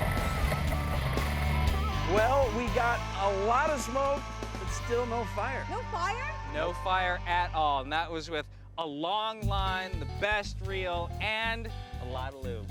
And the fastest fish we could find. But you know what? This myth is totally busted. We really gave this myth a chance. We used the star drag reel, which generated the most heat. We let line run out for over a mile at 68 miles per hour. And then we put a flammable lubricant on the wheel. If this isn't going to cause some sort of flame, this myth is busted. Carrie's right. Even with the deck loaded, It's smoking from all over right now. there was still no sign of a simmer. It's busted. Without doubt, it's myth busted. But as the saying goes, there's plenty more fish in the sea. Maybe there's an even faster fish. Maybe there's a monster fish. Maybe there's some fish out there that is beyond what we know. And that is what we're going to do next. Find a really, really, really fast fish. Welcome back. Now, all this episode, we have been looking at innovative ways to replace one of your tires if yours goes flat or missing. And we've tried some backward fixes. Those worked out pretty good. Backward's good. We tried a single manhole cover as a replacement for a tire. We tried a straight rim as a replacement. And they worked pretty good. But we're not going to leave it there. No, actually, Jamie is interested in what it's like to drive in a car of all 4 rims. I'm interested in what it's like to drive in a car that has all 4 tires replaced by a manhole cover, so get ready for the race-off. You've heard of shirts versus skins? Now it's time for the whole covers versus the rims.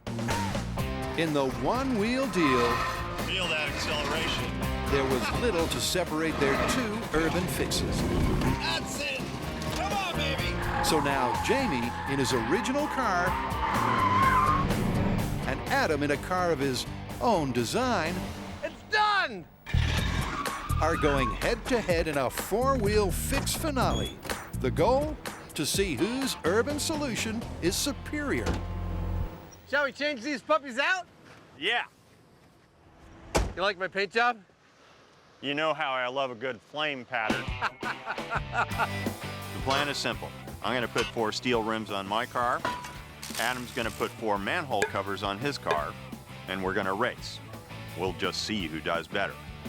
With a winner-takes-all course featuring slaloms, barriers, and bunting, Oh, that's a proper speedway. Adam's confident. This contest is pretty simple. The low rider versus the knife rider. Slicing through the night. I think the outcome's gonna be pretty simple too. I think I, in the flaming car, am gonna smoke the Hoosier. But Jamie's the man with a plan. Just like with rubber tires, these steel wheels will lose traction if they break free. So the key to success here is going to be for me to ride the accelerator so that I don't lose traction, but I actually do get up speed. Jamie's right. This track race is all about traction. Okay, rims versus manhole covers. Whoever has more will take the title. In 3, 2, 1.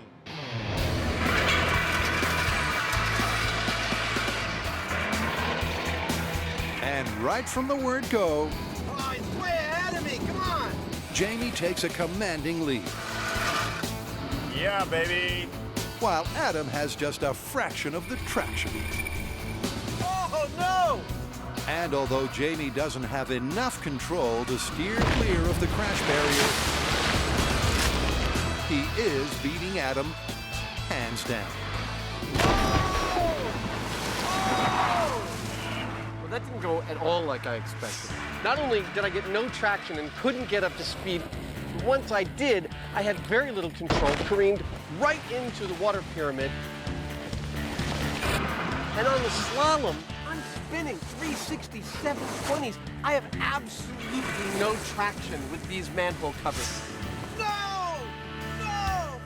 As I'm doing this, I'm watching Jamie serenely, like the turtle from that cartoon, slow and steady, making his way unnervingly around all of the slalom cones. And then he goes through the finish line and insouciantly turns around and waits for me. I won! Watches me spin out and slowly make my way all the way to the finish line 19 seconds later. Well, Adam said he was going to smoke me, but I don't think so. I actually whooped him.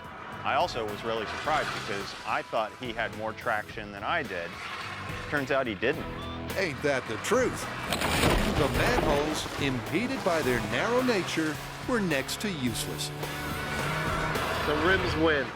What did we learn? Well, I think throughout this whole episode, we've learned that a flat tire does not necessarily incapacitate you. Pretty much every last thing we tried worked to some degree, albeit slowly.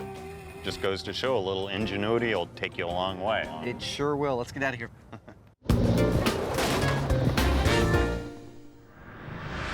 All right, this myth is busted. We went 70 miles an hour, the fastest a fish can go for over a mile, and all we got was smoke. And that was giving it the best possible chances of it working. But I'm still curious, can you set a reel on fire by just spinning it fast enough? I think it's time we replicate the results. Well, you know what that means? We need something that goes faster than any fish ever recorded. We need a superfish. So, back at the runway, it's time for MythBusters Extreme Fishing Take 2. So it's my favorite time of the myth, where we replicate the results. We got our boat, we got our reel, we got our line, and we got a really big, fast fish.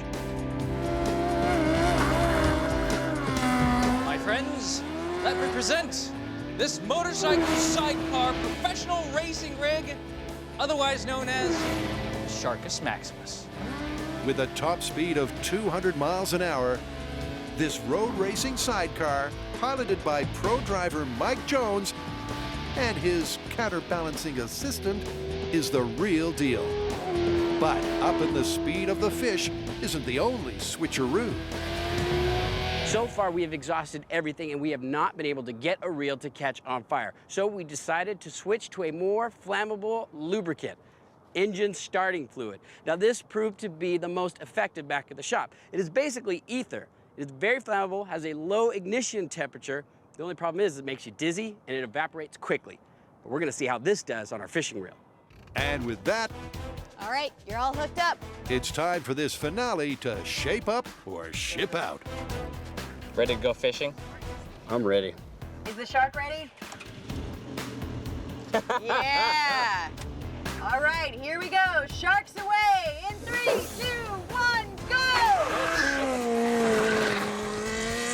All right, putting the drag on. We're on 120, 245, 300. Get it on the drag. We're up to 470, 500, 600.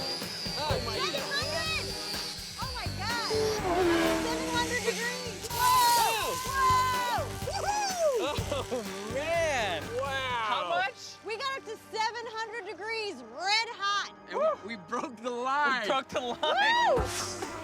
Despite the daring duo hitting 140 miles an hour, the reel hitting 700 degrees, and Tori adding close to a cup of ether, there was still no ignition, which leaves just one thing left to try.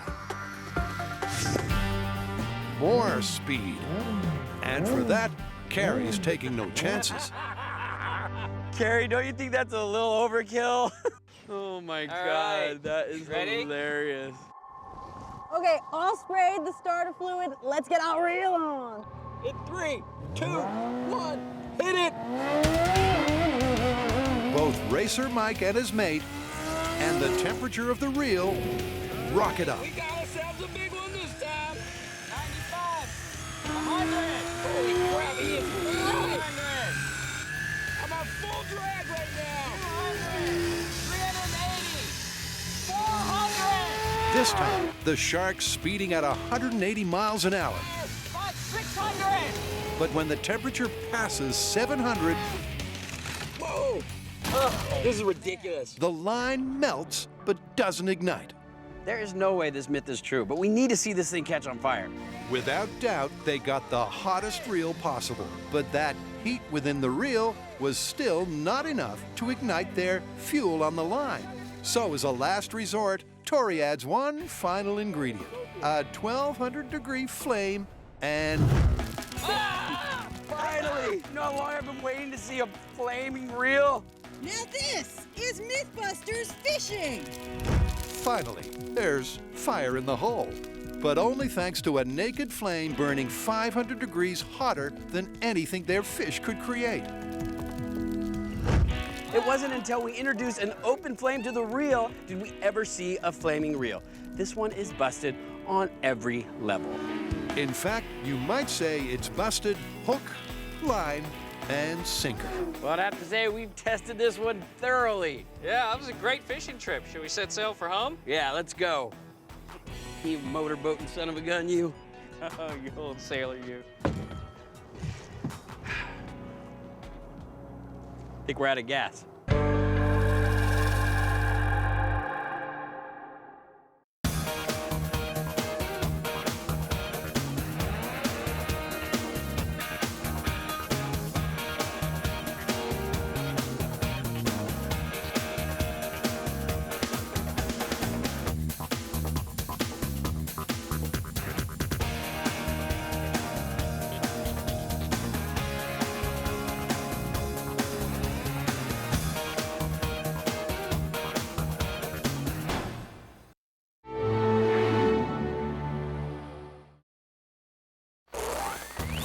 On this episode of MythBusters, We expected something and something happened. Adam and Jamie have a movie myth they were born for. Can a gas leak and a magazine in a toaster But in a little bit, it's not going to be very happy in here. make a room go kaboom? I love running for safety. Then, I'm starting to get a little nervous. Cary, Grant, and Tori tackle the tall tale of blue ice. That is incredible! Can the contents of an airplane's toilet really fall from the sky That thing is hauling. in one frozen chunk? This is an awesome day. Who are the MythBusters? Adam Savage Oh, God! and Jamie Heineman. Am I really that ugly? Between them, more than 30 years of special effects experience. Joining them, Grant Imahara, Carrie Byron, Time to wreck this car. and Tori Belleci. We survived! They don't just tell the myths, they put them to the test.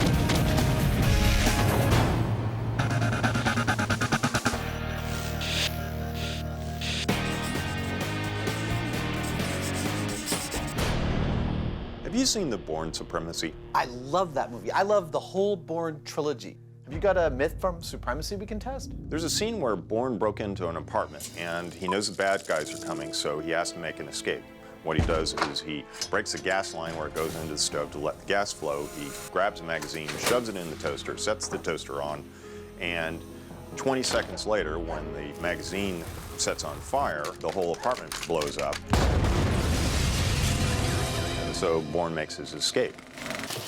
That's like perfect for us to test. I think I have a pretty good idea where we should start. Okay, but before you tell me, I actually want to demonstrate how much I love the Bourne movies. You know, I collect movie props. This is actually Jason Bourne's red bag from the Bourne Identity in the wastebasket from the Swiss bank. Not only that, it's actually full of all of the props that were actually in that bag in the film. All his trinkets and even his stud pistol. It's made of rubber. Isn't that cool? We need to find out whether a magazine would actually set on fire when it's put in a toaster. Okay.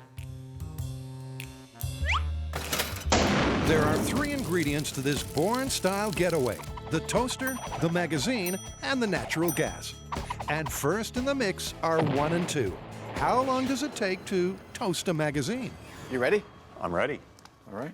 The guys start the clock using a magazine like the one in the movie and a toaster rigged to stay on. You know, in the movie, it was already on fire at this point. As it turns out, toasting a magazine takes a little longer than the 20 seconds of the film. Oh, 3 minutes over schedule. I think we're really close. In fact, it takes over 12 minutes before they get ignition. Hey, we got fire! Ta-da! Remember, kids, we're professionals. So, reality is 12 minutes versus the movie's 25 some odd seconds. Hey, we got fire! What do you think? Well, what I think is that this magazine is a worst case scenario because look how thick those pages are. And magazines are all different shapes and sizes. So you think we should try a whole bunch of different kinds of magazines and see if they have different rates at which they catch on fire? Exactly. I love it. Let's do it. Lots of toasters now. It's clear the real-world magazine doesn't light up like its movie counterpart. So now the Mythbusters are on the trail of a best-case scenario. In order to cover our bases here and working up the theory that different types of magazines composed of different kinds of paper are going to catch a light at different rates, we're about to put a half dozen of them to the test. Everything from our original magazine to something much harder to catch on fire, comic book, something that'll probably catch on fire in like seconds. We're gonna put one in each of these toasters, start this timer, and log how long each of them takes to catch a light. What could be more fun? Well, with the 6 magazines in place, let the char grilling challenge commence. We're experimentally doing something that should just never, ever be done. I like that. No. Flame. Number 3, 1 minute, 40 seconds. This time around, it seems the contenders are a little quicker to toast. It's 2:20. Yep. Here we go. Number 4, 3 minutes, 15 seconds. Oh, number 1, 3 minutes, 20 seconds. Let's listen for that sound. There we go. There it is. 4 minutes, 36 seconds. And finally, bringing up the rear, there it is the original magazine at 12 minutes. As we suspected, it does make a difference what kind of magazine is stuffed in the toaster.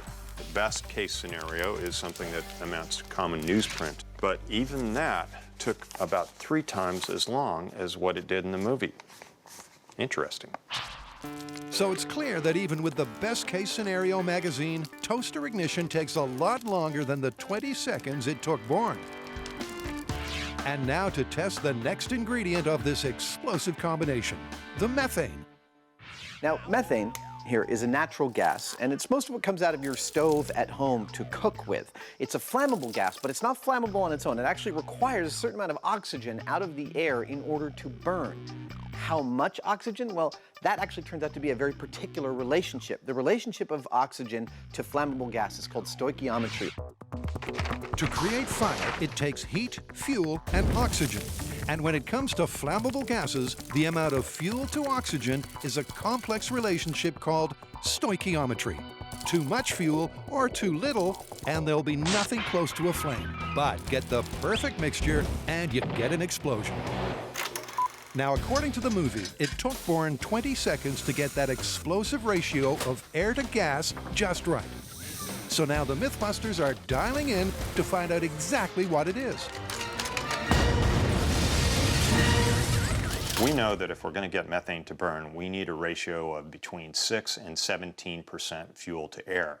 The ideal range is about 9% methane and the rest air. What we don't know is what that actually means. Does that mean if we are a little off, we get sort of a woof, but if we get right at the 9%, we're getting a real strong bang? Before we go full scale, we want to really know what we're doing. So what we've done is make a 10-inch by 10-inch by 10-inch cubic box. And that'll allow us to really easily dial in on these ratios to see what it means. And while Jamie is boxing, Adam has the ratios in the bag. One of the ratios I want to play with is 9% flammable gas to air. This bag holds 9% of the volume of this chamber. I will fill it with gas. I will then hook it up to the chamber, open up both of the valves, press the gas into the chamber. I'll be displacing air that comes out of this little hole right here. Seal it up, walk away, ignite it with a neon transformer, and see what happens. Adam's bags will help the guys zone in on exactly what ratio of methane to air is explosive. And speaking of methane, so that we can ignite this thing safely, we're going to remotely turn on this neon transformer that will create a high voltage spark inside the methane chamber. And here we'll be able to vary the methane concentrations, ignite it, and see what we get. First up, a test at the very bottom of the stoichiometric zone, 6%. We're good. Okay, 6%. In 3, 2, 1.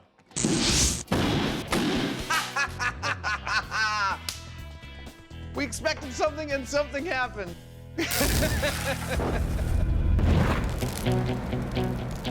Our frangible box separated just as we hoped it would, and it's actually kind of a little bit of a I was expecting a little more from an explosion, and I'm interested to see if our optimal stoichiometric ratio gives us that. Me too. Well, let's set it up. Okay. 6% is explosive, but what if Bourne achieved the optimal ratio of 9% methane to air? 9% in 3, 2, 1. Well, that was more energetic. 9% was definitely more energetic.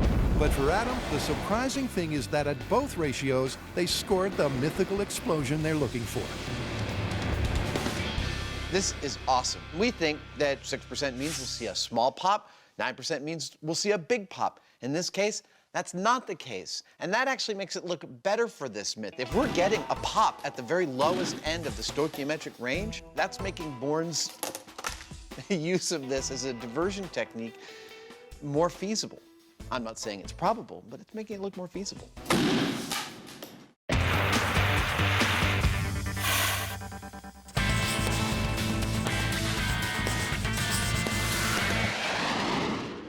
You're looking excited.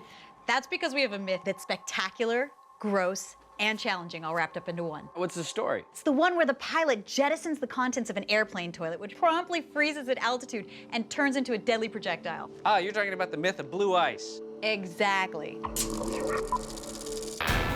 When mysterious substances of suspect origin fall from the sky, urban myths are sure to follow. And the conspiracy theory that has the message boards in a spin is the infamous blue ice. And here's how it happens. On a bright sunny day, a passing pilot supposedly jettisons the contents of the toilet's tank. And apparently at high altitudes, the sub-zero temperatures freeze the liquid into a damaging and disgusting missile. All right, we know a little bit about airplane toilets because we did a myth on them. We know for a fact you can't get sucked into them if you're sitting down. And we know the reason why it's blue is because they use that chemical to cover the smell. But what we don't know is, what happens to the waste? Yeah, can you actually eject the contents in midair? I guess this is where we start. So first up, Carrie hits Stockton Airport to find out when and how a pilot dumps his waste. So you're an airplane technician. What do you think of our old blue ice myth? Well, Carrie, as you can see from this cockpit, there are thousands of buttons and switches, of which none are labeled dump the toilet. Which is bad news for the myth. But if the pilot can't jettison the John mid-flight, is there any way the liquid blue waste can escape? Failure of components. So there could be a mechanical problem that causes blue ice instead of the pilot. Yes. Like with most systems on an airplane, there are redundancies, and with the lab, it's no different. Yep, there are 3 fail-safes that have to be breached in order for the liquid to leak. The dump valve on the holding tank, and 2 watertight seals leading to the exterior of the fuselage. If all 3 of those components fail, that's a problem. And to get a closer look, it's that toilet tour Carrie's been waiting for. So I noticed that there's a sign that says don't throw any foreign bodies into the toilet. If something hard had been thrown in there, like a cell phone, is it possible that that could create a leak? Totally. That's very important. Any hard object gets lodged up against this seal, it's going to leak. So if the dump valve seal was compromised, wastewater would flood the pipe, pushing up against the remaining 2 valves. This is the forward lav access door. So that leads right up into the toilet. That's correct. And it's here on the fuselage that we find those final watertight seals. But could they both fail? And if so, would it lead to a slow leak or a large-scale dump? Not likely. Is it possible? Absolutely. Multiple components that fail, leading to a problem. This myth is looking good. There's my baby. All right, Carrie, so how did it go? Well, part of this myth isn't looking good. There's no way for the pilot to jettison the contents of a toilet. True, but that doesn't rule out ice falling off the plane. That's right, there's still two scenarios that could happen. There could be a major malfunction that leads to either all of the contents coming out at once, freezing and falling to Earth, or you could get a nice slow leak that created an ice ball. Now the question is, how are we going to test them? Actually, we've been talking to our friends at NASA, and they've agreed to let us use their icing research tunnel, which can simultaneously duplicate temperatures of -20 degrees and wind speeds of up to 250 knots. That is the perfect conditions for high altitude. Well, it sounds like before we leave, we're going to have to build a leaky airplane toilet.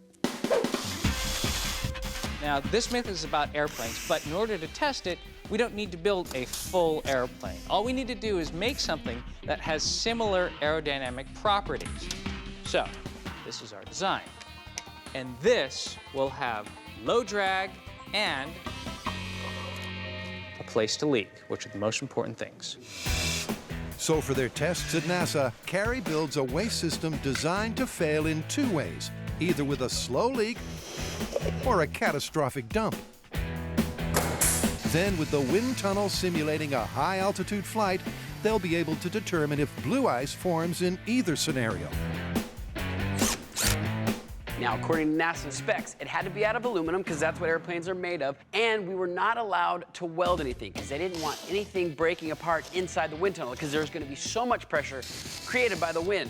So we had to drill and rivet over 600 rivets to put our airplane together. And what we have right here is our valve. This is what we're gonna have hooked up to a water tank, and we're gonna be doing two tests. One where we dump the water completely, and then one where there's a slow leak to find out, can you grow a chunk of ice on the side of a plane?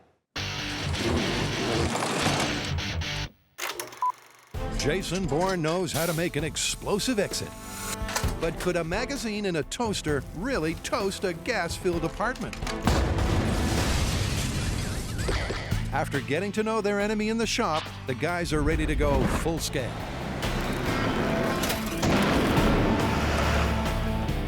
If we're going to replicate the natural gas explosion in this guy's apartment from the movie, we're going to need clearly two things. Yeah, they said get your own show. It'll open all sorts of doors.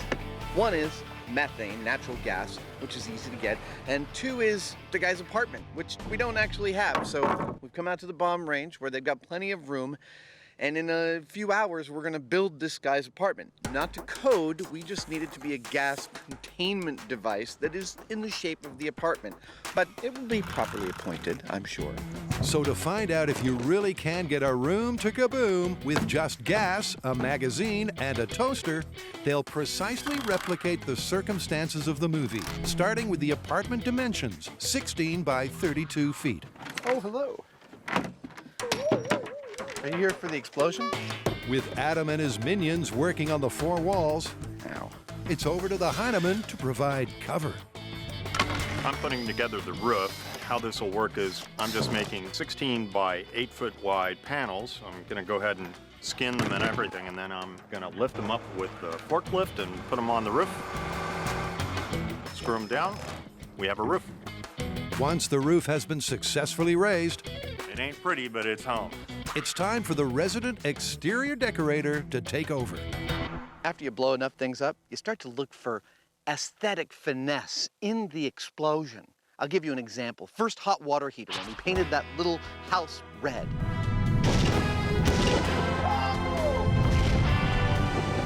Look at that, isn't that beautiful? So we're gonna give the same treatment to this thing. We're gonna paint the outside a lovely orange so that when it finally blows up, the high-speed shot will be especially gorgeous.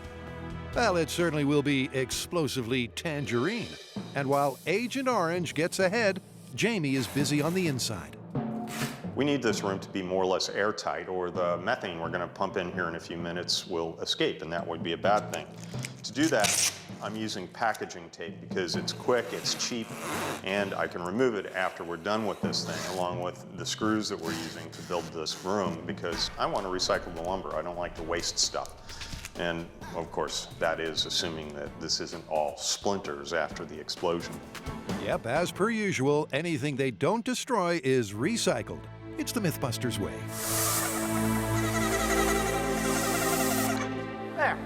I wouldn't call it livable, but I'd call it blow-upable.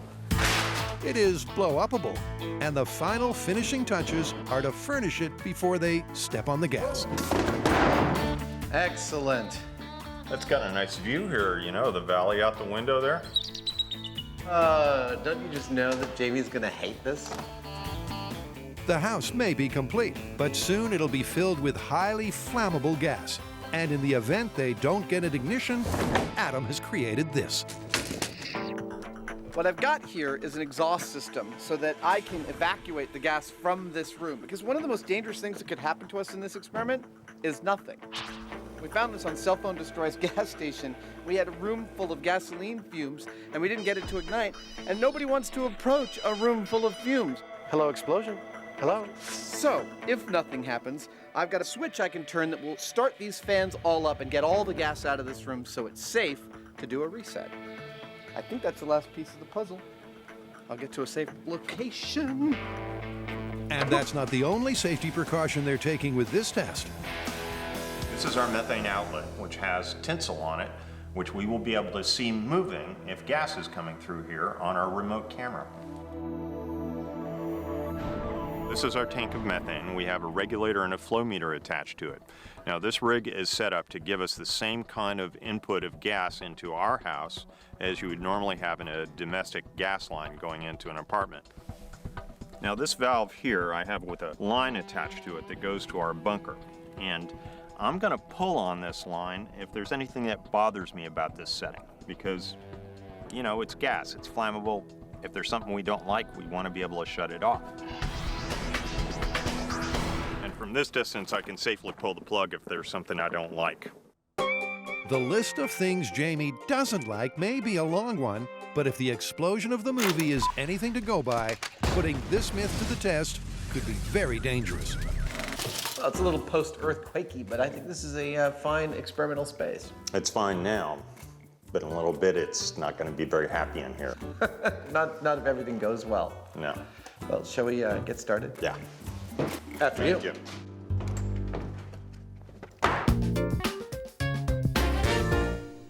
Carrie, Grant, and Tori are tackling the infamous tall tale of blue ice. Can a leaking toilet midair lead to a deadly chunk of ice down there? To find out for sure, Wow. Tori and Grant touch down in Nerd Nirvana. All stations reporting with a go, no go. Now, Roger, prepare to release the geek. Okay. Because this place has a heap of hardcore hardware. This massive fan is the heart of NASA's icing tunnel. It's powered by a 5,000 horsepower direct drive electric motor. It has 12 individual custom fan blades for a diameter of 25 feet. It's capable of generating wind speeds over 300 knots. And that's only half the equation. This is the other half of the equation, the icing tunnel itself. The wind comes rushing through here, refrigerated to minus 20 degrees Fahrenheit. Those are the spectacular specs. And now, to put them to good use. And the way we're going to test this is we're going to stick our section of fuselage into their wind tunnel. Does this mean I'm the R2-D2? Oh boy. And recreate the same wind speeds and temperatures that you would find at altitude. Then we're going to create a leak inside the valve. Let it sit there and see if those conditions will cause that blue liquid to form into a chunk of ice. Remember, there are 2 leaky valve scenarios the team will test. And first up is the catastrophic dump. What I think is going to happen is we're going to open the valve, all the fluid's going to come out, and it's just going to go essentially atomize into nothing. Grant's skeptical of a blue icicle, but to find out for sure, he fills the toilet with some pseudo-blue waste.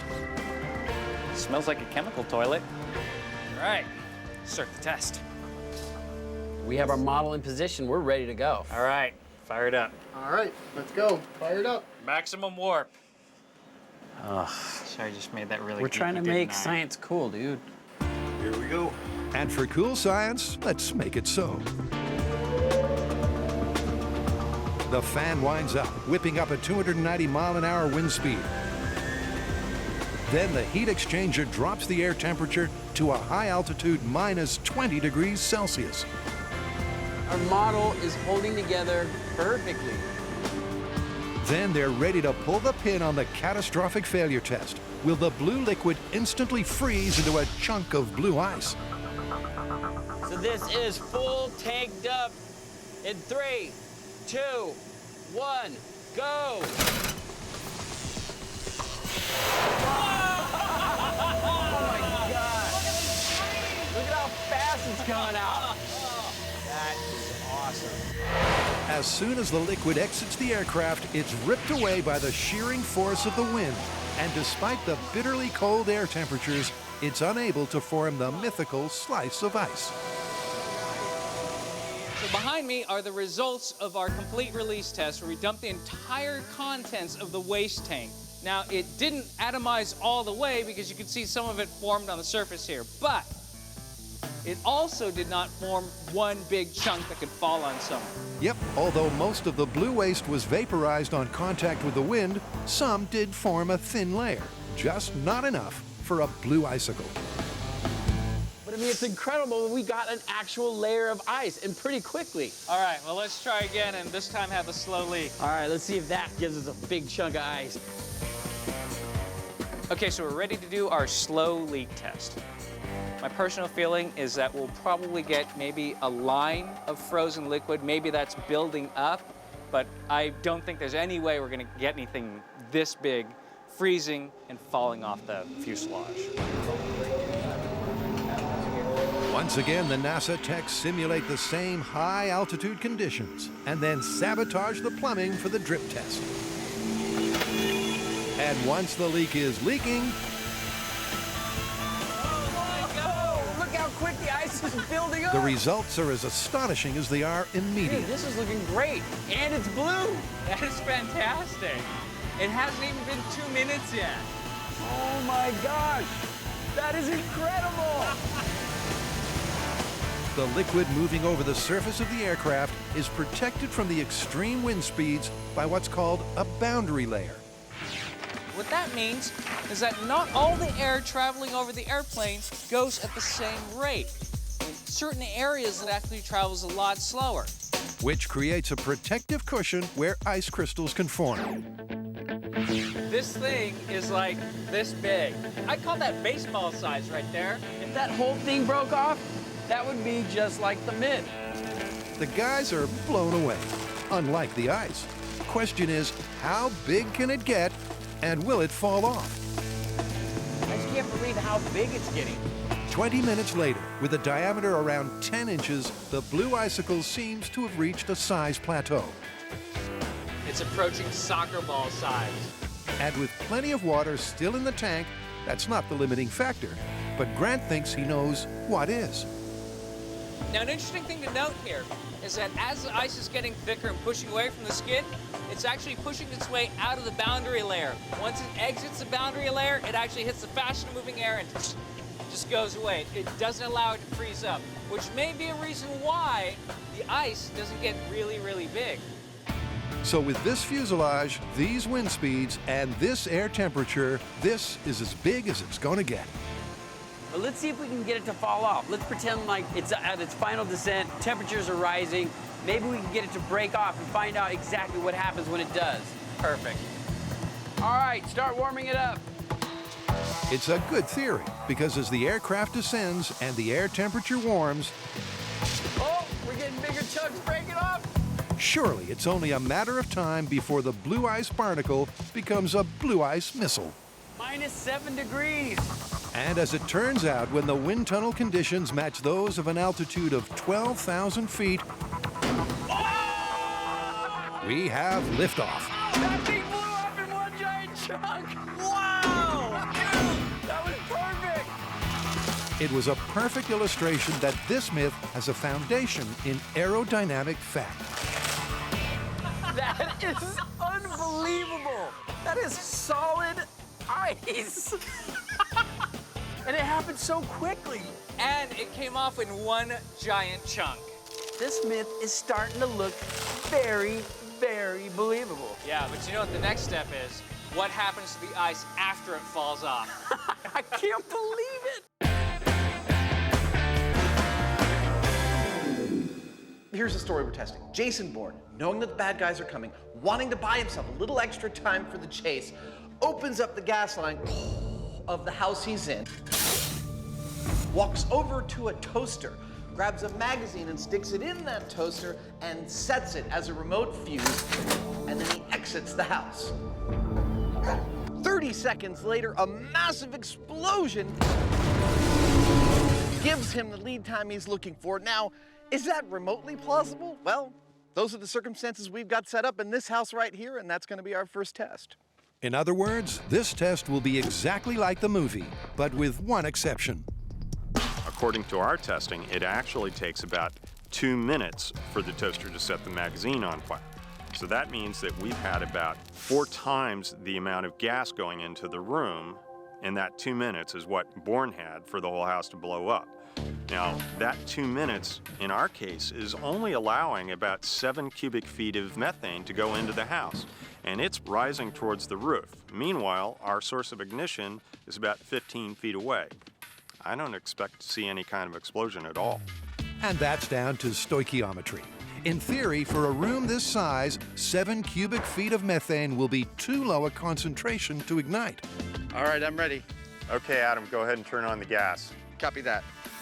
But this is MythBusters, and it's not a fact until you test it. I love running for safety. I can see the gas going in. I see the gas going in. I can't see the... Oh, I see smoke coming off the newspaper. Yes. That's great. It's a good sign. It's pretty eerie watching flammable gas go into a room in which we've started a fire. Or are about to. Oh, I see some fire. Fire, great. All right. The magazine may finally be on fire, but the methane is not igniting. Oh man, that toaster's totally burning. And even after a further 60 seconds, there's still no hint of a Hollywood blast. Gas is off. Starting up the fans to evacuate the room. That was cool. That was very cool. I was a little tense. Flammable gas, a fire, no boom. No boom. So it's time to send in the MythBusters Fire Brigade. Oh, yeah. There's your problem.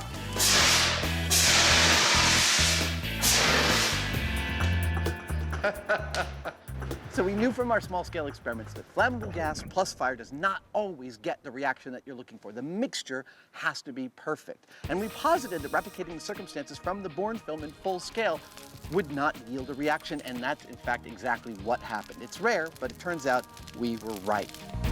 I learn when I'm wrong, but I don't mind being right from time to time. So we replicated all the circumstances for Bourne's evasion technique, and it totally didn't work. I think that's a pretty clean busting of the myth. Yeah, it's busted. But, you know, I was thinking, yeah, if we put something in that room that burned for longer, eventually something's going to happen. You mean eventually the gas and the air will reach a mixture whereby we will get some kind of reaction? Yeah.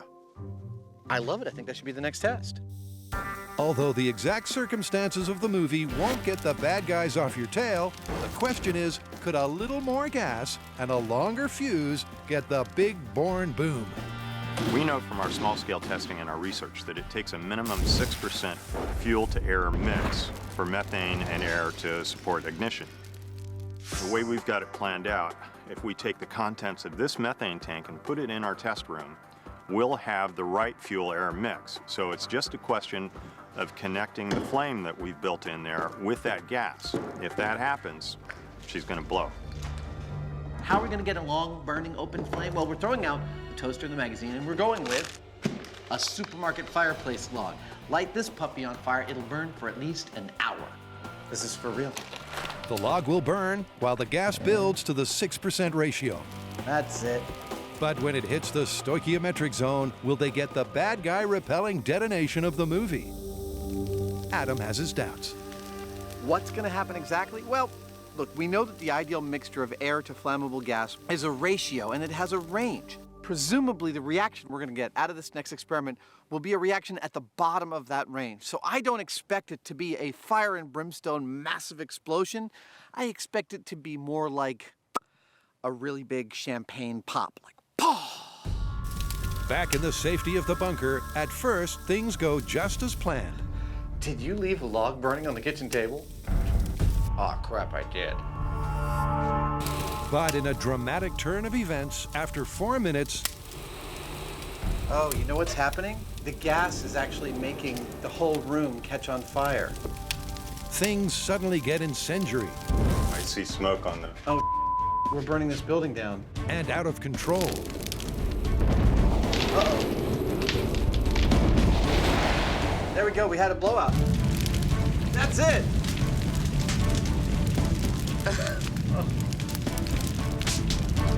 Well, I don't know if we're putting this building out. Oh, we should get up there with the hose. All right, let's turn off the gas. Gas is off. The Mythbusters initiate the safety protocols Watch out. and cautiously approach their apartment inferno. Don't go in. I'm not seeing any flame. There's the hole we blew. It may not have been the blast of the movie, It's a horror show in there. but the methane sure made a mess of the apartment. Unlike your typical, it was clear that the gas made the atmosphere in here really rich, and so the fire started burning much hotter and higher than it normally would have with just straight air. So all of a sudden the fire's going up and reaching the ceiling, we could see smoke coming out of the top, and then the mixture hit the bottom of the stoichiometric range, and we saw this whomp across the whole room. I'm seeing broken glass on a bunch of windows, on the back double doors. It's clear that we got a significant reaction, but nothing close to what we saw in the movie. Nothing close to a kaboom, but certainly enough of a conflagration to distract the bad guys. It's really clear from all the melted plastic in there, and even our exhaust fans melted. It got super crazy hot in there very quickly. I mean, just the whole room was absolute. I didn't even know what temperature it could be at, but it was really hot. But you know we're not going to leave it there. No.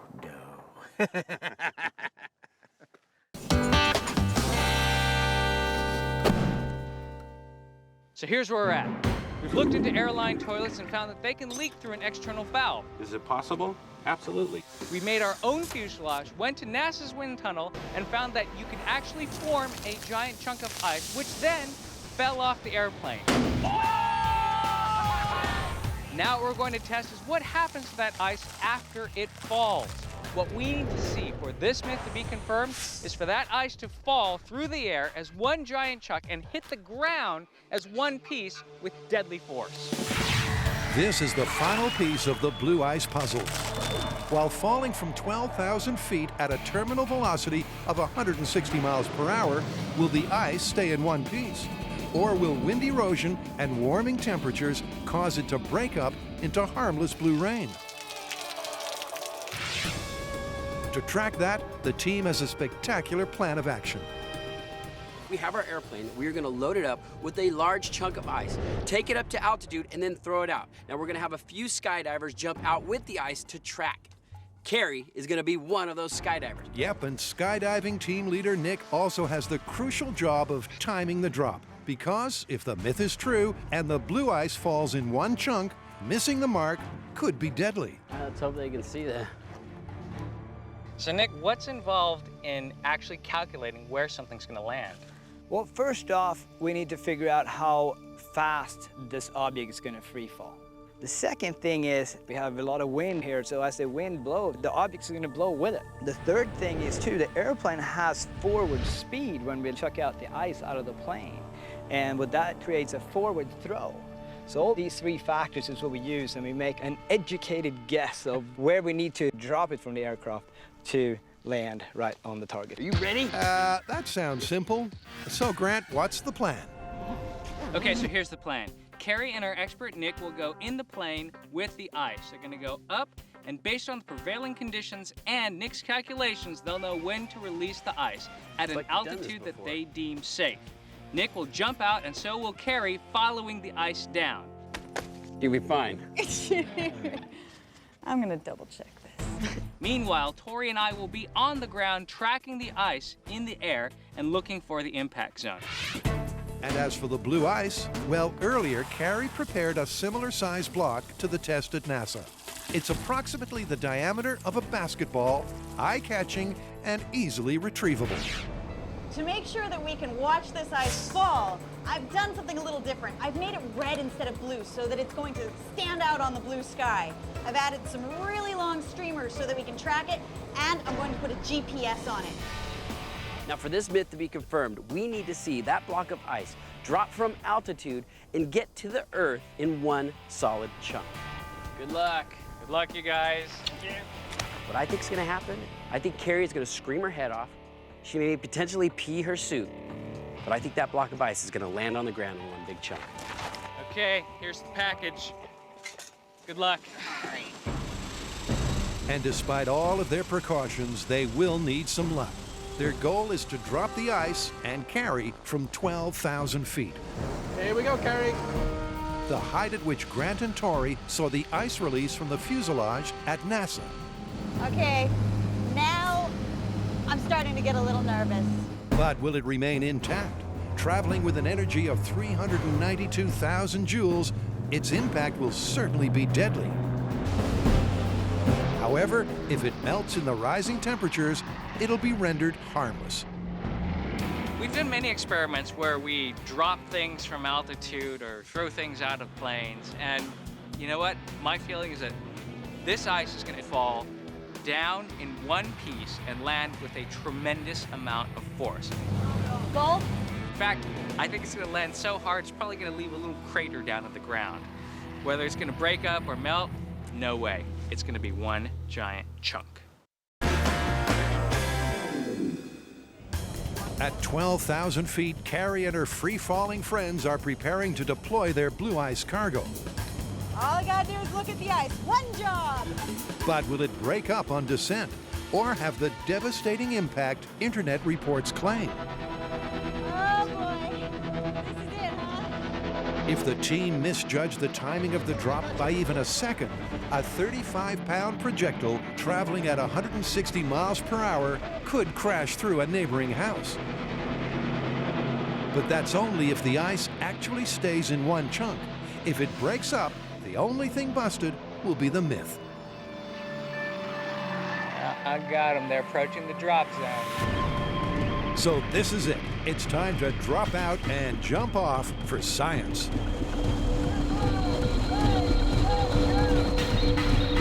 Okay, the ice is away. Ah, so are they. In a stunning piece of free-fall camera work, Nick manages to capture the ice as it plummets. Oh, look how fast it's falling. That thing is falling. And Carrie can see that it's so far so good. With the ice already at a balmy 5,000 feet, it's still completely intact. Look, it's standing in one chunk. Dude, that's crazy. But will it stay that way as they enter the final few thousand feet of descent? I see the ice right there, and it's head near the target. That's great.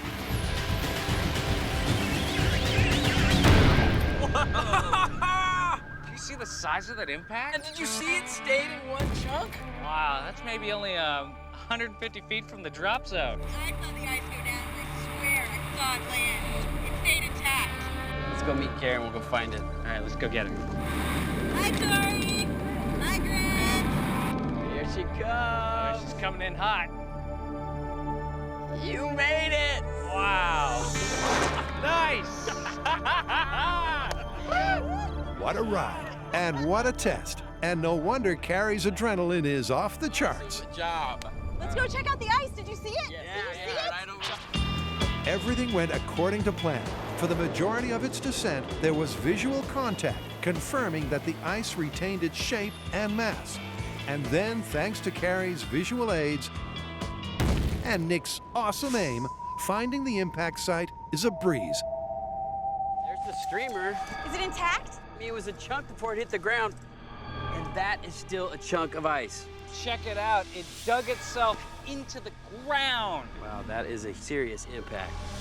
Yep, and it may have melted slightly in the time it took to find it, but the crater created is a clear testament to its destructive power. This is the size of the block of ice that we threw out of our plane, which is very similar to the size of the chunk of ice that we formed in our wind tunnel at NASA that fell off.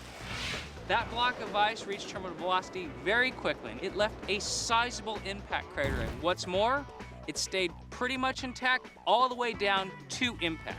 Because when we actually got to the site where the ice had hit, it really looked like all of the ice chunks I had seen on the internet that were the mythical blue ice that had come down in people's houses. Okay, a pilot can't release all of the toilet water at once, so that part's busted, but I think the phenomena is confirmed. I mean, it made it all the way to the ground. Totally confirmed. I agree 100%. Confirmed. But 3 mechanical failures leading to blue ice falling on your house is in reality incredibly unlikely. I don't want to be looking up for blue ice to fall on my head now, right? Dude, I'm gonna get blue ice insurance. I know a guy. So Yeah? let me know. I'll give you his number.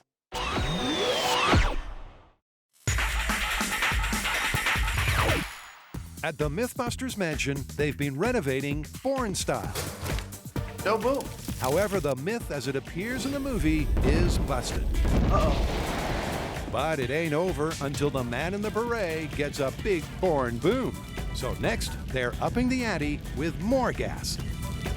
Now, when we empty this tank into that house, that means that we'll have just over 9% methane to air in there. And that happens to be the butter zone for an explosion. The guys know from small scale that 9% netted them the most energetic boom. But this is large scale. Will this test rip apart the apartment Bourne style? Before they blow it up, they need to spruce it up. We've swapped out all the windows and doors. All these holes that got warped and opened, we're gonna actually lay in a bunch of stripping. We've probably tripled the cohesive strength of this building, and that ought to give us just the boom we're looking for. When we first put this building together, I was impressed at how poorly we were able to do it. And yet, I think we've made it even worse. Even worse. But for this attempt, they're doing things slightly differently. Jamie's known for how he handles his fans. This time around, I'm running the methane into the house through this hose that I've attached to the floor, and I've drilled a lot of little holes in the hose so that we'll get these jets of gas coming out that will mix with the air that is being pushed across them with these fans. Kind of like a blender. Just mix the air all along. Yeah. This swirling mass of air, I'm hoping, will distribute this fuel-air mix throughout the room, and hopefully that'll make the difference between a poof and a bang. Jamie's fantastic method will circulate the methane throughout the apartment. And with the dangerous ratio of 9% gas to air, they'll need something more sophisticated for ignition. We don't need a toaster and a magazine anymore because we need precise control over when we set the fire. So we've brought back out the neon transformer from the small scale testing with the addition of a little piece of paper here. Go ahead and plug it in. We're going to be able to set a fire exactly when we want to set a fire. Exactly when they achieve the Goldilocks ratio of 9% methane to air. Fans are rolling. That's the last piece of the puzzle. Shall we get to a safe place and go boom? Yeah. Awesome. Let's turn on the gas. Okie dokie. All right, we got about 5 minutes. Let's get to the bunker. Fire in the hole. Hopefully. Actually, I think they need a new signal for us. It'd be like, fire in the hole! Hopefully. Fire in the hole! Hopefully. Hopefully is right. The precise stoichiometric ratio should be enough to detonate their apartment. So our fire starters take cover as the methane fills the room. Well, we're down below 20 cubic feet per minute, and we're about 100 psi. So I'm thinking we should go whenever you're ready. All right. With the room filled with 9% methane, will this finally yield the Hollywood blowout? All right, here we go. Ideal gas-air mixture, Bourne explosion in 3, 2, 1. Oh, yeah!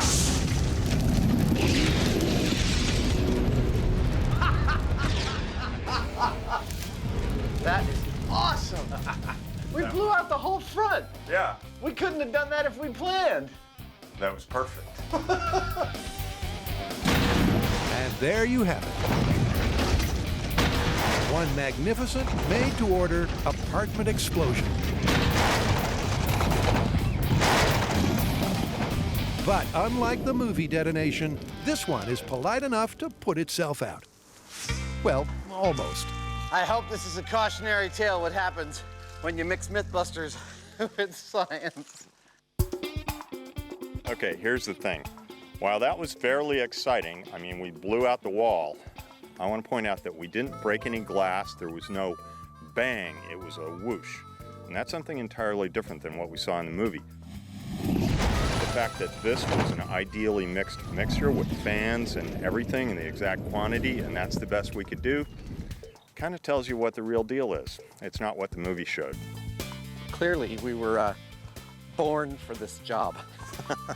Yeah, but it's kind of too bad. That was a nice view in that house.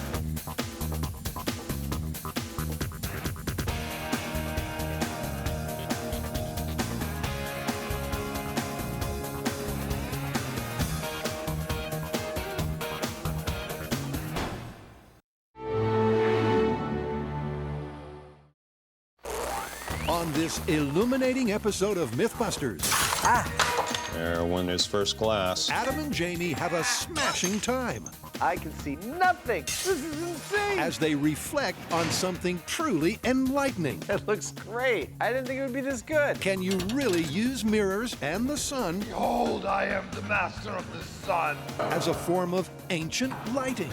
There it is. Doink. Man, that's bright.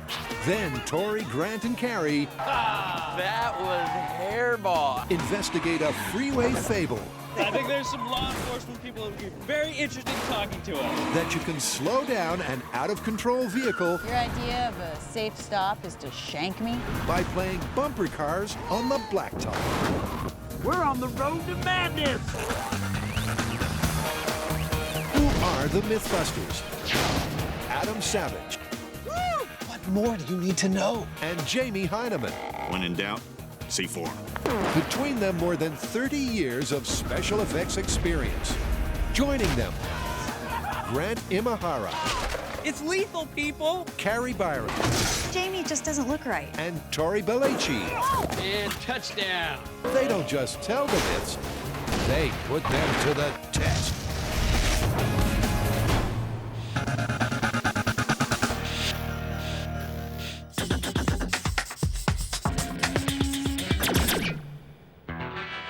I've got a story for you to reflect on. Hit me.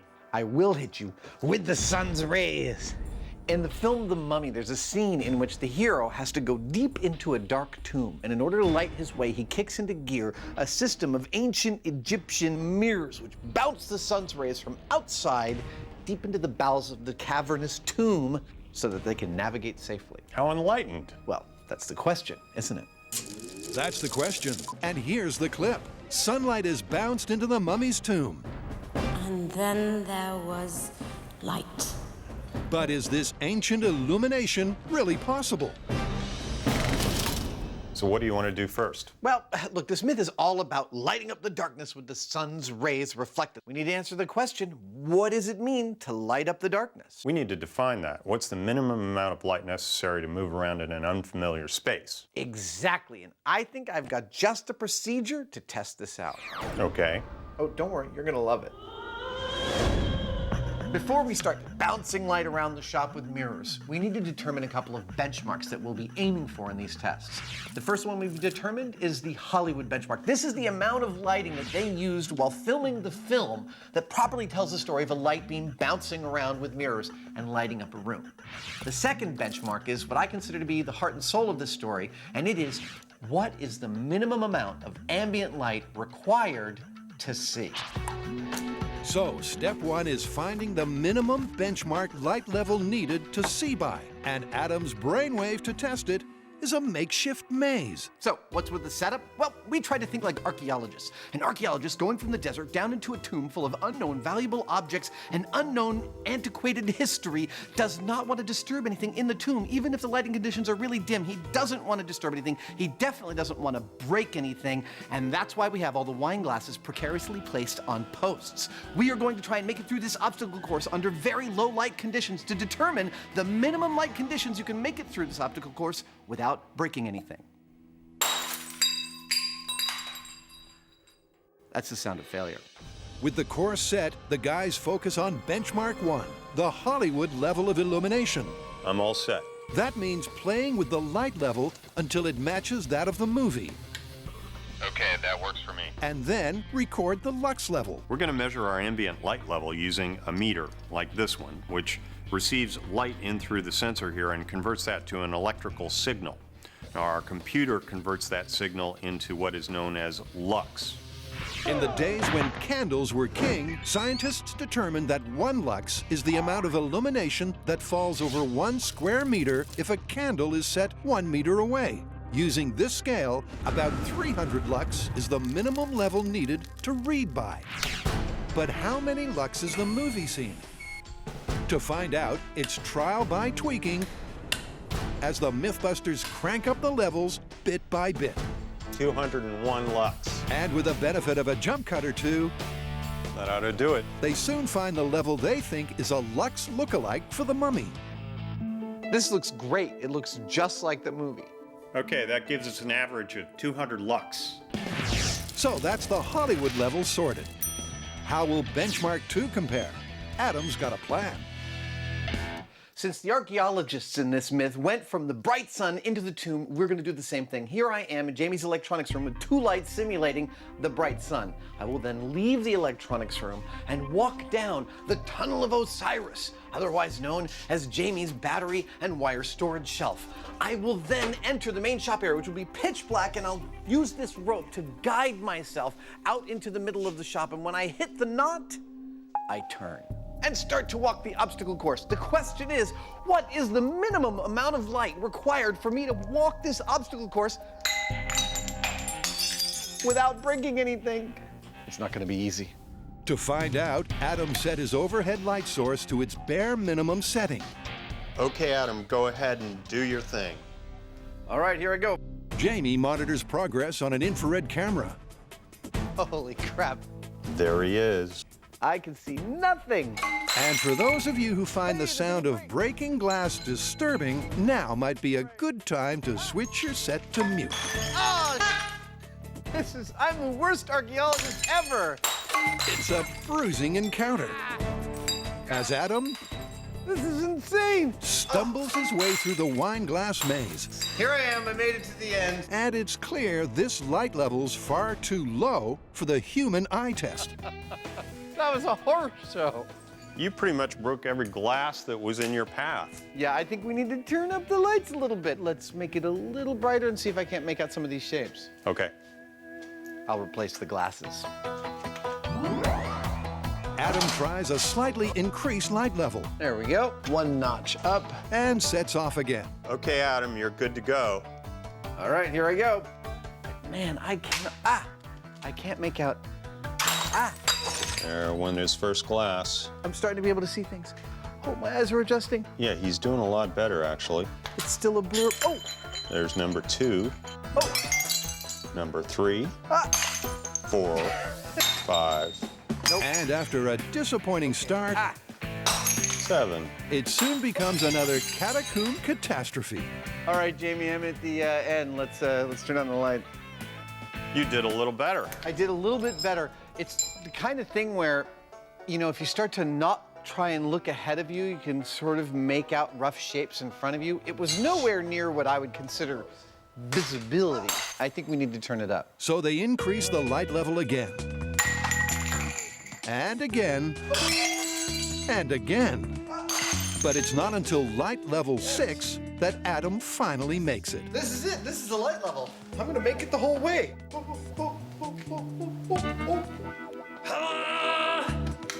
I made it. So they break out the lux meter to shed some science on this final setting. What's the verdict? How dim is it? I get 0.389 of a lux. Of ambient light? Yeah. That is amazingly dim. My takeaway from this experiment is it is astonishing how well evolved the human eye is for gathering light. I was able to pick my way carefully through this complex and delicate maze without breaking a single glass. I think I'm going to succeed. At just 0.389 lux. That's only slightly brighter than a full moon. At 0.39 lux, the minimum human eye level is 500 times dimmer than Hollywood.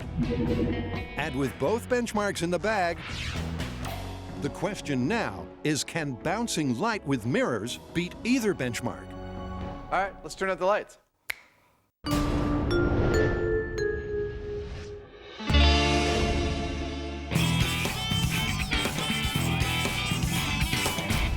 All right, so this next myth is all about driving fast, out of control, and it's totally dangerous. I love it already. What is it? Could you, if a car was out of control, could you overtake them, get in front of them, and then slow down till you brought that out of control car to a stop? So as if they had fallen asleep or had a heart attack. Exactly. Great, let's try it.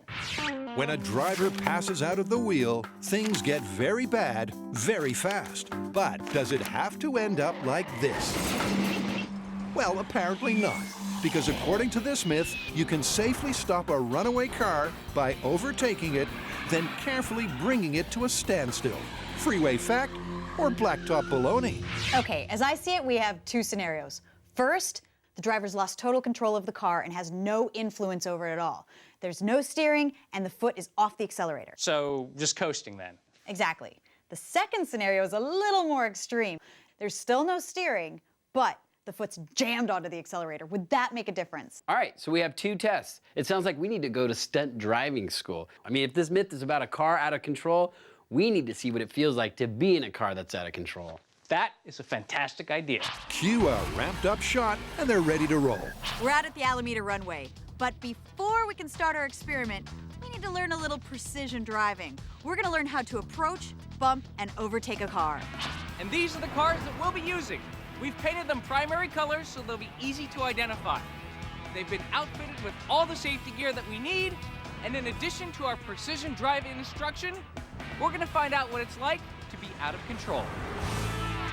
Now, a couple of techniques that we're gonna be learning today in order to stop a car that's out of control are rubbing and bump drafting. These are both techniques that are used in stock car racing, but these techniques are so dangerous that if they're done too hard, the car could go spinning out of control. Believe me, it's gonna get very, very scary. Yep, and the man to take charge of all that scary stuff, longtime driving instructor Marvin Ruff. What sorts of skills would we need to learn in order to pull this maneuver off? You need to learn how to approach a car, how to get alongside it, and how to slowly make contact with that car and get it to stop. Gary, there was the word slowly in there. Why is it that I'm always stuck with you driving like a maniac? Because you're lucky. It's seat buckles and white knuckles as Grant gets ready for some serious stunt training. Unlike the real testing to come later, for this training, Carrie will always be in control of her car. And Marvin's part is to teach Grant to 20 miles an hour. Overtake. And move over in front.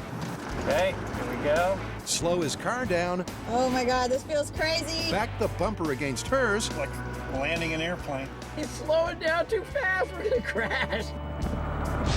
Oh! You are good. Now just start pushing on that brake.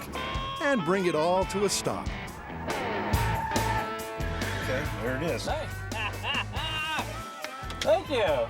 That's awesome. Yeah, we didn't die. So that's training hurdle 1 passed with flying colors. All right, what do you think? Well, we were only going 20, but I think you did a really nice job. Getting in front of it and braking is not that hard.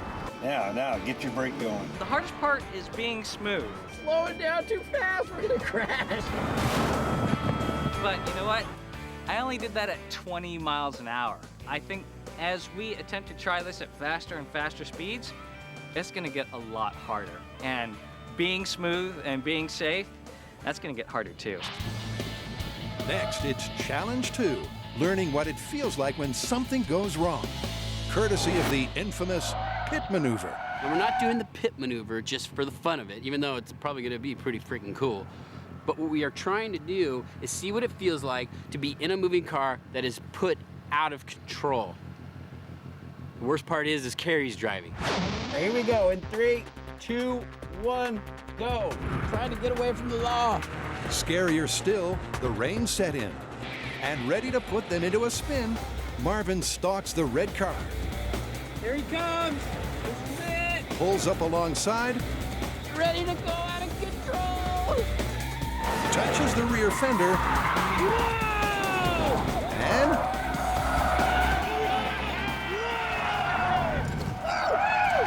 You just got pit maneuvered. That felt so good. It's good to be out of control sometimes. So far, it's looking good. Driving at 20, we can stop a car with another car. This bumper car thing is awesome. Spinning out of control was just the icing on the cake. training's done. They're bumped, pumped, You just got pit maneuvered. and amped to ramp. I think I feel the need for speed. I think we can go faster now.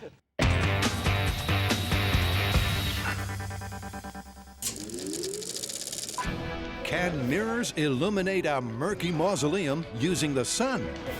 The film The Mummy claims it can. And then there was light. But is this history or hooey? To find out, Adam and Jamie have established 2 benchmarks of illumination. I can see nothing. A Hollywood lighting level 200 lux. and a human eye level. I get 0.389 of a lux. And now, by using 2 types of mirror, will they be able to match either benchmark? Well, first up, Adam polishes up some ye olde metal mirrors, and Jamie lines them up. We've set these mirrors up to bounce light from mirror to mirror down the length of the room. Now our goal is to see if those beams will raise the ambient light level. To test this myth, they'll line up their mirrors and try a sun substitute. Now, artificial sun for this test needs to be like the sun, that is, heavily collimated. That means all the light beams are actually traveling parallel to each other. And the most collimated light we can rent is this, a spotlight. Ta-da! And with the metal mirrors lined up, it's time for a moment of discovery. When the shop lights are turned off, how bright will the mirror's light be?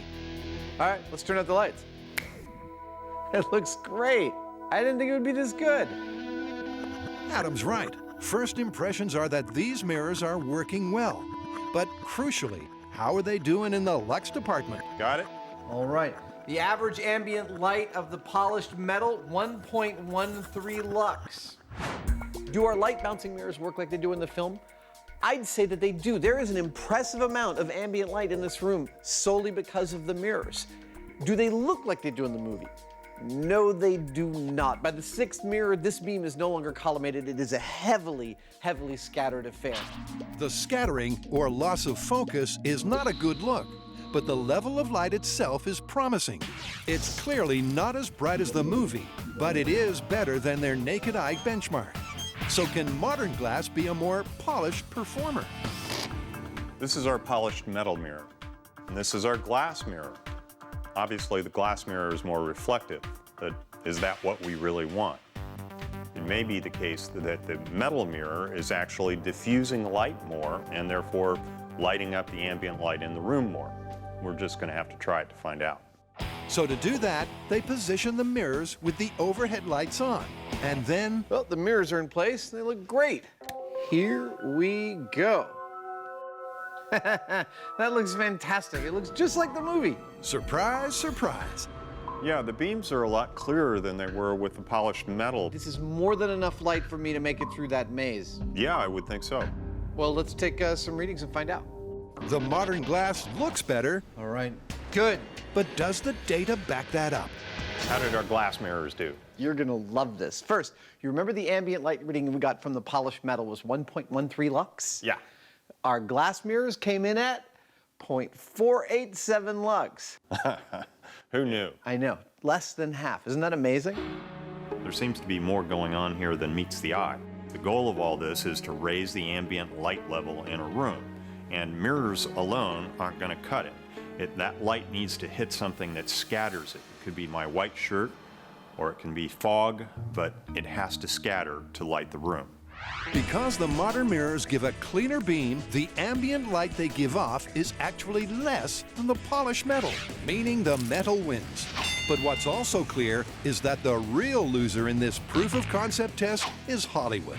Look, on this show, we've always known that Hollywood has a penchant for exaggeration. Our Hollywood lighting setup in this shop was 100 times brighter than the ambient light levels we got in our small-scale testing. But that doesn't mean this myth is busted.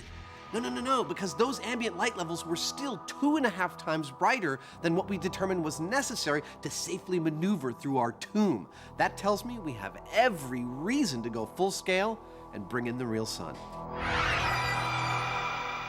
So we are back at the Alameda runway. Just to recap, it turns out that you can stop a vehicle with another vehicle. He's slowing down too fast, we're gonna crash. But that was only at 20 miles an hour. Oh! So now that we've trained, it's time to move on to testing the myth.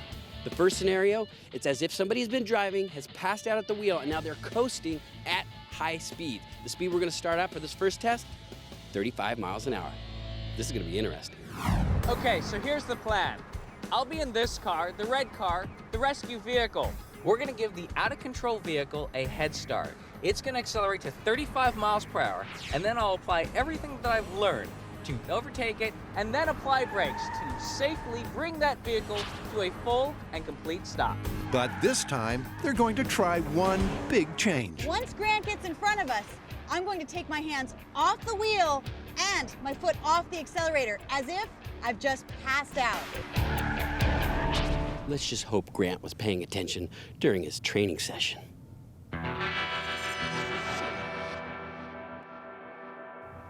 I don't think he was.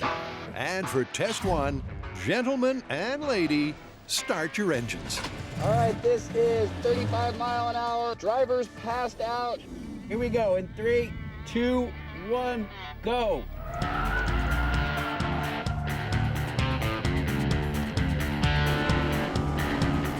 All right, we're at 35 miles an hour and commence passing out.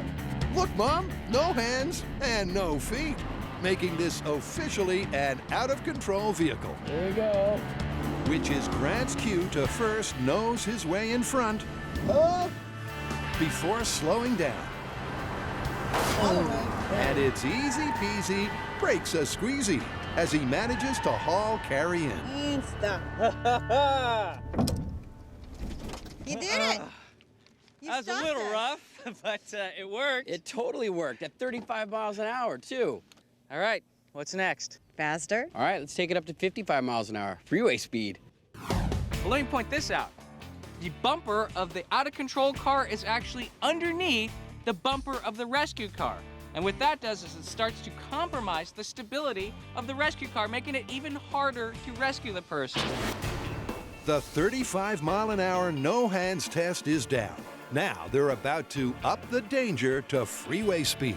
For this next test, there's gonna be a little more jeopardy here, because that all is great as long as you're going straight. We're gonna be passed out at the wheel. The alignment's not amazing on this salvaged vehicle, and we're going double the speed. Here we go in 3, 2, 1, go. 55, plus different height bumpers, plus dodgy alignment. Oh, and no hands either. 30 miles an hour.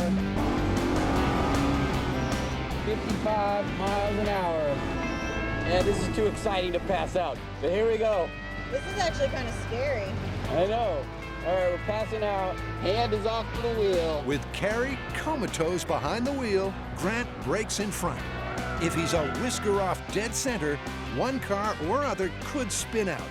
It's a totally tricky maneuver. Oh. All right, nice work. That was a little scary, gotta say. It's a lot more challenging, and at 20 miles an hour, the corrections are sort of gentle. At 55, the corrections have to be a lot faster, and so it's hard to do it really smooth, but it worked. We're live! It worked at 55 miles an hour. And look, our hood is almost underneath your bumper, and we didn't lose control. But having survived at 55, can they let it rest at that? What if the accelerator were stuck? Yeah, like if the guy passes out and his foot's stuck on the gas. Or there was some sort of malfunction. I like it. Add more danger to this experiment. All right, let's do it. Adam and Jamie have been reflecting on some proof-of-concept tests at the shop. The average ambient light of the polished metal, 1.13 lux. Can you really use mirrors to turn dark into day? This is more than enough light for me to make it through that maze. It's certainly a case of so far, so good. But will these results scale up? Will using the real sun and a much larger crypt be the making of this myth? Well, this is the place. Looks great. Okay, it's not ancient Egypt. Shall I open it up? Absolutely. But Treasure Island in San Francisco Bay Perfect. uncovers an unexpected underground treasure. Well, shall we set up? Let's turn on the house lights. All right, house lights up. Well, this is our space. Now, it's not a tomb, but it is underground, and it's very, very dark. So it'll be perfect for our testing. Jamie blocks out a few spots to make total darkness. There we go. Meanwhile, Adam's manufacturing modern glass mirrors. Now, I'll wager you're probably yelling at the screen right now, wondering why I'm building these with glass mirrors when our polished metal mirrors actually gave us a higher ambient light reading. 1.13 lux.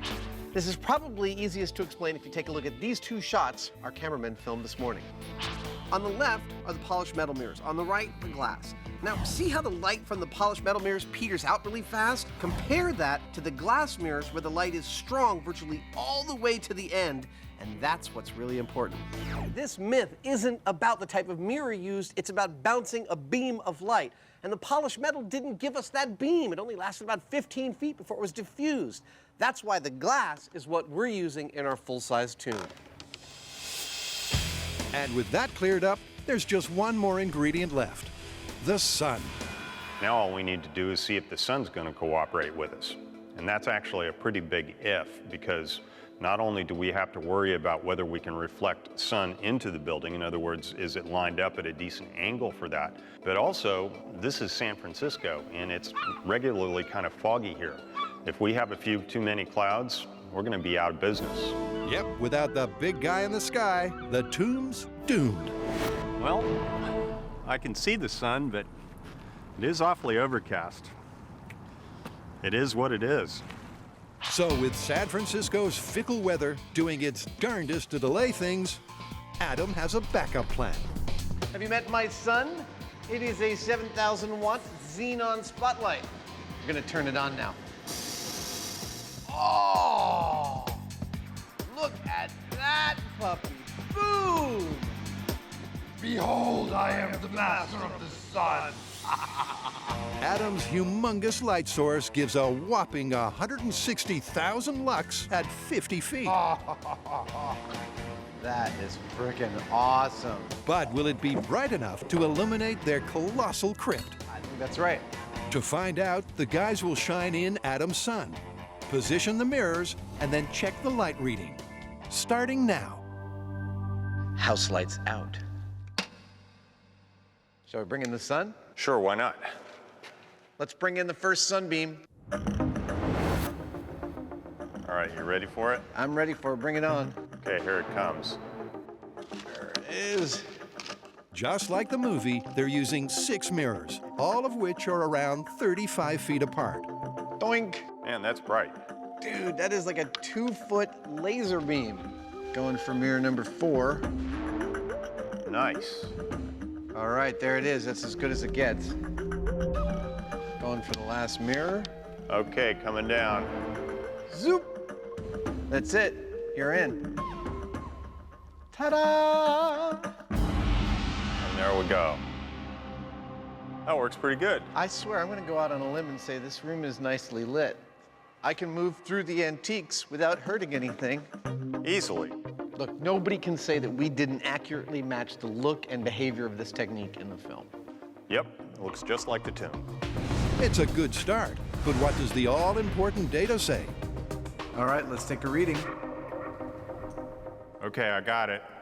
Well, it turns out that bigger is absolutely better. Going full scale with our mirrors is yielding an ambient light reading in this room of 2.3 lux. And when you're in this room, you can totally carefully make your way among the artifacts without any difficulty at all. By both an objective and an empirical standard, the theory behind this technique is totally sound. In fact, it's over 5 times brighter than the minimum level they determined earlier. And that's very good news for the myth, except for one little thing. Going full scale and using an artificial light source, we were able to very closely replicate what we saw in the movie. But this story is about using the sun. Jamie's right, but luckily, the long-lost sun's finally put in a show. So, let there be light. The question is, will it be enough light for an archaeologist such as me or Mr. Heinemann to be able to move through a tomb without breaking anything? Can you really bring an out-of-control car to a stop with a dangerous game of bumper cars? So far, so good. Yeah, it turns out you can slow down a coasting car using this technique. But now, I think it's time to ramp things up. By seeing what happens when the driver has their foot jammed on the accelerator. This is going to be a whole nother experience because now that the accelerator's stuck, this car's not going to want to stop. So back at Alameda Runway, it's pedal to the metal, literally. And for that, Tori's going green because this time, he's doing the rescuing. All right, time to go save some lives. Hope they don't wreck my paint job. This time, he's going for highway high speed. For this next test, what I'm being asked to do is to depress the accelerator as if it is stuck and then take my hands off the wheel. At no time should I take my foot off the accelerator. Totally counterintuitive and kind of scary. Okay, this is stuck accelerator at 55 miles per hour. 3, 2, 1, go. All right, looks like it's time to go save some lives. Carrie puts her pedal to the metal and takes the car up to 55 miles an hour. 55 miles per hour. With a stuck accelerator, this test will be a whole different ballgame. I feel like we're in NASCAR. Like a heart attack victim, Carrie lets go of the wheel. Okay, hands off the wheel. But keeps her foot firmly on the gas. The green machine makes contact. Yeah! Now it gets dangerous. Tori starts stomping on the brakes. And while that does start to slow both cars, nice. It also causes them to veer dangerously off course. As Tori tries to correct, he starts to fishtail. But one final pump of the brakes brings the cars to a stop. Just. Whoa! Holy! Oh yeah! That was up. Oh my God. It worked. A little scary though, huh? What are you talking about? I was totally scared. That was so fun. All of a sudden, we start like fishtailing and just getting out of control. With the brakes locked solid, it still took Tori 500 yards to bring the cars to a stop. 4 times longer than the normal stopping distance at that speed. So 55 was fun. Do you think you can handle 75? Because I'd like to go 75. Let's try it. At 55 miles per hour, this was difficult. At 75, with over 1 million joules of kinetic energy, this is going to be nearly impossible. Nearly impossible because 1 million joules is clearly a lot. The same, in fact, as a 10-pound bowling ball traveling at 1,500 miles an hour. We're about to stop a car going 75 miles an hour out of control with another car. Buckle up. It's about to get real. In 3, 2, 1, go! With both cars accelerating to 75, 70 miles an hour. Carrie again lets go of the wheel, Hands off the wheel. but keeps her foot on the gas. Looks like those guys are out of control. Tori gets in position and then starts pumping the brakes.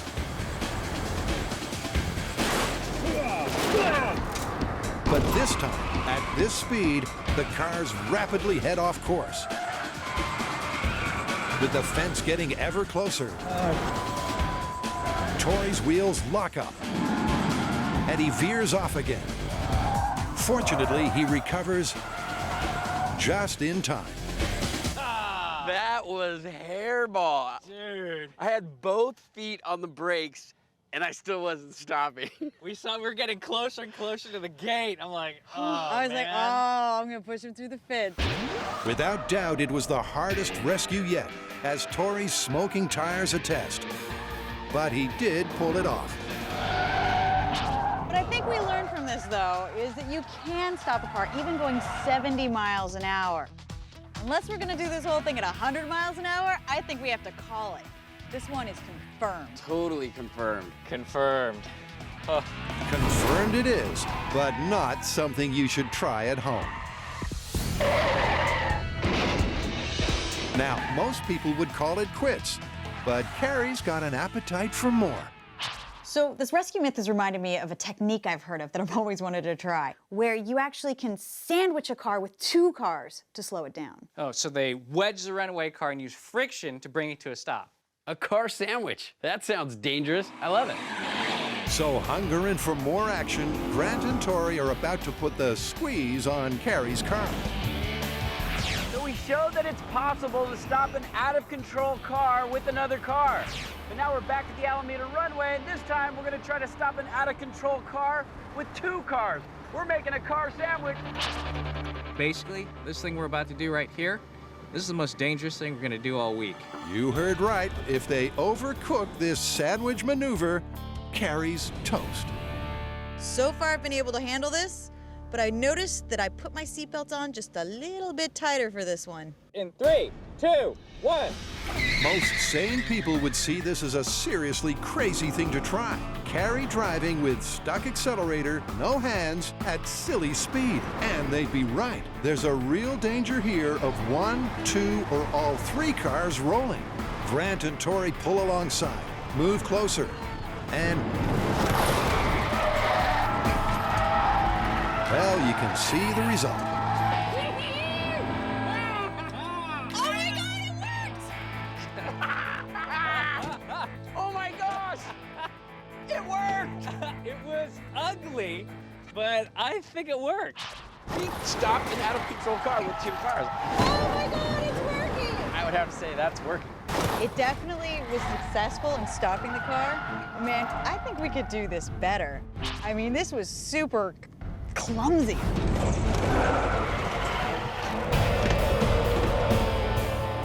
And having survived that rescue, Carrie's throwing down the gauntlet for a custom-built challenge.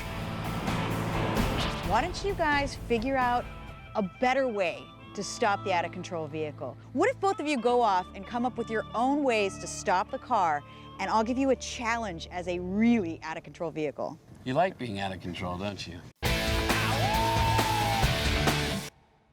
Back on Treasure Island, the San Francisco sun is finally smiling on Jamie and Adam's test setup. I'm in the door. Meaning they can finally attempt a real-world test using their large tomb and the real sun. Yeah, baby. The problem is, unlike all their other tests, they can't just point the sun straight inside. I think we're set. Should we bring in the sun? Let's bring it in. Okay, house lights out.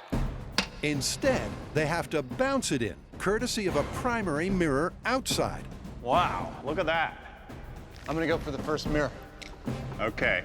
But once that's sorted, that is intense. We got a beam in the room. Here I am. Here it comes. It's then back to the tricky task of aligning all the mirrors. Okay. That's pretty good. Look at that. It's actually working. One by one. Going for mirror 2. Oh, right. Mirror 2. Until the end target is lit. Mirror 3. Oh. There we go. That's beautiful. All right, I'm gonna bring it in on our last target. And there it is. Perfect. That is fantastic. This is the best yet. I can totally see things in here. I can pick them up, put them back, no problem. I am blown away by how well this technique worked. With sunlight and mirrors, we made enough ambient light in this room to totally move around it without breaking any artifacts. Okay. But what are the lux levels? 2.51 lux. That's amazing. That's really bright. They've cracked it. 6 times brighter than the minimum eye level. Enough to put a smile on Adam's dial. Well, briefly. We're losing our beam. Yeah, we are. You know what the problem is? What? The sun's moving. The relationships have all changed a little bit, Jamie. Have they? Yeah. The sun's moved off the primary, which means the aim on the secondary is a little bit off. As the sun moves off the primary mirror, it kicks all the others out of kilter. And the sun's moved again. I'm gonna kick the primary one more time. Okay. And for lighting up a tomb, that is a problem. The thing about using the sun is that the Earth is rotating on its axis, and it's also rotating around the sun, which means that from our perspective, the sun is moving all over the place across the sky. So you can't really expect to be able to aim a beam of light using a mirror at a specific spot without constantly adjusting it to accommodate for the sun's movement. And its movement is surprisingly fast. With this much distance on these mirrors, the amount the sun's moving on the last one is like inches per minute. Well, it works, but only for about 3 minutes at a time before the sun moves. That's a little bit of a problem, isn't it? It is. Well, I guess if you have a bunch of slaves to constantly adjust the mirrors. The mirrors are static, they don't move dynamically, but the sun does. And as the sun moves through the sky, it changes its geometry on the primary mirror, which changes the geometry on all the other mirrors in this room. They'd have to be moved dynamically throughout the whole thing to keep this room lit. So because of that, I don't feel like we've really seen the theory behind this technique work as well as it could. Yep, and that's something that didn't happen in the movie. But before the sun sets on this myth, Jamie's got one little trick up his sleeve.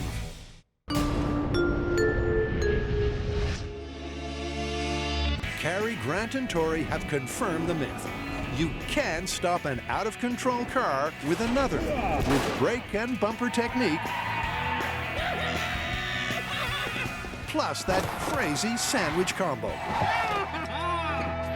Now, Carrie set the boys a challenge to come up with that custom-built device to stop a car. Ramming speed. Challenge. Such a nice ring to it.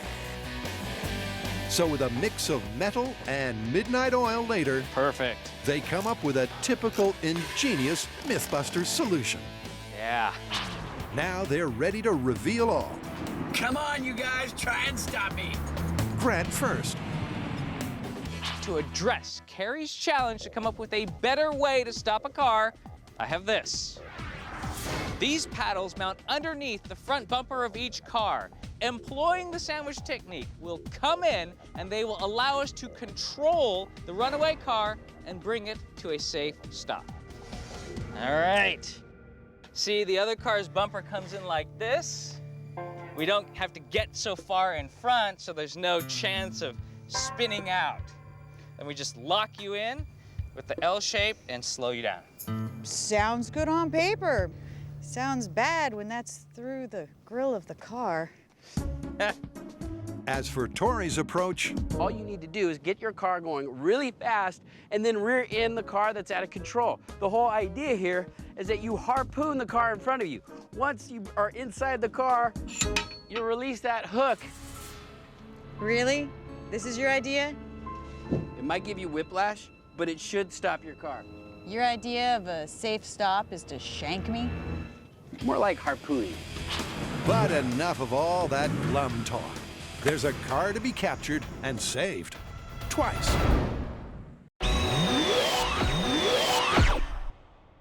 It's crunch time at Alameda. Grant's sandwich maker machines warmed up, ready to save Carrie. Ready to drive. 3, 2, 1, go. Grant's ingeniously bolted bars to the front of each car 40, 50, here they come. to act like a barrier to stop Carrie's car. Now it may look crazy,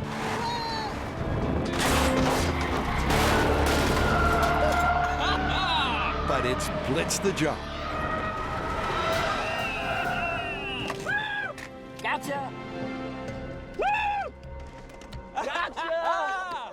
That was beautiful. That worked so much better than the original sandwich. Oh my God, we totally got you. That was awesome. Grant, your method is safer. Nice work. Thanks. Now, if we can only get the cars apart. Are we gonna have to drive them home like this? I get to a constant speed, take my hands off the wheel, and watch the cars on either side of me start to close in very, very quickly. They slam at the same time. My bumper hits the front pedals, and they actually are slowing me down. I smell rubber burning, but I'm coming to a stop. It's amazing. And if that wasn't scary enough, then there's the harpoon. This is a new technique. This is more of a stabbing, hooking, and then using the weight of the vehicle to slow the out-of-control car down. This plan? Nothing about it seems like a good idea. Harpooning the back of my car, ramming it as hard as you can. Who comes up with this kind of idea? Only a crazy person. I think we're set. It's a simple plan. Get up behind Carrie's car, crash into the trunk, slam on your brakes. What could possibly go wrong? 3, 2, 1, go.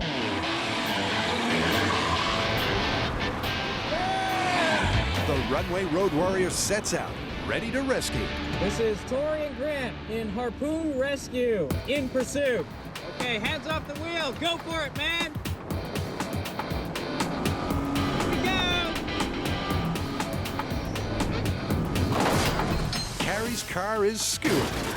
Now, on the sophistication scale, it's crafty. As for the all-important results rating, it's a hit. Working! It's working! Nice!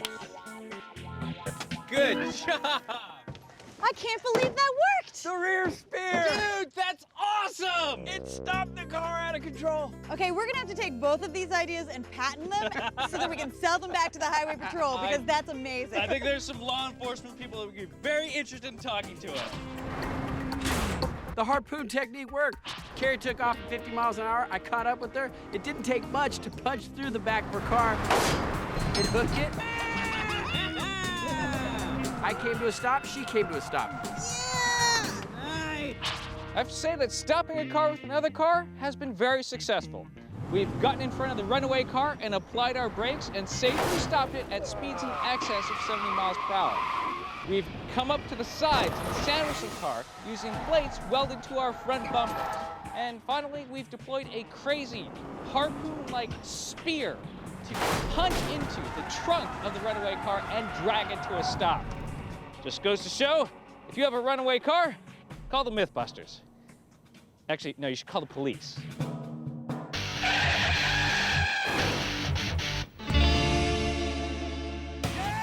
Back at Tut HQ on Treasure Island, Jamie's not quite done testing Lux levels. There's one other thing I'd like to try. You're gonna like it. All right, let's do it. In their earlier small-scale tests, Jamie made an ambient light level breakthrough. The goal of all this is to raise the ambient light level in a room, and mirrors alone aren't gonna cut it. That light needs to hit something that scatters it. So now, in their full-sized sunlit tomb, he's itching to see if this scatter theory will scale. Turn off your headlamp and check this out. That's beautiful. And you thought I didn't know how to light up a room. I stand corrected. Let's take a reading. Okay, maximum. All right, moving away. Average lux, 8.62 lux. Woo for Jamie's shirt. Amazingly, with this reflective scattering, Jamie's whiter-than-white shirt has given the maximum light reading for the entire experiment. Adam's gobsmacked. Well, it turns out that Jamie's starched white shirt provides almost 3 times as much ambient light in this space as the next best technique of everything that we've tried. And Jamie's reaction? Well, this is Jamie. A mirrored surface is going to be your best bet to get light into a room because it's very directional. But if you want to actually light the room, once that light gets in there, you're best off if it hits a surface like my white shirt, because the white isn't so directional. It's going to spread the light and raise your ambient light level. How do you want to wrap this up? In theory, it's plausible, because the sun's rays did in fact provide enough ambient light to move around the room. I agree. Plausible, but totally impractical. First of all, the sun moves, so you only get that light for about 3.5 minutes before you have to shift everything. And the idea that all those mirrors would sit around for 3,000 years and be ready to light up that room, totally ridiculous. Yeah, plausible, but ridiculous.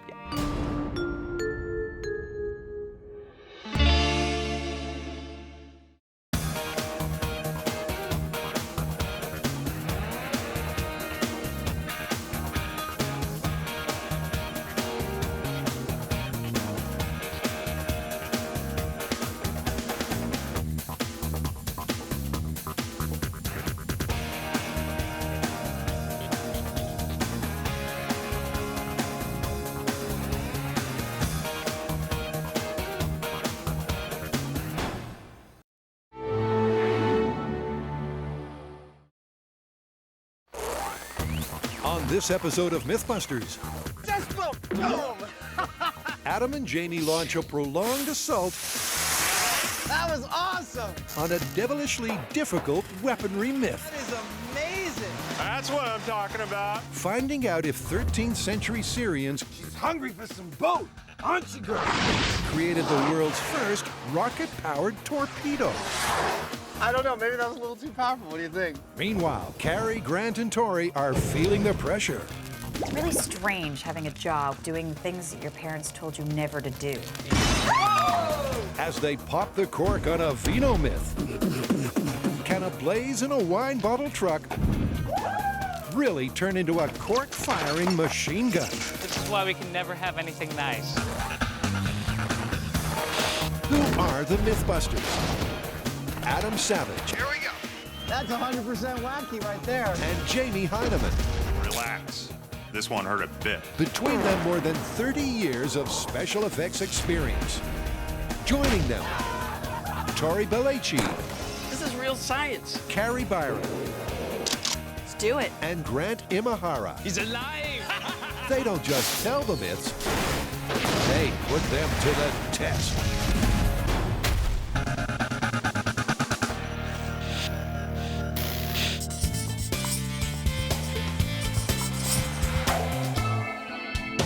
Dude, we have got a historical weaponry myth that is actually older than you. Okay, check it out. It turns out that the torpedo might have been invented in Syria in the 13th century. Really? Well, okay, so today we think of a torpedo that's something that launches from underwater and reaches its target underwater. This, in fact, was a rocket-powered device that skimmed across the top of the water, delivering an incendiary to its target. Did it work? We have no actual record of them actually using it. We have modern speculations as to its shape and its function. Our job is to figure out just how viable a weapon of war it might have been. While modern speculation abounds, the historical record is a little sketchy. Supposedly, this torpedo would travel over the water and explode on impact. But did it actually work? The MythBusters are going to find out. So I have scoured every historical reference I can, and while there's not a ton of information, I think I know where we should start. Go on.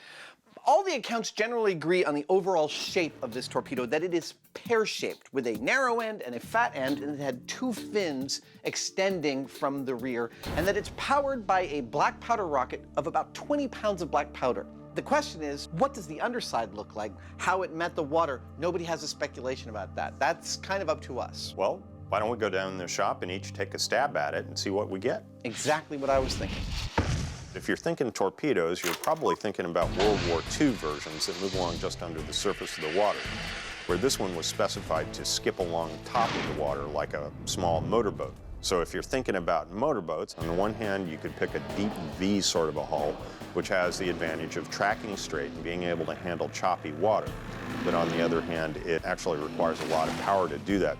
You could pick a flat bottom sort of a hull, which moves along very quickly on the surface of the water, but if it goes too fast, it can get air under it and actually flip and lose control, which would be a bad thing. Right. There are two possible hull choices, the deep V or the flat bottom. So to test which style works best, the guys begin by designing 2 torpedo prototypes out of pliable copper. And that means it's hammer time. My tools of production, I'm using every sheet metal production tool I have ever purchased, from synthetic hammers, planishing hammers, motorized planishing hammers, anvils, beater bags, everything. And I've got a cannonball. Jamie is forging a flatter bottom torpedo, while Adam is hammering out the deep V. 2 different hulls and 2 different prototypes are soon ready to take to the water in a head-to-head accuracy launch. We'll see what happens. Well, that thing's looking pretty snappy. I'm pretty psyched about it. Can't wait to try it. How's yours? Well, it's not quite as pretty as yours is, but it ought to work. Let's get them out there and try them. Yeah. All right. And for that, the MythBusters have found the ideal location.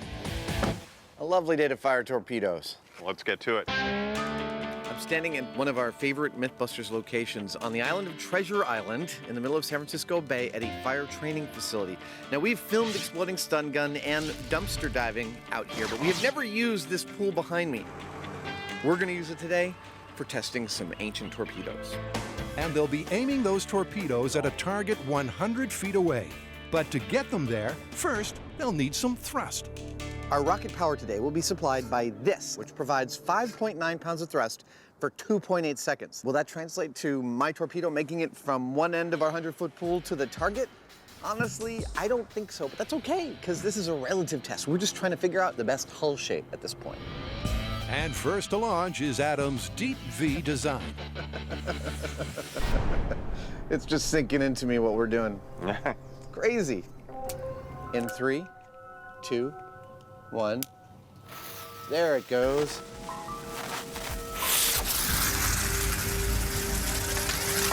Look at that. That was lovely. That was pretty neat. Aside from curving a path straight into the wall, Adam's torpedo did make it 30 feet across the pool. Well, I think my torpedo did pretty well. I think it still was showing a lot of resistance in the water, didn't quite get up on a plane, so I think I can actually take out a bunch of the weight in these fins and I might get an improved performance. The torpedo was plowing through the water rather than hydroplaning, meaning it's slow and crooked. But will an attitude adjustment make the difference? All right, here we go. It loves that spot in this pool. Sadly, taking the extra weight out didn't help Adam's lethargic torpedo. Seems to be holding up pretty well. Any suggestions? You could strap 2 rockets onto that rocket mount, because I think you're just not getting up on top of the water. It may be that you just don't have enough power. I'll give it a shot. Adam's hull design is a little deeper and more rounded. That inherently requires more power to push it through the water. It may go just fine if we give it that power. The idea is that more thrust will not only give more power, but also get the torpedo up on top of the water, allowing it to skim fast and true to its target. Adam torpedo test 2 rockets in 3, 2, 1. And we are lit.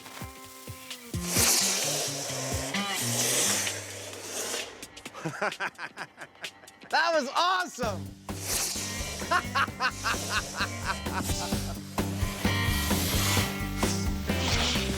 2 rockets did push the torpedo over 60 feet, but it seems the V-shaped hull is still plowing through the water, slowing it down and pulling it off course. Yeah, that hull shape doesn't seem like it's working very well. The fact that it's spraying so much water around says that it's wasting a lot of energy. Yeah. With the Deep V design shelved, it's sink or swim time for Jamie's flat-bottomed hull. All right, here we go. 3, 2, 1.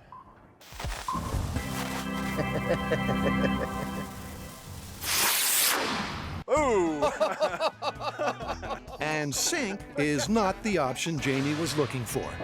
The only problem I saw on this one was that it submarined. So I figure all I have to do is bend these tail fins with a slight downward pull to them, and that ought to hold the front end up.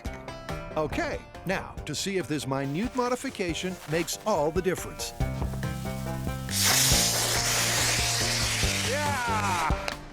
Where did it go? It's just sitting right there about the halfway mark, a little bit more.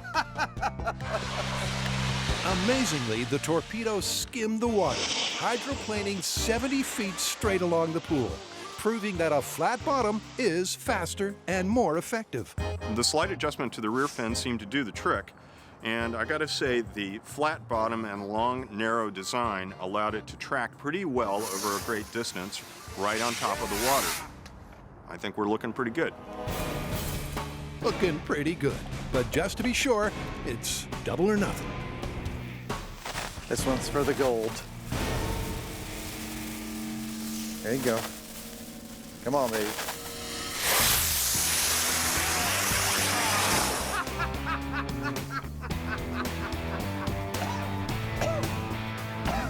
Despite veering slightly off course, it's clear that the flat bottom is straight up the best design. And that's good news for the myth. I think we have our design. It goes pretty quick, doesn't it? It's head and shoulders above the pear-shaped design. I think that's what we should go with. Okay, let's get out of here.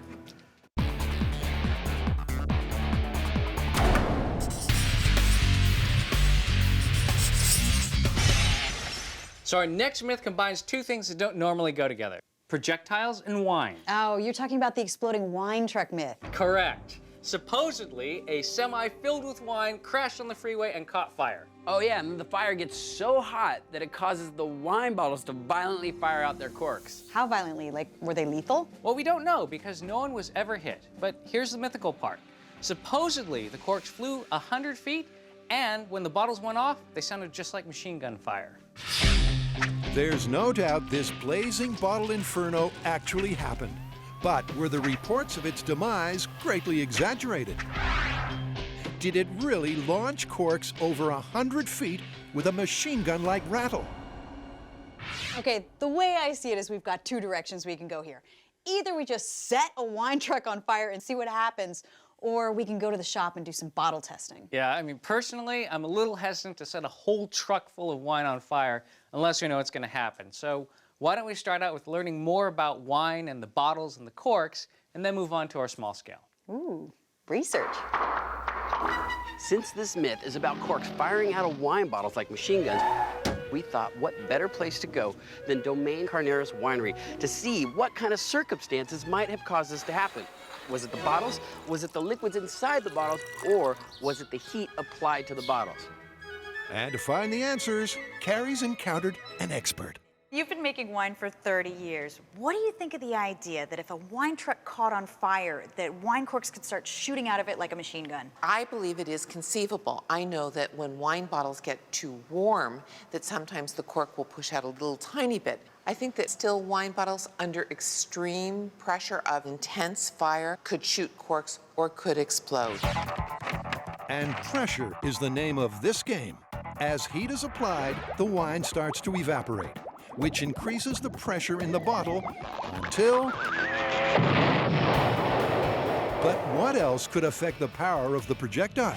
Is there a possibility that the shape of the bottle might have any sort of effect on the pressure? I don't think so. The shapes of the bottles are determined by tradition and custom, but I think under extreme temperature, all bets could be off. So bottle shape might be a factor. And on the champagne assembly line, Grant's found something that definitely is carbonation. Sorry, it's my first day. Sorry, everybody. With an internal pressure of 80 psi, adding heat to a champagne bottle may make it more likely to shoot for the moon. So this machine is the corker. Now from this moment on, this bottle becomes a pressure vessel, potentially housing the kind of force that can cause a wine bottle to turn into a machine gun. And that is what this myth is all about. So after a long day's research, what's the take home? So after touring the winery and the bottling production facilities, we've come away with a few pieces of information. We know that heating the bottle could be a factor in building the internal pressure, and the same thing goes for agitating the bottle. But what we don't know is the magical combination of bottle shape and type of wine that'll cause our corks to go the fastest and the furthest. But that is what we're going to move on to next. Okay, and back at the shop, Carrie begins by sizing up her opponent. Now, winemakers actually use different shaped bottles for different wine. You can tell that you have a Riesling because it has slender shoulders. A Burgundy is a little bit fatter at the bottom. You have shoulders on a Bordeaux. So it's possible that the size of the bottle, the type of wine, or even the shape of the bottle might make a more explosive cork. And to find out, the team is going to fire up a wine flambé. I'm making my Zen garden. To see if any bottle can shoot its cork the mythical 100 feet. And here's how. So for our Bottle Olympics, we're gonna have a flame off. We're gonna put each different type of wine in this holder right here, turn up the flame, and compare the results. Now there are 3 pieces of data that we're after. Number 1, how long does it take to pop the cork? That's why we've got this timer right here. Number 2, how fast is the cork flying when it exits the bottle? That's why we've got this scale and our high-speed camera. And finally, how far does the cork fly once it pops? That's why we've got this scale that goes all the way down to the end. And first up is a room temperature Bordeaux. Here we go. With the team safely behind the blast shields, now the waiting begins. You know, this could be my favorite way to open up a bottle of wine. Remember, the corks in the myth supposedly flew 100 feet. Right now I call we are at 50 seconds. But how far will the Bordeaux blow? Oh! That was it? I was either expecting glass go or a cork go, but it went. Pip is right. After 2 minutes, with the temperature at 160 degrees Fahrenheit, the cork erupted at a feeble 3 miles per hour and barely made it to the sand. After hearing this story, we got prepared with blast shields and eye protection and ear protection, and we got 2 feet of distance. But being glass half full optimists, the guys reset with a twist. So this bottle looks the same as the other one, and it is, but there's one big difference. It's been chilling for a while, since we don't know whether the wine was being refrigerated when it was being transported. I'm gonna throw this in and try it again. But will the chill give a greater thrill? I think I see it swelling. Oh, yeah. Yeah, it's starting to push out. Woo! Nice. Although still way short of the myth, 3 feet 4 inches. the cold Bordeaux did fly 50% further than its warm counterpart. Now there are a few reasons why a cold bottle might actually be better for this myth than a warm one. To start out with, a cold bottle and a warm bottle both have the same pressure. But the more drastic change in temperature that a cold bottle experiences might mean a more drastic change in pressure. So from here on in, they're sticking with cold bottles on high heat. Next up, Burgundy. Chilled. But neither the Burgundies Hey, 5 feet 10 inches. nor the Sauvignon Blancs It got caught. nor even the fortified quartz That was pathetic. That was adorable. come anywhere near the mythical 100 feet. Looks like size doesn't matter. And that just leaves the final wine, Long, slender bottle, high heat. the Riesling. 30 seconds on the clock. All is quiet until the temperature hits 200 degrees. when suddenly, Here we go. Whoa! Wow. Oh my gosh! It went off the end of the scale. That is incredible. incredible is right. Maybe because of its pointed shape, the Riesling shoots its cork over 30 feet at 32 miles an hour. Still not far enough for the myth, but all is not lost. What we have here is a wine bottle graveyard. Now, we have basically tested every different type still wine. We've tested a variety of shapes of bottles, and we have tested a variety of size of bottles. Still, we have not been able to get our corks to fly farther than 30 feet. So now it is time to address the elephant in the room. That is the champagne bottle.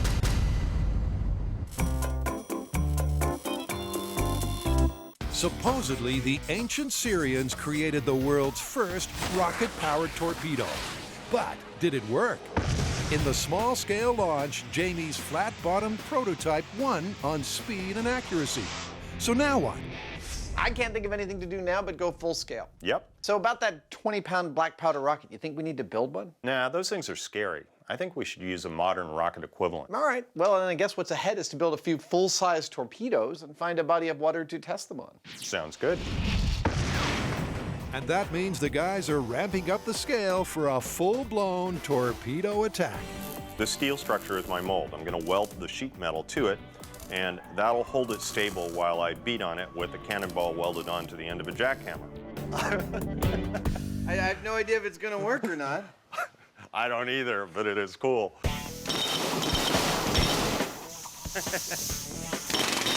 Now, that may seem kind of elaborate, but it's not really unlike what would happen in ye olden days with Syrians and muscular slaves and so on, nicely rounded rock. Difference is that they would have taken days, and I'm going to do it in a couple of hours. That looks great! That may be the plan, but the cannonball has other ideas. With Jamie's jackhammer beaten, it's clear they'll have to find another way to hammer out this myth.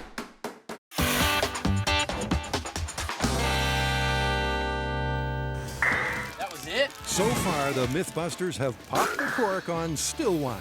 But now it's time to unleash the big guns. It's time to bring out the bubbly. Already at a pressure of 80 psi, even without any heat. All right, so this is the control test for the champagne. The champagne's cork can fly 25 feet. That's no heating, no agitation, just straight up. So, will an Inferno beat that benchmark? Bottle temp's at 200. This could be disastrous. Could be pretty bad. Or it could be awesome. And will the pressure be enough to pop the cork and the wire cage clamping it in?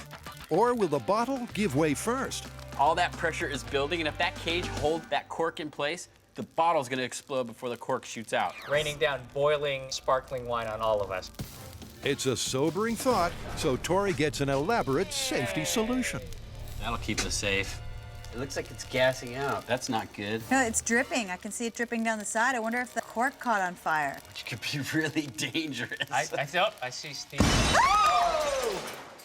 It's a shattering result, Now that's a party! as the glass bursts first, meaning the cork hardly flew any distance at all. So for Champagne Test 2, the guys are dialing down the size of the flame. Really strange having a job where you spend all day just doing things that your parents told you never to do. Cork looks like it's pushing out. Here it goes. Oh my God, it's happening. It's about to pop. It's happening. I could not even see where it went. Talk about a champagne moment. After 5 minutes of flame, the cork flies from the bottle at an astonishing 60 miles an hour. But gets lodged in the ceiling. Finally, we are getting some results, and this is looking very good for the myth. With the champagne bottles, our corks are actually going so far, we are not able to measure them on our scale. They keep hitting the roof. Having hit the champagne ceiling, they head outside, where there's no limit to how far they can pop their corks. Lighten it up. But will they get the 100 feet thereafter? I see some dripping. I see dripping. Well, not with test 1. What is that, like? About 40 feet? 40 feet. And not with test 2. 6 minutes, the bottle exploded. Test 3, with some extra agitation, does better. Oh! Where'd it go? Out there. 50 feet. But still not good enough. So what does this mean for the myth? So far, we've tested dozens of bottles and gotten results that vary from Bordeaux's 2 feet to Champagne's 50 feet. But what all the results have in common is that none of them is even close to the mythical 100 feet that we need. But this is MythBusters. We're not just gonna stop here.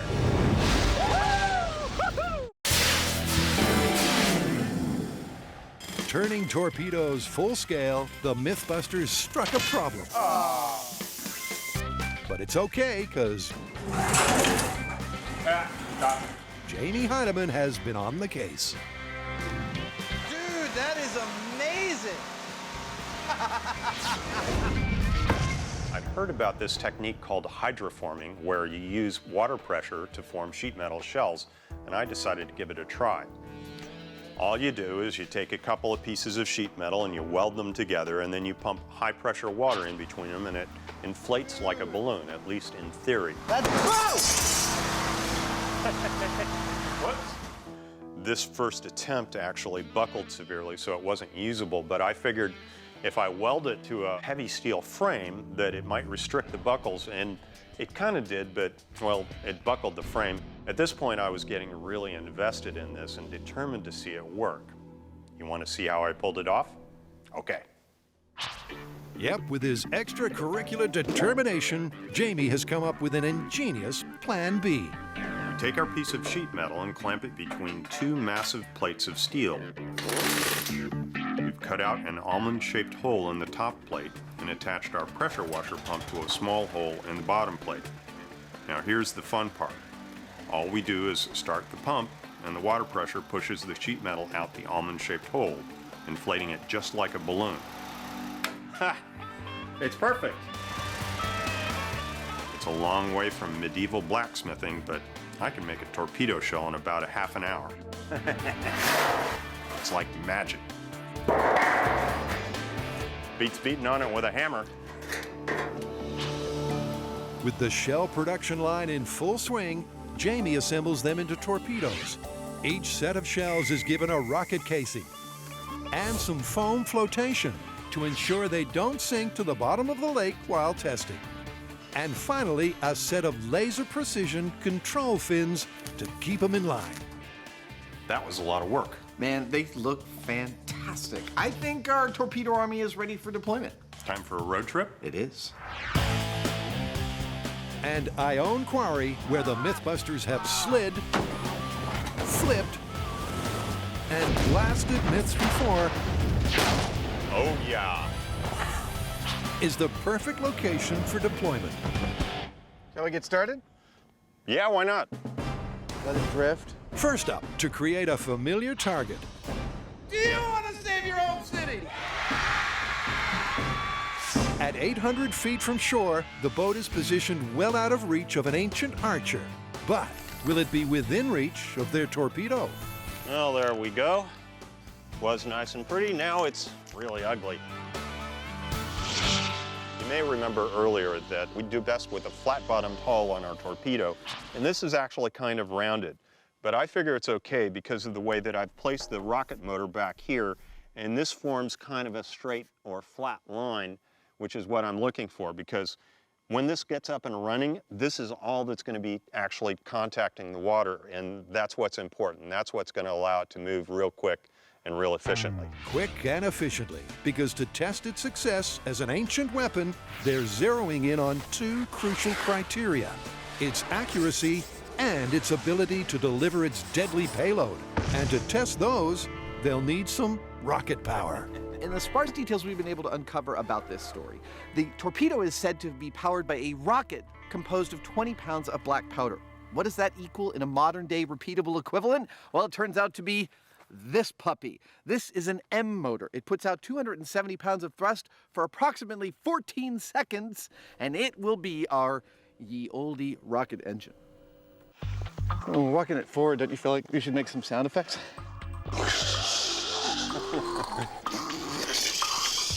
Boom. With the ye olde rocket equivalent on board, test one is about accuracy, getting their torpedo to hit its mark. All right, that's hot. Let's do it. Let's see what it does. And even though there are not yet incendiaries on board, the guys take cover behind the blast shields. All right, man, count it down. Okay, here we go with the full power rocket in 3, 2, 1, go.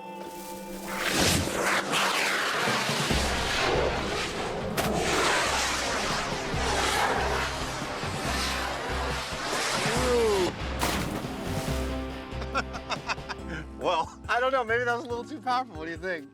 It was fun though. Let's do it again. Okay, so the world's first launch of an ancient torpedo didn't go quite as planned. Instead of hydroplaning, it went off like a well, like a rocket. Everything started out okay, and then everything seemed to go haywire. It spiraled up into the sky and did this massive belly flop, absolutely crushing the top of this.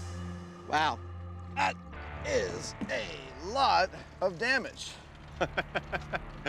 This is like a car accident's worth of damage. It bent the entire central shaft of this thing on an arc. It's fantastic. Fantastic, but nowhere near accurate.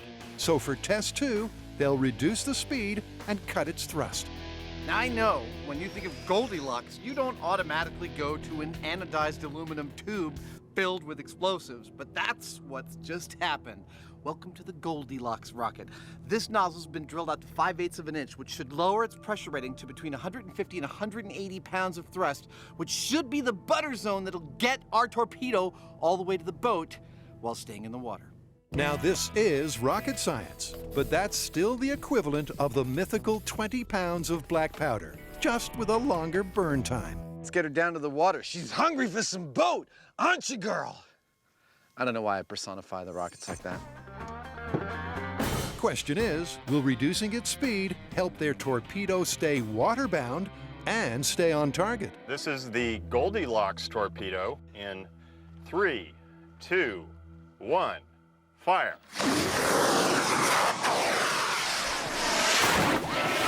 Despite its promising start, frustratingly, the torpedo still took flight. Still a little too much power, but really nice. I think that's fun by itself. Why do we need to hit the boat? Damn, that one just wouldn't quit. It was like a porpoise. Yeah. It kept going up and then down underwater and up.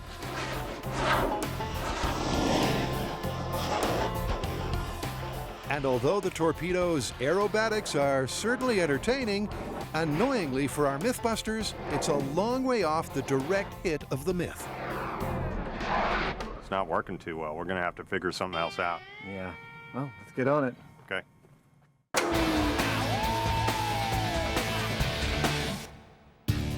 It's no myth that this semi became a blazing Vino Inferno. But did its cargo really explode as per the reports? Okay, so there's two parts to this myth: the distance the corks flew and the machine gun firing effect. Well, as far as the distance goes, it's looking a little dodgy. I mean, even our best performer, the Champagne, chilled and agitated, only went 50 feet, half the required distance. All right, well, that just leaves the machine gun fire effect. I think it's time we take this myth full scale. I totally agree. Let's fill a semi-truck full of wine, both our winning still, which was the Riesling, and a ton of champagne, and see if we can get a machine gun fire. To the bomb range. Yep, there's only one destination for this bottle barbecue. And it's BYO semi-trailer. It's actually in pretty good condition. Let's burn it. And with the truck in position, prepped, and the firewood stacked, Nice job, MythBusters. Woohoo! now to stock it with some bottom-of-the-line wine. So we have our truck. Now we're gonna fill it with almost 1,000 bottles of champagne, which is our obvious clear winner from our bottle experiments. We got 60 miles an hour and 50 feet from those corks. Just for good measure, we're gonna throw in a few bottles of our still winner as well, which is the long, skinny bottle. And based on their shop tests, they are making sure the bottles stay cool. So we brought in our champagne from a chilled truck and transferred it to this one that we're going to burn. This is going to keep it cold until we're ready to start the fire. It's a meticulous operation, but not everyone's impressed. On the record, I'm just going to say, on behalf of me and all the other bomb techs around the United States and the world, I'm totally against this burning of wine and champagne. I'm with you on that one, JD. This is nothing but a travesty. All right, here we go. We're lighting up. Okay, 3, 2, 1. Let's go. That's beautiful. So we filled the truck up with our wine. We've just lit it on fire. This fire is burning hot, but do I think we're gonna get the machine gun effect that we hear about in this myth? I have a hard time believing that. Tori's not convinced, and after 5 minutes, the simmering semi is still relatively quiet. Oh! Here we go! Yeah! Heard him. I mean, it's not like a machine gun you would imagine. It's more... Not yet. Hold your horses. Experiment's not over yet. Carrie's right, because in their earlier tests, it sometimes took 8 minutes for the champagne to fire. 8.5 minutes. Oh, man. And as the saying goes, good things come to those who wait.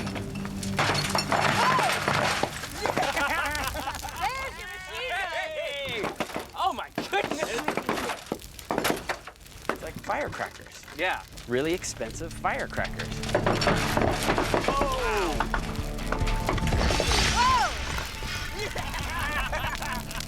This is better than the 4th of July. In fact, once the gunfire sounds start, there's no stopping them. Wow, you see shrapnel flying out here? Yeah. As hundreds and hundreds of bottles either pop their corks or explode in the fire. I can't believe how well this is working. After we set the trailer on fire, those bottles started popping just like a machine gun. It sounds like 4th of July. I gotta tell you one thing. If I were a fireman and I heard what sounded like automatic machine gun fire coming out of that thing, I wouldn't be approaching it. Absolutely, because with corks flying 50 feet and glass shrapnel even further, this is a wine tasting to steer clear of. But with the semi reduced to ashes, is the myth in any better shape?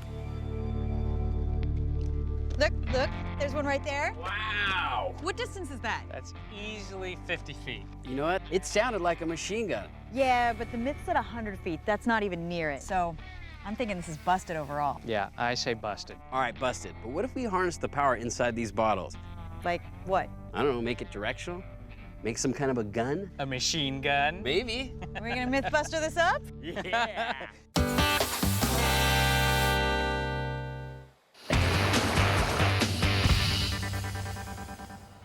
Is it a bird? Is it a plane? No, that's an ancient torpedo, and it's not supposed to be airborne. So our rockets turn out to be quite powerful, and when they cause our torpedo to take off into the sky, that actually has a term in rocketry. It's called skywriting. We don't want to be skywriting, so we are going to add actually a tether, a guide wire under the water that will hopefully guide our torpedo right to the boat. The skywriting is on the wall. Accurately hitting the solo boat is proving more difficult than the more likely target of a 13th century invading armada. So for test 3, accuracy is out of the picture, and they're jumping ship to test the payload delivery. All right, ladies and germs, we're ready to head across the lake. Oh, crap. Uh-oh. All right, let's go. With the taut tether ready to keep it in line. That's a lot of tension. Oh, that's pretty good. Torpedo number 3 is loaded with the rocket equivalent of 20 pounds of black powder and its deadly payload. These are my incendiary devices. They're actually filled with gasoline and a couple of other things that make it a secret recipe. That right there, 10.5 pounds of death and destruction to be delivered as soon as possible to our enemies. Death and destruction, as long as it explodes on impact. For this to be a successful test, we've got to be able to launch our torpedo from shore, have it skim across the surface of the water, and crash into our target boat, splashing incendiary liquid all over it and creating a big fireball. That's what we've got to do. Yep, accuracy is beside the point. This test is about whether the torpedo delivers its destructive payload. Tethered Goldilocks, let's hope this one works. In 3, 2, 1, fire. Oh, shoot. We were doing better without it tethered. I'm sad. Rockets don't like to be tethered. No. Nor torpedoes. They just want to be free. Free-range torpedoes. In contrast to yesterday's test, the tether definitely kept the torpedo waterbound, although a little too much so. But that's a problem they think they can fix. In the interest of trying everything we can think of, we have moved the boat from its original position of 800 feet from shore to 200 feet from shore, and we've moved the guide wire from underwater to above water. I really hope this works. Remember, the historical record isn't clear as to whether this was a long or short-range weapon, so they're closing in to concentrate on payload delivery. There we go. It's now or never for their torpedo of doom. Okay, incendiary torpedo in 3, 2, 1, fire. Come on!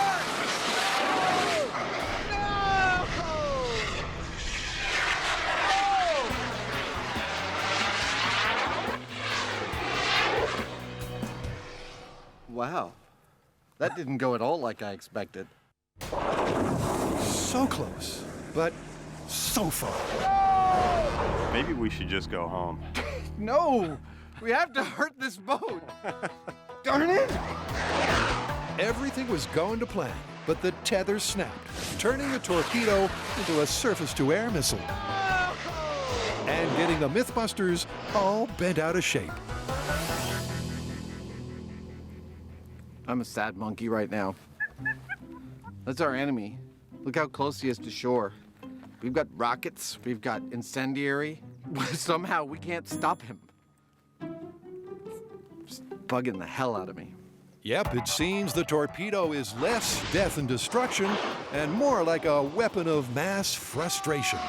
And with only one remaining torpedo, they've only got one more shot at the myth. Captain Kirk never said this to Scotty, but I think we've got too much power. And that tether is not working for us. I think we got to remove it. Yeah, I think so.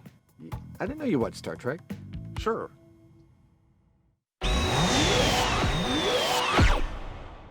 We set a full-size trailer filled with sparkling wine and still wine on fire.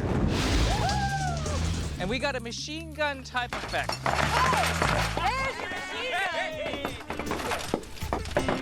But we didn't get the mythical 100 feet. So this one is busted. But we're not going to stop there. This is MythBusters. So the next step for us is to go with the spirit of the myth and replicate the results. And that means making our own wine bottle machine gun. And back at the shop, that's exactly what the MythBusters are gunning for. So after all of our testing, we've decided to try to replicate the result and give that machine gun effect the myth talks about by harnessing the power of the wine bottle. We basically just cut up a bunch of pipes, put it on some bearings, made it look like a Gatling gun, and we're gonna use propane as a heat source. This is it, the ultimate MythBusters wine machine gun. We're using chilled champagne bottles, shaken and set over an open flame. Now it's time to fire this thing. It's certainly a red-hot piece of hardware that only needs a target. And that's where Grant comes in. There'll be potentially shattering glass, boiling liquid. So I have this. It's a fire suit. Hopefully, it's gonna keep me safe. Let's do this. With Grant quite literally staring down the barrel, Here come the pain! it's go time. I forgot to protect my nether regions. As machine guns go, it's a low-key start, as the team has to wait 10 minutes for the wine to reach optimum pressure. But then... Ah! Got him in the leg! Right in the ding-ding!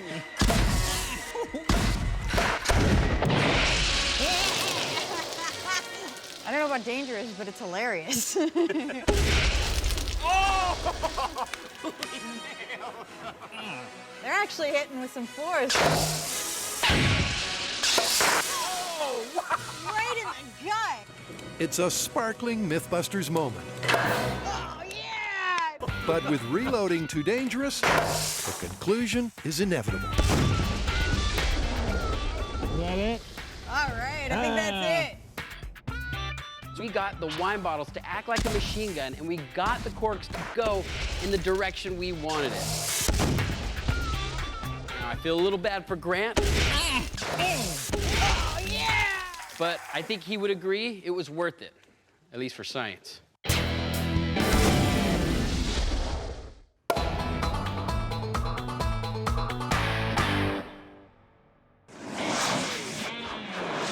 The MythBusters are at the end of their tether.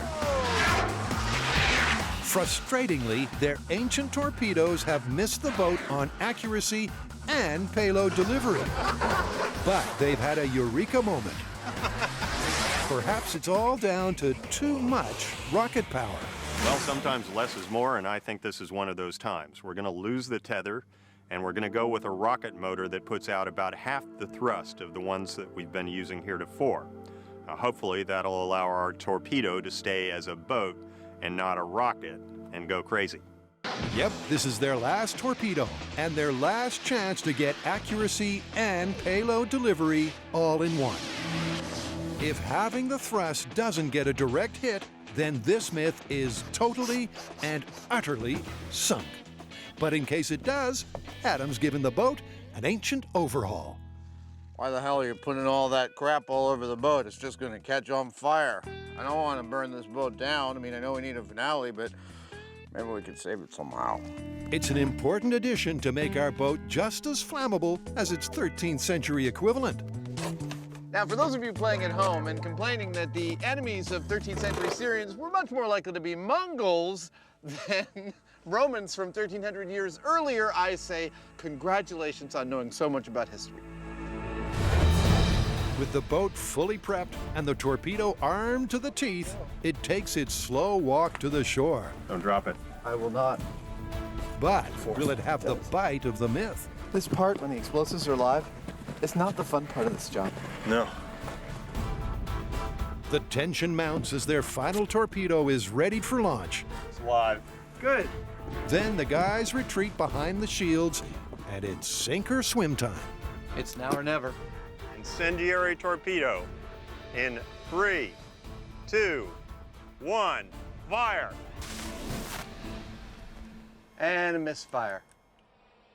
It's a dangerous moment. With the explosives live, our MythBusters carefully tweak the trigger and take cover once again for the countdown to launch.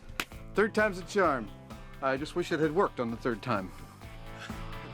Incendiary torpedo in 3, 2, 1, fire. This is starting to get me upset.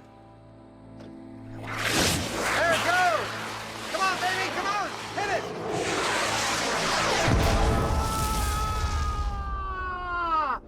Just boom! Yep, that certainly was chest bump worthy. Not only did the torpedo stay on the surface of the water, but it delivered its deadly payload. That sent fire up over the bow of the boat. That was awesome. Holy crapola! Oh, there's a fire. Luckily, I've got a 13th century fire extinguisher. I have saved your boat. Yeah, that was a perfect hit, and you know, you could have used explosives, you could have incendiaries, anything you want. If it hit that hull like that, you know, I'd be telling my other boats to turn around if one of those hit me. That's what I'd be saying. Turn around! Get the hell out of here! These people are crazy! That last launch was what we've been looking for all week. The engine caught fire, started to push the torpedo. It skipped beautifully on the surface, maybe veering about a foot or two to the right, and slammed into the side of the boat, embedding itself, releasing its incendiary, and catching it all on fire at the same moment, and setting the boat on fire. Pretty much every last thing in one launch. I still can't believe it. I'm pinching myself.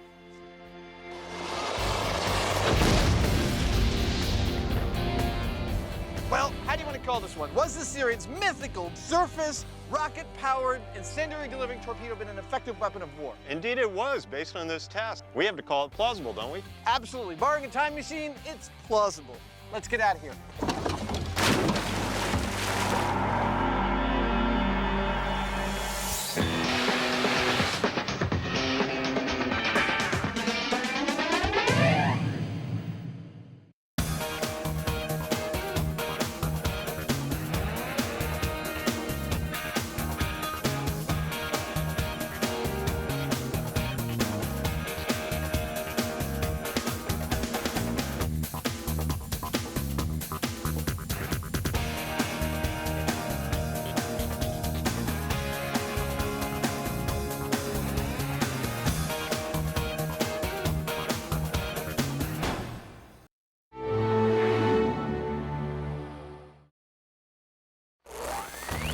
On this episode of MythBusters, buckle up for thrills, spills, oh crap, and chills. I can't feel my fingers. First, Adam and Jamie go all out for some spy car combat.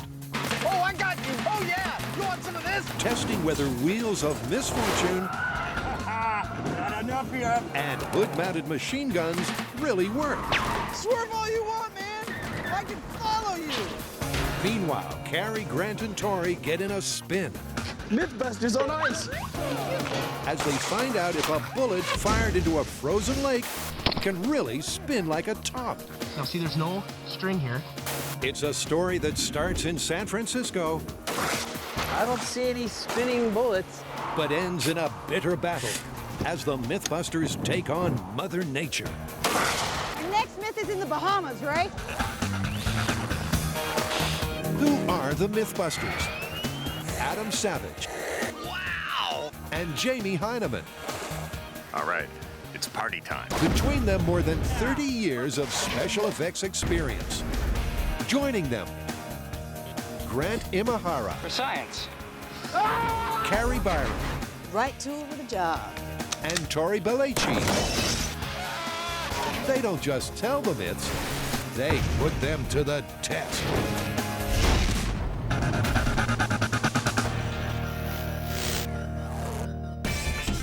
First up, buckle up for some spy car carnage. Spy car revenge. Spy car revenge? Yeah, the original spy car was all about defensive weapons a spy might have in his car that could foil someone who's chasing him. Spy car revenge is about offensive weapons a chaser would have to disable a car he's chasing. What'd you have in mind? I've got two things. The first one, spiky things that come out of the hubs of their wheels and tear up their opponent's cars while they're driving next to them. Nice. What's the other one? Guns mounted on the hood of the spy's car. That's very cool. Let's start with the spikes first. Okay. Okay, guys, I'm all oiled up and ready to go. In Spy Car Round 1, the guys evaluated evasion antics with mixed success.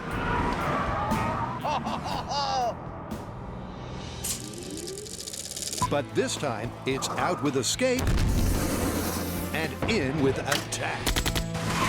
But can hood-mounted guns and hub-mounted wheel spikes really work first time, every time? So, wheel spikes. There are tons of movies that have used that trick. We can't do all of them. No, we can't. I think we should boil it down and pick two. Well, there's a classic in Goldfinger. It's really simple. We've got to do that one. And there's a really pretty nicely complex one in the Green Hornet I'd like to try out. Sounds like we've got a plan. I think we do. And it's a plan that starts with a delivery for MythBusters' very own Q. This car is going to be our chase car. When I'm done with it, it's going to be a vicious and aggressive car. In fact, I think I'm going to call it Slash, because that's what it's going to do. With Slash sitting pretty, Jamie begins by building the first of the two wheel spikes, the deadly device from Goldfinger. It's pretty simple, really. All it has is a blender-style blade, like this one that I cut out on the plasma cutter, attached to the end of a post. So I'll weld this on here like so, weld on the hub piece, and then sharpen the blades. As slashers go, it's certainly simple. Looks about right to me. But will the chromoly steel be strong enough to not buckle under pressure? Ouch! Meanwhile, Tire Slasher 2 is anything but basic. The Green Hornet device is a little more complicated. It has a bunch of spiky finger-like things that are welded to a central hub like so. Now, I've mocked all this up in wood so that I can get the geometry right. And then all I have to do is cut a bunch of steel pieces out like this, weld them all together, and I'm done. In that case, let's cut to the chase, literally. You ready to do this? Are you ready to get slashed up? You just try and catch me.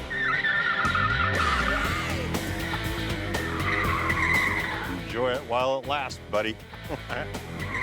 While Adam spins out for no reason other than because he can, Jamie gets on with the odd job in hand, attaching the Goldfinger Slinger. This blade looks pretty nasty, and I'm positive it'll take out an Adam's tire. but when it comes to meeting something stronger like his wheel or steel parts of the body, I'm not so sure because this is a pretty long lever and that means it could get bent. Now, with that in mind, I did make this out of chromoly steel, which is very, very strong, but what it actually does, we're just going to have to try it to find out.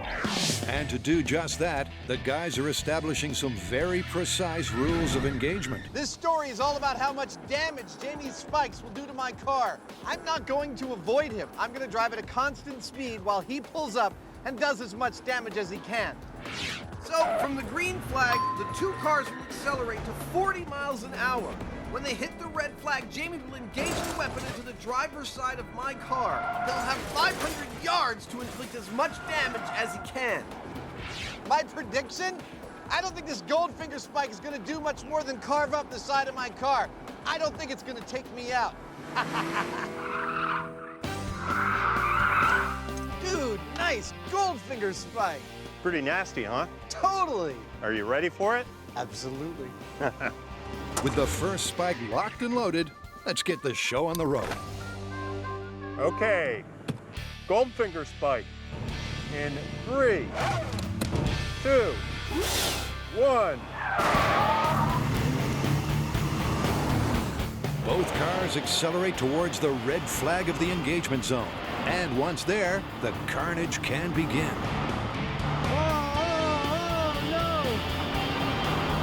Jamie's first bump tears through the car door. The second shreds the tire like the proverbial knife through butter.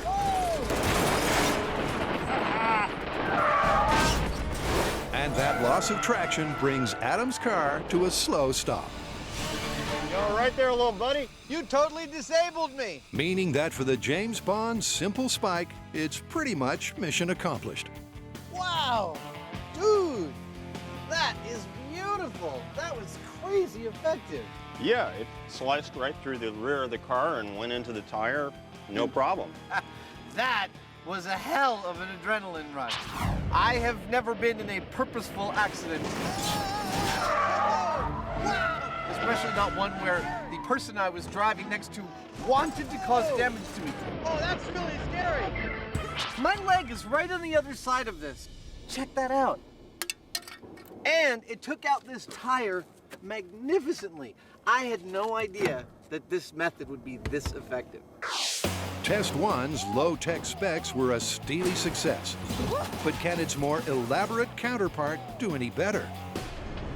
Given the success of the Bond spike, you'd think that this monster would be a shoo-in, but I'm not so sure. It's much more complicated. There's more stuff to go wrong. Sometimes size isn't everything. But will this be one of those times? Right. Now let's roll test 2.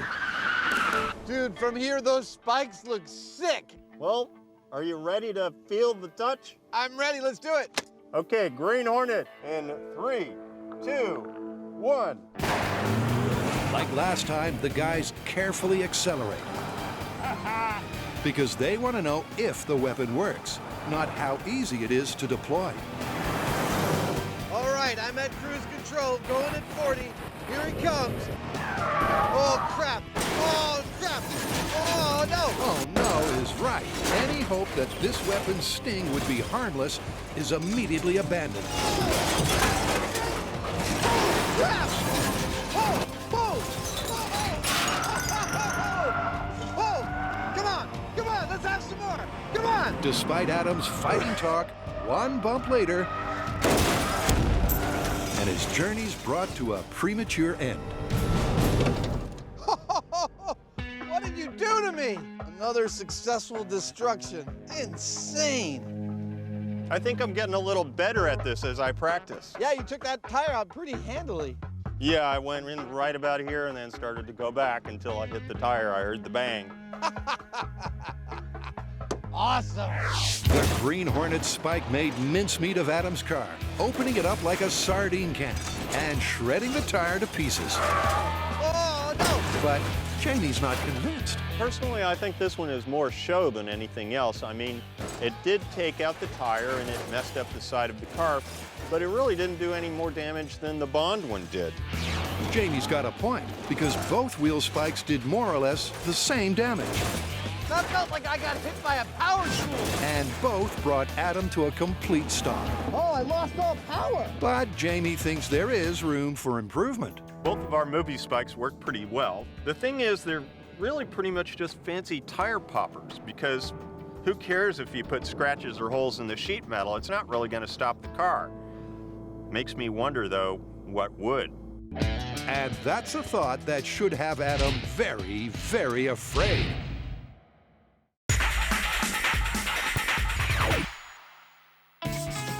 Next up, it's time to spin out. Okay, so our next myth is based on a video clip that was sent in by a viewer, and it's kind of weird. Ooh, do you still have the video? I want to see it. Okay, not like that.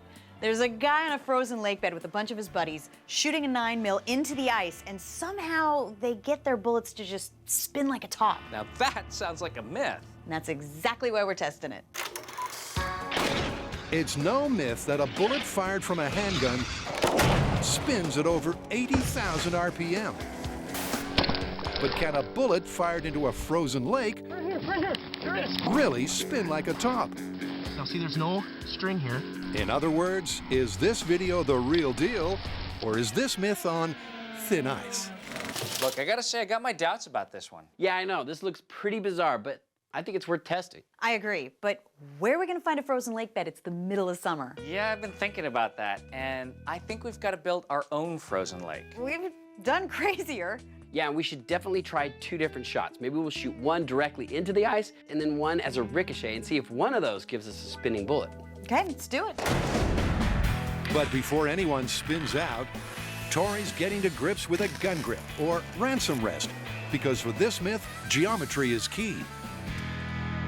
Now, if this myth is true, the key element here is finding at which angle to fire the gun into the ice. So, I have my gun, I have my ransom rest. Now what I need to do is build a holder that is adjustable so we can fire at the ice at different angles. Finding the right angle is vital. Too straight and the bullet will deform and not spin. Too shallow and the slug will skip off the ice and be lost forever. Now, found out a little bit more about the shooter in the myth. Now, he's about 6 feet tall and shot about 6 feet in front of him. So, since Tori's 6 feet tall, I'm gonna have him stand in for the shooter. Okay, Tori, put your feet right at the line. I'm gonna have him hold the gun and aim at 6 feet. Here's a laser pointer to help you find the 6-foot mark. Then I'm going to check the angle of the gun and the distance it is from the ground. Okay, that is about 42 degrees. And let's see what the height is. About 44.5 inches. With that information, we can put our ransom rest in the right place to get the results we're looking for. Now we know where to set the ransom rest. Well, at least where to start. Yeah. Knowing where to start is a start. And with the shooting rig ready to fire, they're off to take aim at this myth. We're on the rifle range at the Chabot Gun Club, so we can recreate the circumstances of the spinning ice bullet. In the myth, this event takes place on a frozen pond in the middle of winter. But because it's the middle of summer and we're in Northern California, frozen ponds are not in plentiful supply. All right, bring in the ice! But what we're gonna do is create our own using 9 40-inch by 24-inch by 10-inch thick solid ice blocks. Okay, there we go. MythBusters on ice. All right, maybe not. Putting those all together, and hopefully that amount of mass will be enough to create a spin. It's certainly a large slice of ice, and the next best thing to a frozen lake. Is it bad if you can't feel your fingertips? They said this would be a cool myth. I didn't believe them. Look at that, instant frozen lake. I wouldn't say instant. Good point. So you'll notice that we've set up a frozen lake with a smaller ice cube in front of it. Now that's because if you watch the video, it's hard to tell if the bullet spins in a direct hit on the ice or via a ricochet. In other words, does it hit and spin, or does it hit, bounce, land somewhere else, and then spin? Well, in search of said spin, the team's first going for the direct hit approach, firing straight into the ice cube with this. What I have here is a Glock 9mm. Now this is the gun apparently used in the myth. We're about to fire a bullet into the ice to see if it will actually spin like a top. I can't wait to see what happens. The Glock is positioned in Tori's angle finder to 42 degrees, and then it's go time.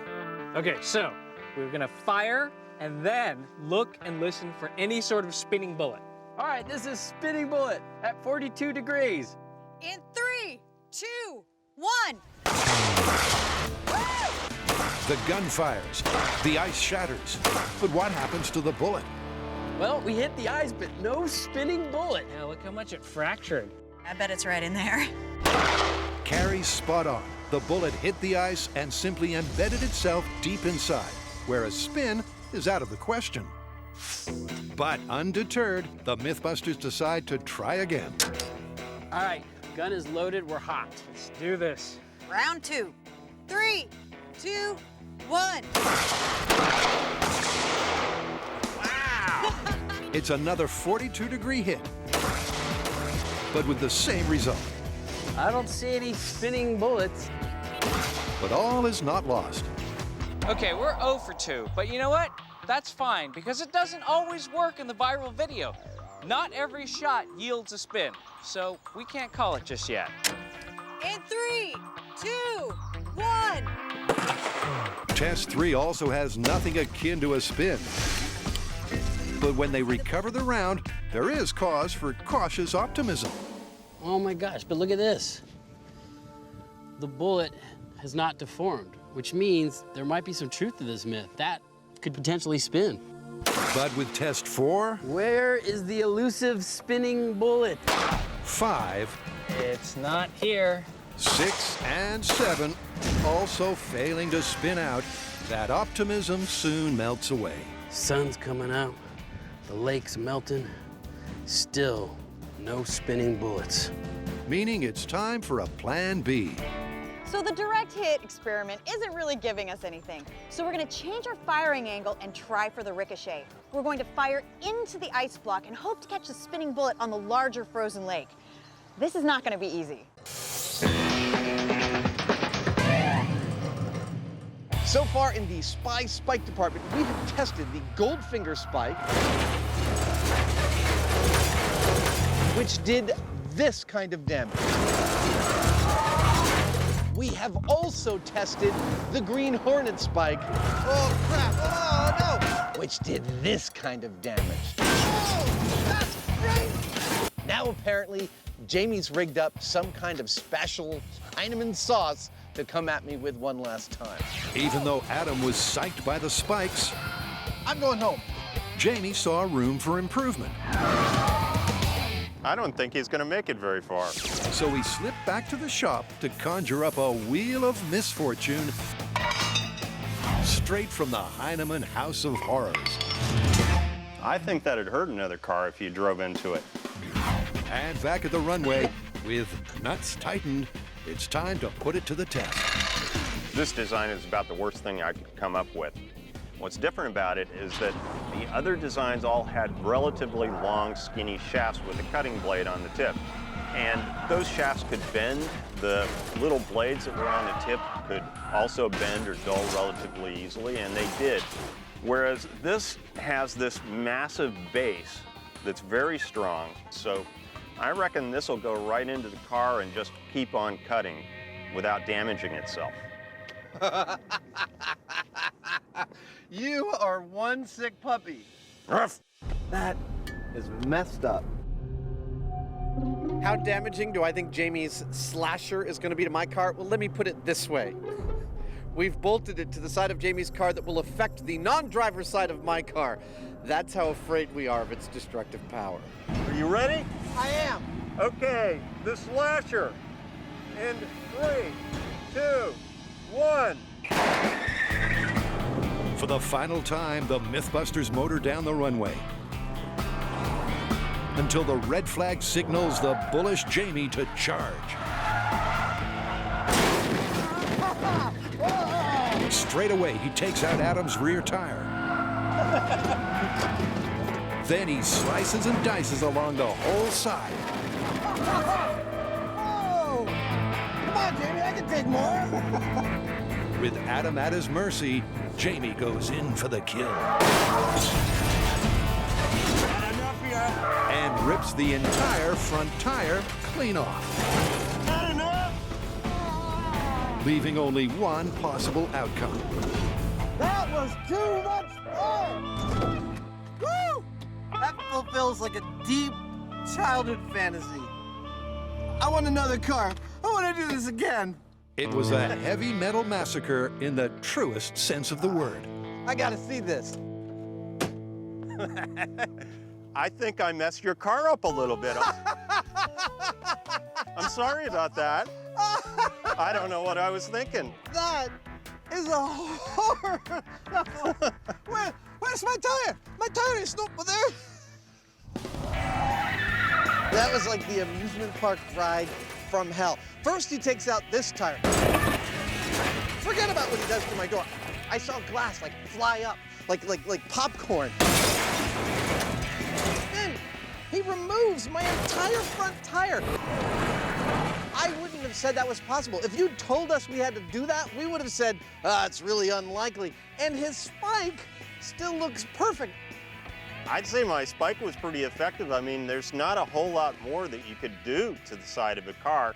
Not only did I pop the tires, but I completely removed them. The car can't move at all now because the chassis is sitting on the ground, in fact. It worked a little better than I thought it would. Final analysis of wheel spikes as a viable method of taking out an opponent while driving. Everything we tried worked better than we thought it would. That means it's confirmed. Totally confirmed. Let's get out of here. With Spy Myth 1 a slashing success, it's time to bring out the big guns.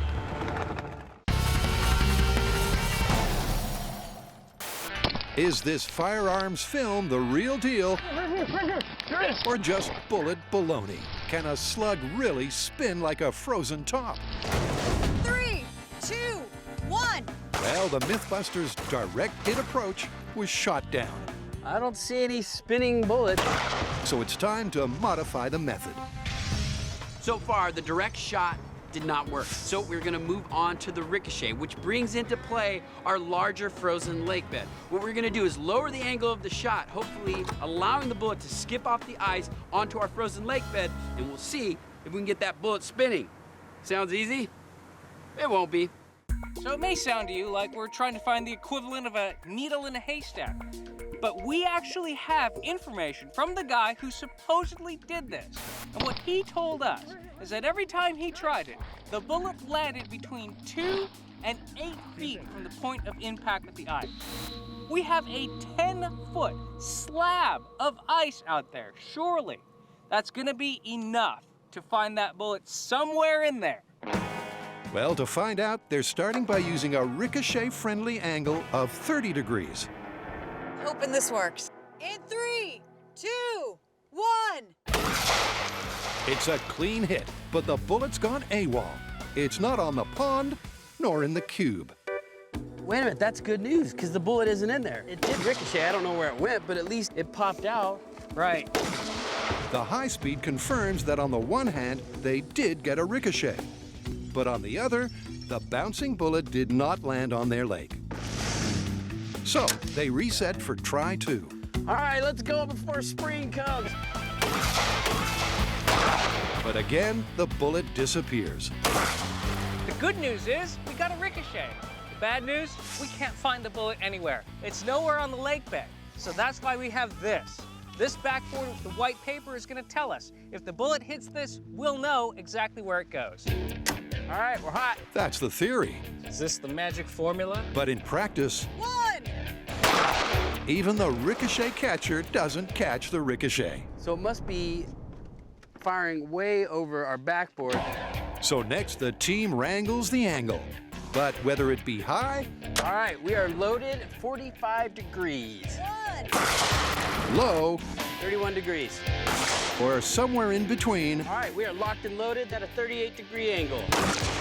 the ricocheting round never lands on the lake. And I don't see a spinning bullet. I don't see the ricochet at all. Anything? Backboard's clean. You know, we can be here all day. We have been here all day. And what a frustrating day it's been. But without finding a single ricochet, it's just not possible to call the myth one way or the other. We've been experimenting all day to find the perfect conditions to create the mythical spinning bullet. Now we have the right temperature of ice, the right hardness. Unfortunately, we have an extremely unpredictable ricochet. We can't find where the bullet lands. Now, we've created the biggest frozen pond that we possibly could in summer with all of the available ice that we could source. We need to go bigger. We need something a little more naturally huge and frozen.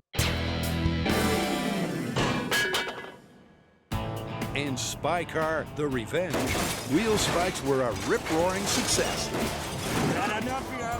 So now it's on to Secret Agent Anecdote number 2. Car-mounted guns. Yes, I've been saying this for years, that car-mounted guns for a spy car don't make any sense to me.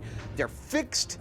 You cannot aim them except by driving. That's got to be a huge inefficiency for a machine gun. Well, I have seen some that are remote-controlled and aimable, though. Those are in the minority, but I have seen them, so I think we should build a rig that gives us both. I chase you with fixed guns on my hood, and then we can do a second one where I chase you with a remote control aimable gun mounted to the hood of my car. Sold. The hood-mounted gun is a staple for any spy car, but is it a viable weapon? Can such a device, fixed or movable, really guarantee an accurate aim? Well, to find out, Adam's already selected his wheels and his weapon. This is a former police car, and this is a super high-end 10-round-per-second paintball gun. I'm going to join these two things together to make two great tastes in one candy bar. Fabricating the fixed firearm will be a weld in the park. But the remote-controlled firer is a much tougher task. So for the aimable gun, I need to first build a mount that will let the gun move in 3 dimensions so I can fire at Jamie's car wherever it might be. There's the basics right there. Up, down, side to side.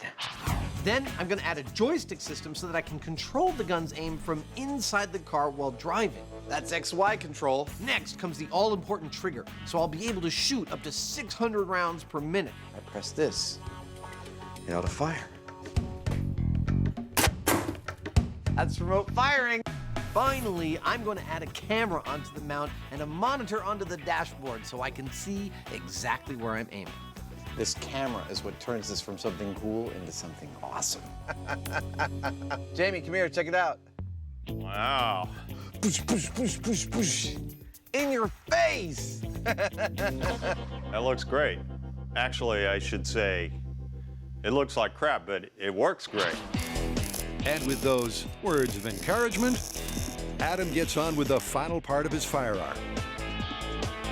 A frame that should feed a plethora of paintballs into the gun. It's not pretty, but will it work? Oh,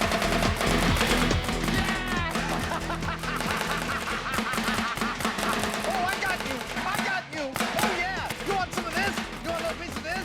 You want some more? Hey, do you want some? Do you want some? You so wish you were me right now.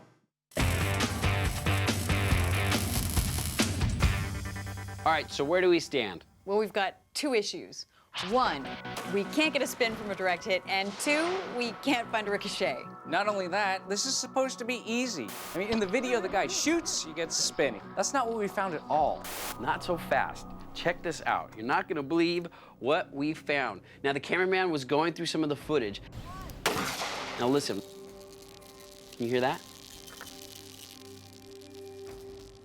I don't know what that is, but it could potentially be a spinning bullet. I mean, we can't see it, but we can definitely hear something. Okay, well, that brings this myth back from the dead. I think we should definitely stick to our plan. And the plan being, we wait until winter and try this again on an actual frozen lake where we might have a chance of this working. All right, let's reconvene in 6 months. So after a summer spent crashing, smashing, Well, that didn't suck. and splashing, the team is back for Spinning Ice Round 2. And this time, they're augmenting the audio.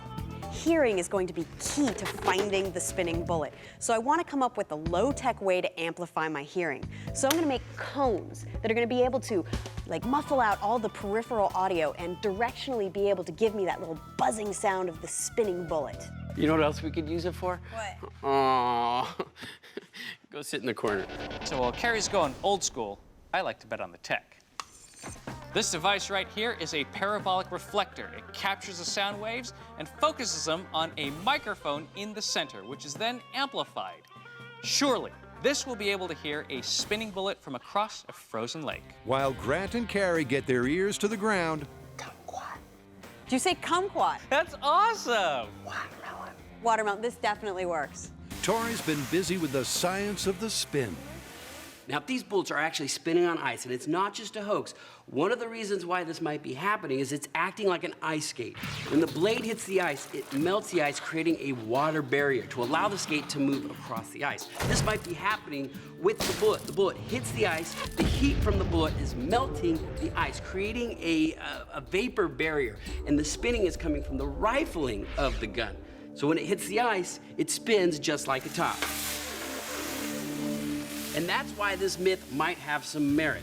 That's the theory, and once the ear devices sound ready, hippopotamus! It's time to put it to the test. From the San Franciscan sun to a blizzard in the Sierra Nevada, this winter the team is going that extra mile. Save yourselves! Rumor has it there's a lake out here. I think it's over there. Yeah, this looked a little more picturesque in the brochures. All right, so what I have behind me is a frozen lake. I know it doesn't really look like it. It looks more like a snowfield.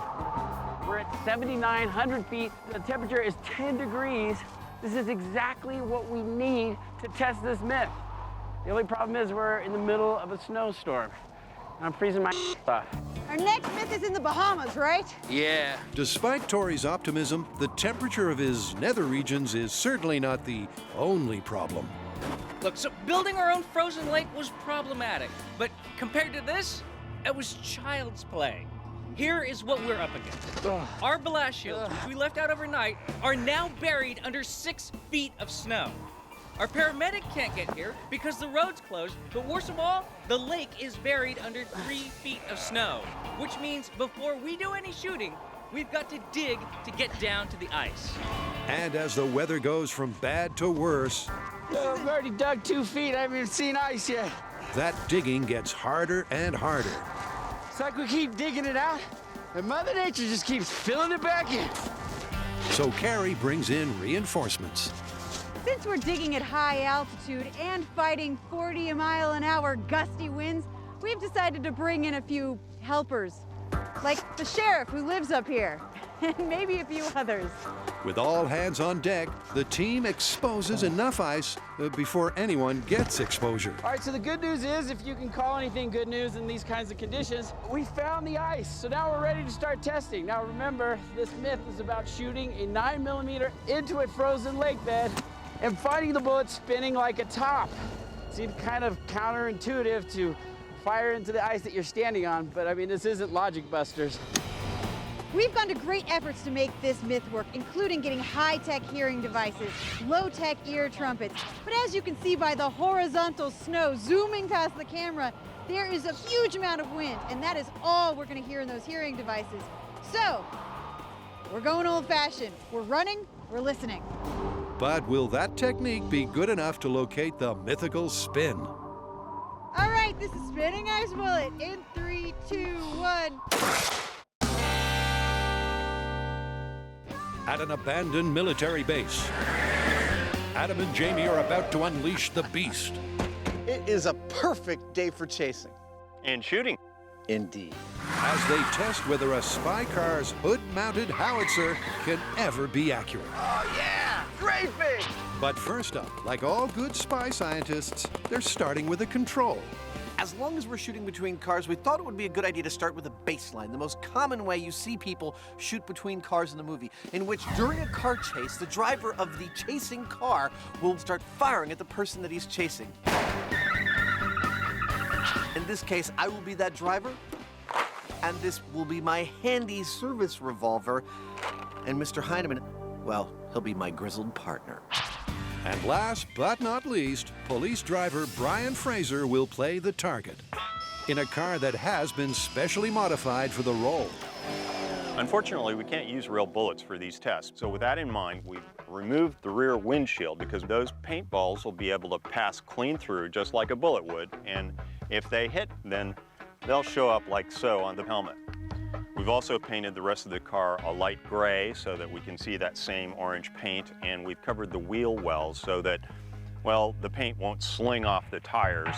With everything primed, it's time to lay down a benchmark of point and shoot that the spy gun can then aim to beat. Okay, this is shooting the gun out the window. Brian, you may escape when ready. Oh, it's on! Oh, okay. Adam will have one clip or 14 bullets to take down the target. It's hard to drive one-handed, I'll tell you that. As Brian dodges and weaves, Jamie keeps a tally of how many rounds Adam's let rip. 4.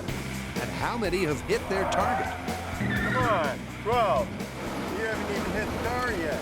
It's fair to say that this is a lot harder than it looks. Can Jamie do any better? Well, you want to go? Yeah. All right, we got 14 shots. All right, now I'm gonna get on it. Let's see what I got. If you're talking shooting handguns out of a car, obviously the driver could do it. You're gonna let him get away? Come on! But he's got other things to worry about, like driving the car. That's 4 shots. So for my money, I think the passenger is going to have better luck at it. 7, 8, 9. It's a logical idea in theory. 11. But in practice, Jamie is also finding it devilishly difficult. 13. Okay, one more shot. We make this count. With only one shot left, Adam gets closer than ever. I'm gaining on him. Here we go. Jamie focuses. But all he hits is the bumper. 14, dude. That's your whole magazine. That's it. We're done. Firing the handheld gun out of the car proved to be far from ideal. It was more difficult than you would think. Now, not to say that it couldn't be done, but we were not able to stop the car or kill the driver. Which begs the question, can the spy-inspired front-facing machine gun do any better? This test is with the machine gun in a fixed position. What do I think is going to happen? Well, I've actually been saying this for years, and it's the reason I always wanted to do this test. I don't think I'm going to be able to be very effective at hitting Jamie. I've always thought that fixed machine guns on the hood of a car was a stupid idea. Stupid, because as Target Jamie explains, they only fire straight ahead. Now, Adam's goal is to take me out, and that means that he has to hit me in the head or he has to hit the tire of the car. Now, given that he's got no subtle control, it's only done by aiming the car, I think it's going to be almost impossible. All right, Mr. Heineman. You may start whenever you think you're ready. Okay. Fixed gun. In 3, 2, 1. Like the last test, this trial will also end when the gun runs out of ammo. Hold! Yeah! Come to Papa. But unlike the last test, this time Adam's got 400 paintballs to fire. Here we go. See what you got. At first, things pan out just as expected, as Adam fires miss after miss. Yet, slowly but surely, he starts to get his eye in it. I might have got hit, I'm not sure. And pretty soon, the occasional hit turns into a relentless barrage of bullets. There's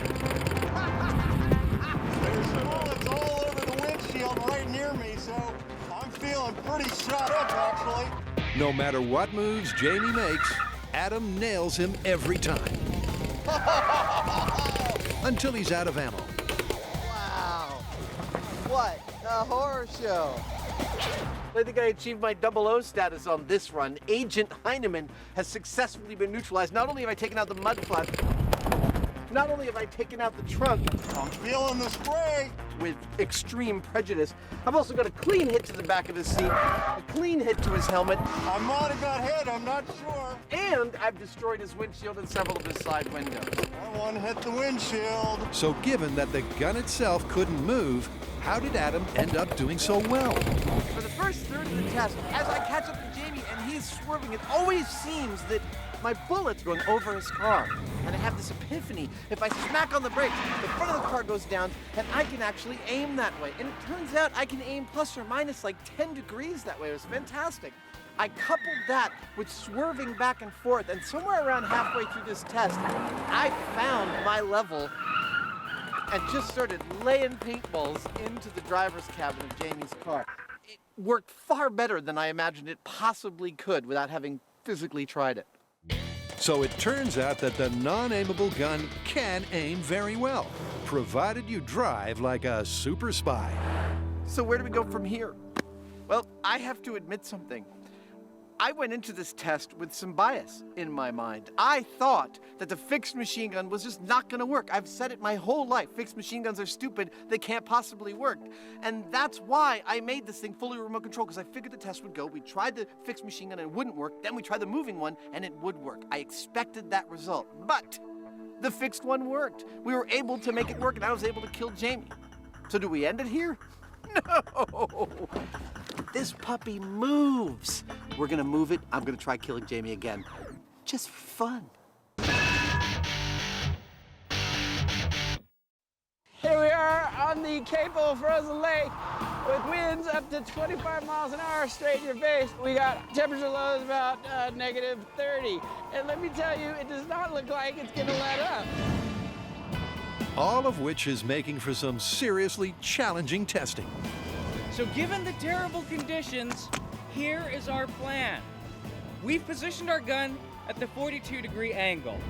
We are triggering it with a string pull, and then we're gonna rush in to see if we can find the bullet. And given the whiteout, I think we're also gonna montage the results. Sounds like a plan. All right, this is spinning ice bullet in 3, 2, 1. Run like the wind! But unfortunately, it's another montage of failure. Oh, here's the bullet. But it's not spinning. Not at all. As hit after hit I don't see any spinning bullets. misses out on the spin. I can't feel my fingers, and I can't see any bullet. As the temperature dips to 5 degrees Fahrenheit, morale is just as low. This bit sucks. But Tori wants to try one more thing. Now, there's a couple of things that we think are happening. One is maybe the bullets are hitting the ice and skipping off into the snow, or maybe the bullets are hitting the ice and actually bouncing back into the snow. So what we're gonna do is change the target area closer to the center of our ice patch, take a shot and see if we can find a bullet and see exactly what is happening to these things. With hypothermia a very real possibility, it really is now or never. Will giving the bullet room to ricochet backwards rather than forwards finally spin out? Okay, this is spinning ice bullet with room to bounce backwards.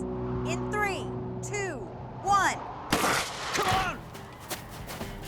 I'm in it! It's spinning! It's spinning! Look at that! We got a spinning bullet! Holy crap, it worked! It's the shot that brought this myth back from the cold. I can't believe it worked! I can't believe we got a spinning bullet. At last, after countless attempts, they got the spin they were after. And that's just the tip of the iceberg. Well, if we can get one spinning bullet, that was successful. Let's do it again. In 3, 2, 1. It's spinning! Woo! That's the second one in a row! And when it's 3 for 3, It is spinning! That is continued success. We have gotten one after the other to spin. you might say they're on a roll. So we had to make a few adjustments on the fly. We had to play with the angle, and we pulled the gun back away from the ice. And what we think this does is lowers the velocity of the round when it hits the ice, so that you get more of a ricochet spinning and less of a glancing going off into nowhere. It's spinning again! We've done this over and over. This myth is confirmed. Confirmed. I cannot believe how well this is working. We tried creating an ice lake bed that we could shoot into back at home, but it really did take this sort of extreme weather for us to get a spinning bullet. It was all worth it. The 70-mile-an-hour winds, the 10 degrees, the frozen toes, and The Grant-sicle. And with that, it's time to get warmed up. Where's that rescue party? We are the rescue party.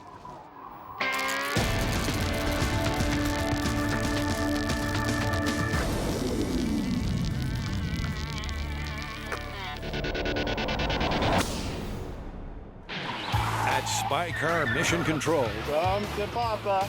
the forward-facing firearm just took out its target and then some. Well, that worked beyond my wildest dream. So what's next? Now it's time to unlock what I thought was going to be the secret potential power of this rig, which is from inside the car, I can control an XY axis wherever this gun fires. I can put paintballs where I want to put them.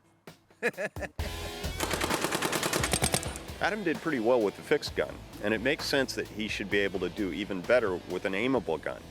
But the thing is, this adds a little bit of multitasking that he has to do, so it might actually have the opposite effect. In the locked-off test, when all Adam had to do was drive and pull a trigger, he nailed it. But in the control, where multitasking was more of an issue, it's hard to drive one-handed, I'll tell you that. Adam failed to fire, which doesn't bode well. You haven't even hit the door yet. What do I think is going to happen on this test? I felt like this was going to be a better test than the previous one before we started this whole business, but now I've been so wrong. I wouldn't be surprised if we found out it was harder. Okay, aimable gun in 3, 2, 1. For the final time, the guys put their pedals to the metal. Oh, the game is afoot. Here we go. Do your best, buddy. Come on, Heinemann. You are mine. Rather than unleashing bullets from the get-go, on this run, Adam bides his time, Oh, me some Heinemann. lining up the target thanks to his gun's camera and the dashboard's monitor. Oh, I'm so on you. And only when Jamie weaves into the crosshairs Swerve all you want, man. I can follow you. does Adam unleash hell. Oh, the aiming is awesome. Oh, I totally got you. Look at that, I took out two wheels. With radar-like precision, the bullets are propelled to do maximum damage. I'm ahead. So much so that this time, Jamie gives up the ghost, Oh, yeah. with Adam having fired off just 60 rounds. Woo! That was awesome. I got you. I don't know, did you? Is it marked on my head? It's perfect. It's not quite a bullseye, but I got 3 beautiful shots in the back of your head. So is making my hood-mounted machine gun aimable more effective? I think the entire story is told from right where I'm standing. If you look at this car after this test and compare it to what this car looked like after my fixed machine gun test when it was riddled with paint, you can just see that this is a far more surgical and effective way to take somebody out. Ain't that the truth? Using fewer bullets to chalk up more kill shots, the aimable gun is the winner of this Cold War. Well, I think from all this testing, we can conclude that a machine gun on the hood of your car equals good. As a secret agent weapon, even the stationary machine gun was far more effective than I thought it would be. Yeah, but their effectiveness seems to be largely due to the sheer volume of bullets they're able to spew out. I mean, sooner or later, they're gonna hit something. Okay, but isn't that always the point of a machine gun? Indeed it is, mon frere.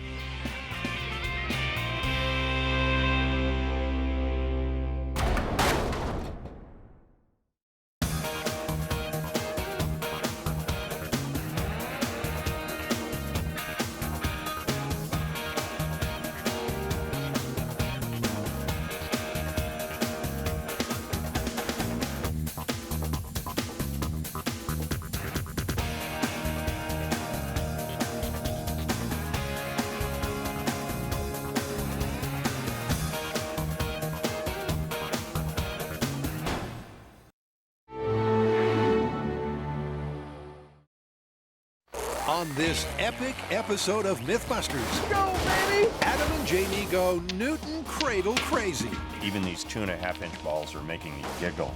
as they find out if this viral video is wrecking ball baloney. From big beginnings to a colossal conclusion. Looks beautiful. But will their mother of all Newton's cradles really work? World's largest Newton cradle. And 3, 2, 1. Also toying with big machines are Carrie, Grant, and Tori as they test a cliffhanger of a myth.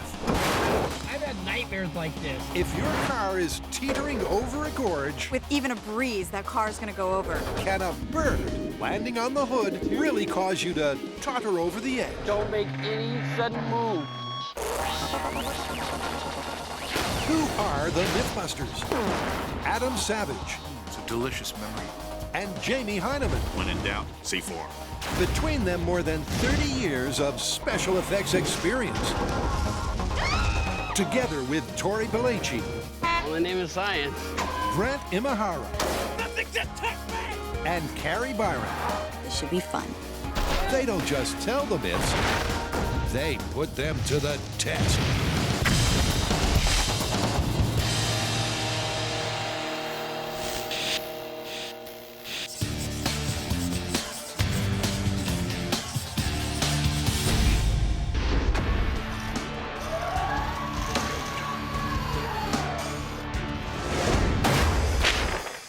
What are you doing? An equation. Go on. Does one of these plus one of these equal this? It's a simple equation taken from this viral video. Take 5 cranes and 5 wrecking balls, and you've got a desktop toy taken to the max. But is it really possible to supersize a Newton's cradle? A wrecking ball-sized Newton cradle. That is fantastic. Ain't it sweet? It's my favorite. How do you want to proceed? Well, we all know where this is going to end up, and it's going to be with full-sized wrecking balls. And that is going to be a huge build. Well, since this is all about scaling the Newton's cradle effect, there's no need to go stampeding towards the full-on wrecking balls. Why don't we do it gradually? You mean incrementally bumping up the size of our Newton cradles? Exactly, and see if we can tease out any kind of problems dealing with the increase in scale. That sounds perfect. Let's do it. Okay.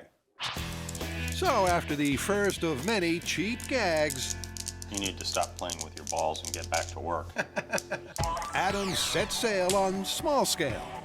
Now, the Newton cradle is effectively an instant lesson in energy transfer. And energy transfer is the soul of this story, for when we bring this up to full-scale wrecking balls, the biggest problem we could encounter is that the energy transfer doesn't work, that when we lift ball 1 of the wrecking balls, it does not send ball 5 like you'd expect a Newton cradle to work. So how are we gonna know how we're doing as we scale this up incrementally? This is how. I will pull ball 1 up to this block, which is the exact same distance from ball 1 as this block is from ball 5. I release ball 1, it sends ball 5 a certain distance that I can measure and compare against our subsequent Newton cradles. It's a simple but short-lived setup. All right. So let's see it again. In slow motion, Adam releases ball 1, and in a clear demonstration of this cradle's efficiency, ball 5 almost kisses the blue block. What'd you get? The energy transfer was surprisingly clean. Ball 5 traveled 98% the distance that ball 1 did. Wow, only 2% loss after 1 hit. Yeah. Why don't we take it up a notch, next size up? Absolutely, let's do it. At 98%, the office toy is impressively efficient. But can a bigger cradle beat this benchmark? Now I've got to make one of these with 5 of these.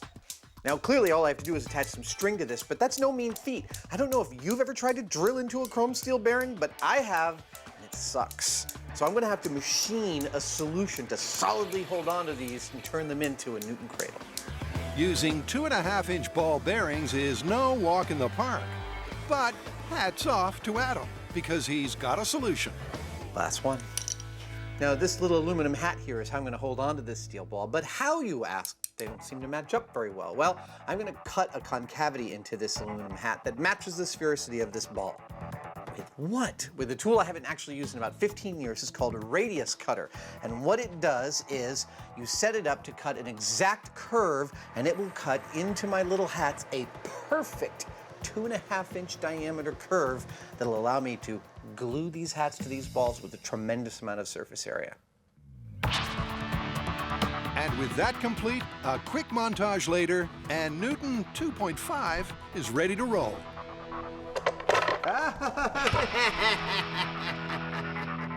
And roll it does. It's not easy being me sometimes.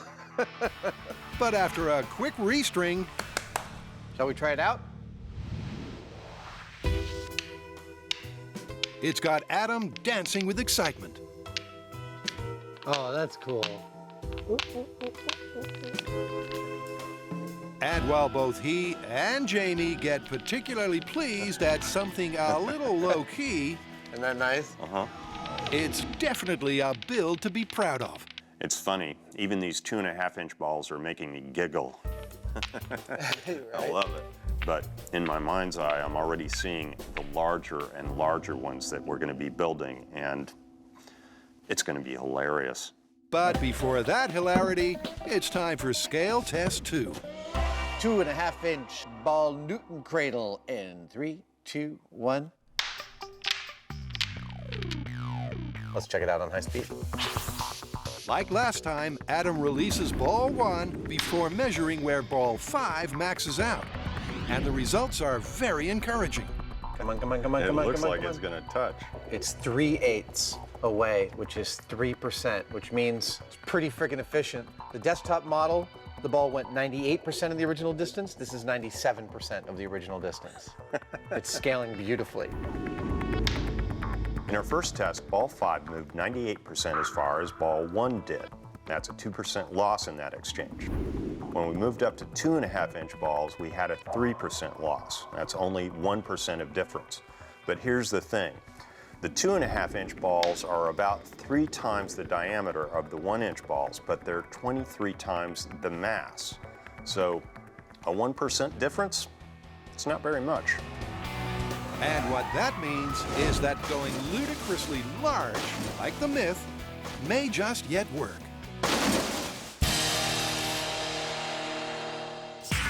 Next up, a cliffhanger of a myth. All right, so I have a classic physics meets Hollywood myth. All right, let's hear it. So a car goes skidding off the road and is about to go over a cliff when it's saved by stopping precariously at the edge. It's perfectly balanced, but a little bird comes and lands on the hood, dink, and the whole car goes crashing off the cliff. A little bird causing the car to go over the cliff? Look, I'm skeptical, but you know what? Sounds like a good test. It's a favorite in many a scriptwriter's handbook.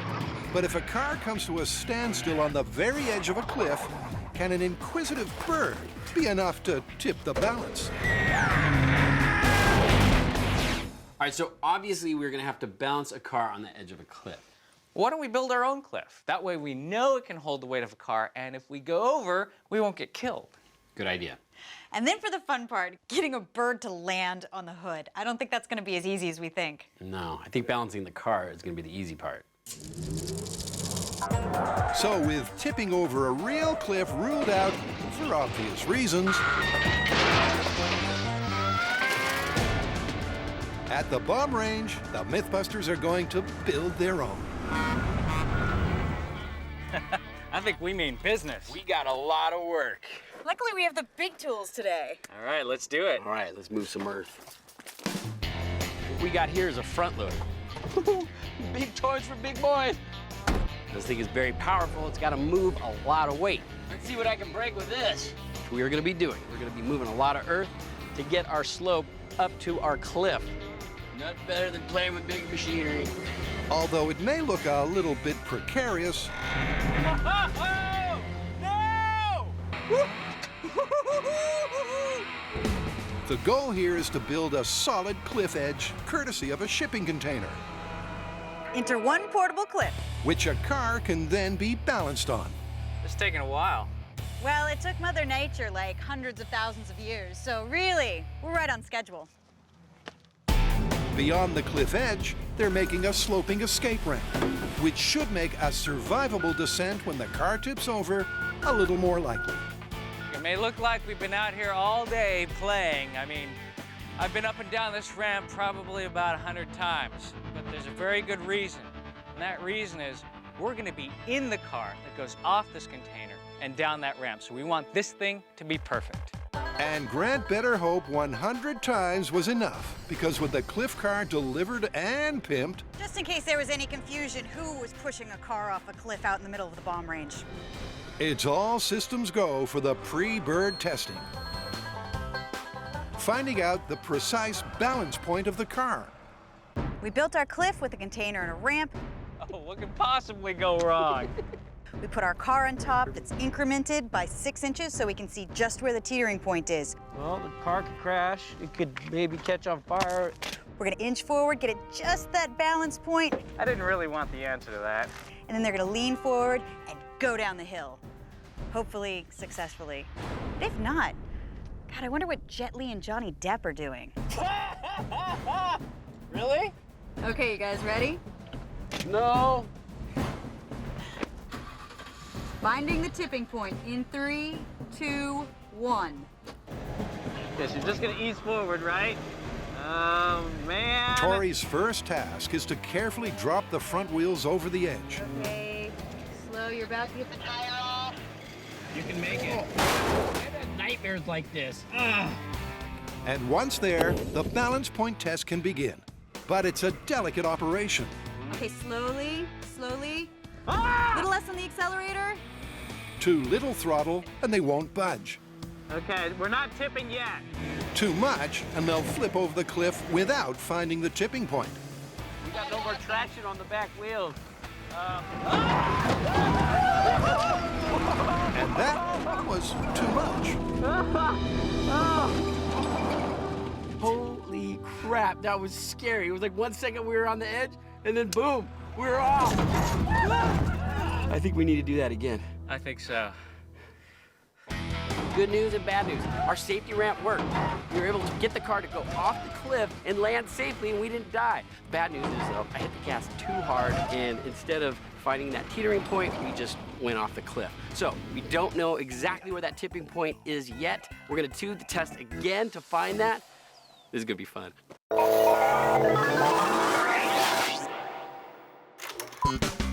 Is this crazy construction site's viral video really real? Or is this myth headed to the wrecking yard? Well, so far, it's so good. I love it. Because scaling up the Newton Cradle with bigger ball bearings appears to be working. It's scaling beautifully. But now it's time to go bigger again. Next up, we're going to go to a 6-inch diameter ball bearing. And this is 33 pounds, and that means that it's 323 times as massive as these little ones. Like the 2.5-inch version, it's Adam who's in charge of the build. Another day, another Newton Cradle stand.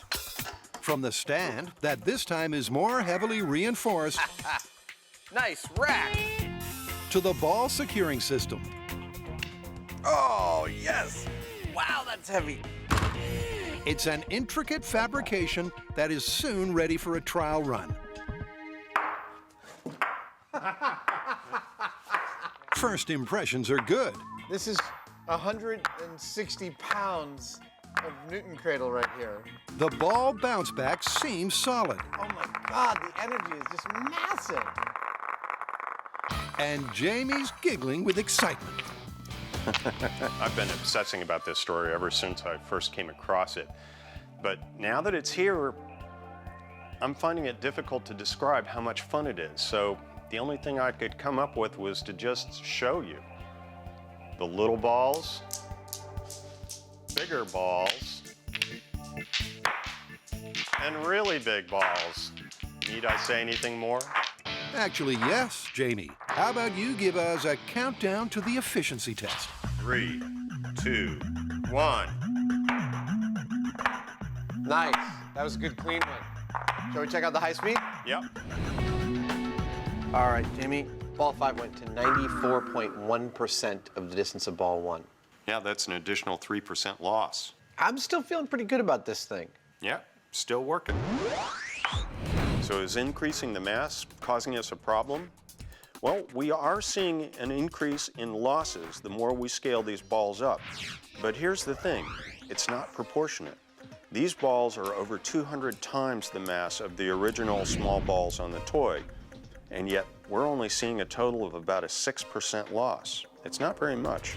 Although there is drop-off with increasing size, it's so slight that the bigger cradles still work as hoped. And that means that full scale may not be so far-fetched. Provided, of course, that real wrecking balls perform the same as ball bearings. I watch this thing go and I have one thought. Our full-scale wrecking ball Newton cradle, it's gotta work. Dude, this thing's great. What do we do next? I think it's time for us to go check out a full-size wrecking ball. Awesome! I was hoping you'd say that.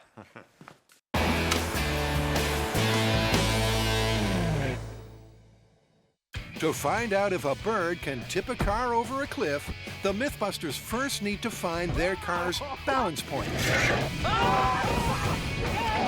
which is proving harder than expected. Hey, you guys are safe. We're alive. Bad news is that was a little too Thelma and Louise, so we have to put you back up there. All right. Yeah. I didn't think you'd disagree. Yeah. After a somewhat epic but really fun failure, we decided to change our methods. We actually put the car back into place, and now we're going to inch that car forward. So with the car engine off, Okay, we're ready. All right, begin the tipping point test.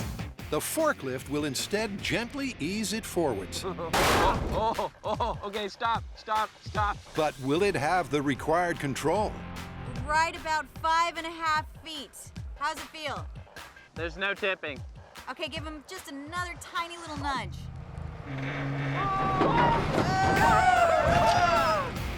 Well, so much for Plan B, because like Plan A, the cars tipped too soon. And without finding that tipping point, they can't bring on the birds. All right, Plan C. We're actually gonna use a strap this time so that if we go too far off the edge, we can pull the car back to the tipping point. Hope this one works. With resets taking too long, Can't tell you how many times I get myself into these situations. the guys are hoping that the strap system will let them find the balance point a little more quickly. Get a little bump. Give me your angry inch. But as it turns out, it still takes an entire afternoon of pushing and shoving All right, now pull it back to 5.5. I'll tell you when to stop. before they think they've cracked it. Grant, we are at the point of no return. After a lot of tinkering and a lot of trial and error, we have found the exact tipping point. I feel like we're gonna go at any second. I think at this point, with even a breeze, that car's gonna go over. Don't make any sudden moves. So now when the guys start to sway and move their weight, I think they're gonna go over the edge. Ready? Let's do it together. 1, 2, 3.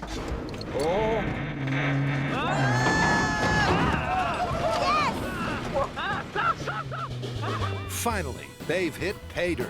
Okay, I think we found our teetering point. Wobbling at the 6.5-foot mark, the car was so finely balanced that a slight lean from Grant and Tori was enough to send it over the edge. But could a landing bird also tip that balance? Now, it took us a long time to get our car to that perfect balance point, but after seeing how easy the car went over the edge, I think if a bird were to land on the front end of a car, we're definitely going over. Well, in that case, let's unleash the beasts. In Wrecking Ball Baloney, I'm confused. Adam and Jamie's shop tests using giant ball bearings have been a hit. I don't get tired of that sound. This is what everyone will be wanting for Christmas this year. Which means it's time to go full scale. Where the first thing on their shopping list is 5 identical wrecking balls, which, somewhat unexpectedly, turns out to be impossible. But all is not lost. There is nobody who has 5 identical wrecking balls. Well, you know what that means. I think I do. We're gonna have to build our own. How do you want to do it? Big steel balls filled with concrete? That could work. Shall we try it in scale first? Sure. All right. So our full-size wrecking balls need to be identical for 2 reasons. First, it's because that's what you see in the video. But second, and more importantly, their mass needs to be identical because that gives us the best energy transfer possible. Not only their mass, but also their surfaces have to be as round as we can get them. So we've got to make our own, and we're going to use the building blocks of real wrecking balls, steel and concrete. Before we go to full scale, we're going to try a scale experiment with the simplest arrangement of this possible, a steel sphere filled with concrete. So I have sourced some 6-inch hollow steel balls. I'm going to drill a hole in them and fill them with ceramically hard plaster that matches the compressive strength of concrete. I'm going to build a Newton cradle out of that, and it really ought to give us a good guide as to the viability of our concept for the large-scale one. And once the filling's hardened, everything's set to see if they work. Here we go. Uh-oh. Hey, Jamie, you better come take a look at this. What's up? Check this out. Doesn't last very long. Clearly, we're going to have to come up with something other than just filling our wrecking balls with concrete. Yeah, that's kind of dead. This is just what I was afraid of. These mild steel balls are filled with an ultra-hard gypsum-based product, but they're still not passing enough energy through to do the job we want. They're absorbing it somehow. So what we need to do now is find out how much. 6-inch composite-filled balls in 3, 2, 1. And that's just a sad noise. Well, let's check it out. Remember, the 6-inch ball bearings were 94% efficient. How will these compare? 63%. We went from 98, 97, 94 to 63. That's a big drop-off. It's not only a big drop-off, it doesn't last. It's not a Newton cradle. Nope. Personally, I'm bummed. Now I know that when you look at the high-speed shot here, it looks like the energy transfer you expect from a Newton cradle is actually happening. Ball 1 goes down, ball 5 comes up. But here's the thing that makes a Newton cradle awesome. The energy transfer continues. Tick, tick, tick. What I'm getting from this isn't tick, tick, tick. It's tick, tick.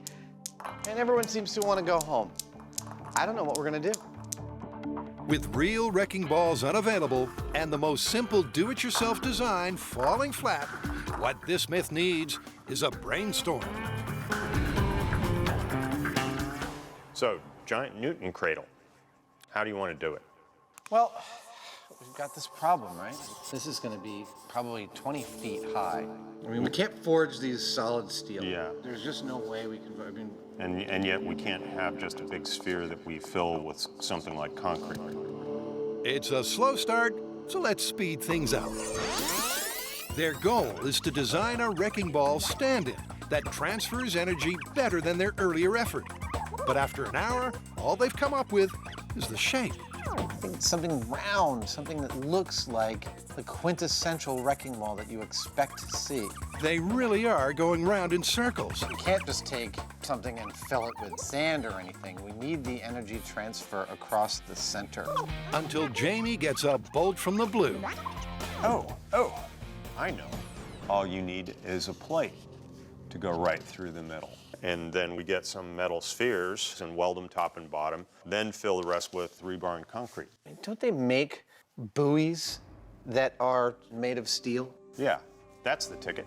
Then we get one of those, we put the plate in the middle, we end up with something where it's a solid steel transfer from ball to ball, but no one could look at them and say, that's not a wrecking ball. Like that. That is perfect. I think we've got a plan. Let's do it. Eureka! They've cracked it. But for the rest of us, here's a graphic. They're going to take a 28-inch naval buoy and cut it in half. Across the center, they'll weld a 3-inch thick hardened steel plate that should be able to transfer the energy of the swing. Inside the buoy, they'll add rebar and concrete, just like some old-fashioned wrecking balls. That leaves 2 questions. With 5 in a row, will it work? And can they build them? Well, with the delivery of buoys, the guys get that ball rolling. These things are going to get cut in half, and then we're going to weld the plates right down the middle. This thing's going to be the center of our wrecking balls. It's a 3-inch thick piece of specially hardened steel that we've chosen because it's going to be the contact point from ball to ball. And because it's really hard, hopefully it's going to transfer the energy just like the Newton's cradle does. We're also going to weld structural stuff that we need onto it, like a bunch of reinforcing bars, and the rest of this space will be filled with concrete. It's definitely an all-hands-on-deck type build. even if a couple of those hands get distracted.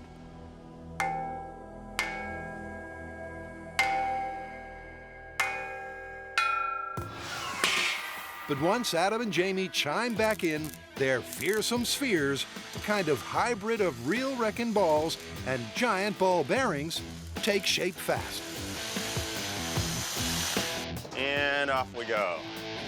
And while the concrete fill starts chaotically, Slow down. Stop. it's not long before the team Don, I need you to get the vibrator ready. has this part of the build in the can. Oh, messier than I thought. Isn't that the title of your autobiography? Lovely. Look at that. And after 2 weeks to cure, plus a quick paint job, they're all set. But will they actually work? After a couple of weeks' work, this is either 10,000 pounds of awesome or 10,000 pounds of failure.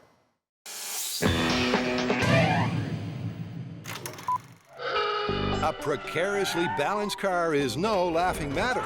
But can a landing bird really send you over the edge? So we're back at the bomb range. Now, it took a really long time to get our car perfectly balanced on our cliff. But now that we've done it, it's time to bring in some birds. We have our expert Jim coming in to use progressively bigger and bigger birds. Should be really interesting today. Wrangler Jim Tigan, last seen trying to beat the speed camera, Awesome! has come equipped with a whole bounty of birds. Really? Right there? But will any of them cause their perfectly poised car to plummet? So essentially, this myth is all about leverage. Now, imagine that this block is the cliff, and this break is the car, and this rock is the bird. Because of leverage, out here at the edge, a small bird can land there and cause the giant car to go over just like this. That's the theory. But will Bird 1, a classic yet humble pigeon, provide enough leverage? My prediction, I just don't think that's going to be enough to send the car over. I know you're cute, but I don't think you're going to do it. All right, so now we're gonna start testing with the birds, but we're gonna test it a little bit differently this time. We're still gonna put the car on the edge of the cliff, right where it's bouncing, just ready to fall over. Should have paid more attention to the sides. Cliff ahead. But this time we're gonna tether the car, so that way if it does go off the cliff by the weight of the bird, it doesn't go down the hill. Because let's face it, we don't wanna hurt these birds. We don't care about ourselves, we just don't wanna hurt the bird. With Grant and Tori sitting anxiously in the hot seats of their balancing car, Whoa, whoa, whoa. Okay. Come on, wrangle them birds. Jim flips the birds. And Okay, the birds are in place. Yep, and we haven't gone over the edge. there's not a hint of tippage.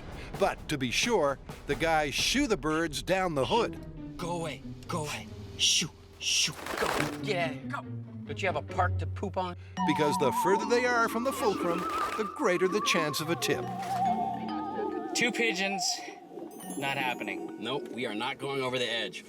Ain't that the truth? The 2 pounds of pigeon is just not enough to cause their balanced car to tilt up and over. Which means, Think it's time for a bigger bird. cue bird number 2, a male Harris hawk called Murray. And it's no surprise that the man who is scared of fish isn't a big fan of the falcon. Stand up. Relax. I'm relaxed. Doing this migration. I'm totally relaxed, man. You don't have to worry too much about the beak. It's really the talons. And those talons will go right through an organ like the heart or the lung or the spleen. Grip in, hold super tight, and the animal will bleed out and perish. After a pep talk like that, it's no wonder that Grant retreats to the safety of a car balanced on a cliff edge. We are right on the edge. Meanwhile, Carrie's not confident. Okay, so we didn't get any tipping from the pigeons, so we're gonna move on to hawks. Now, not only are we gonna get the extra weight, but also the momentum of the hawk's landing. I still don't think it's gonna be quite enough to tip the car. You guys ready for the birds? It's time to let the hawks go. All right, hawk number 1, ready to deploy. Murray lands in a hurry, But there's no wobble to their wheels. That didn't send us over the edge. All right, bring out another hawk. Doubling the mass to almost 5 pounds does seem to make a difference. I can see the hood kind of bobbling there. But it is still not enough. All right, that's 2 hawks at the end of the car, and we have not gone over the edge. You're not going over. We did not fall over. And when 2 hawks fail, You got some work to do. Are you ready? it's time to bring in the big guns. The giant eagle owl. You know, in many cultures, the owl is the harbinger of death. Thanks a lot. Death? Hey, thanks for the encouragement, Jim.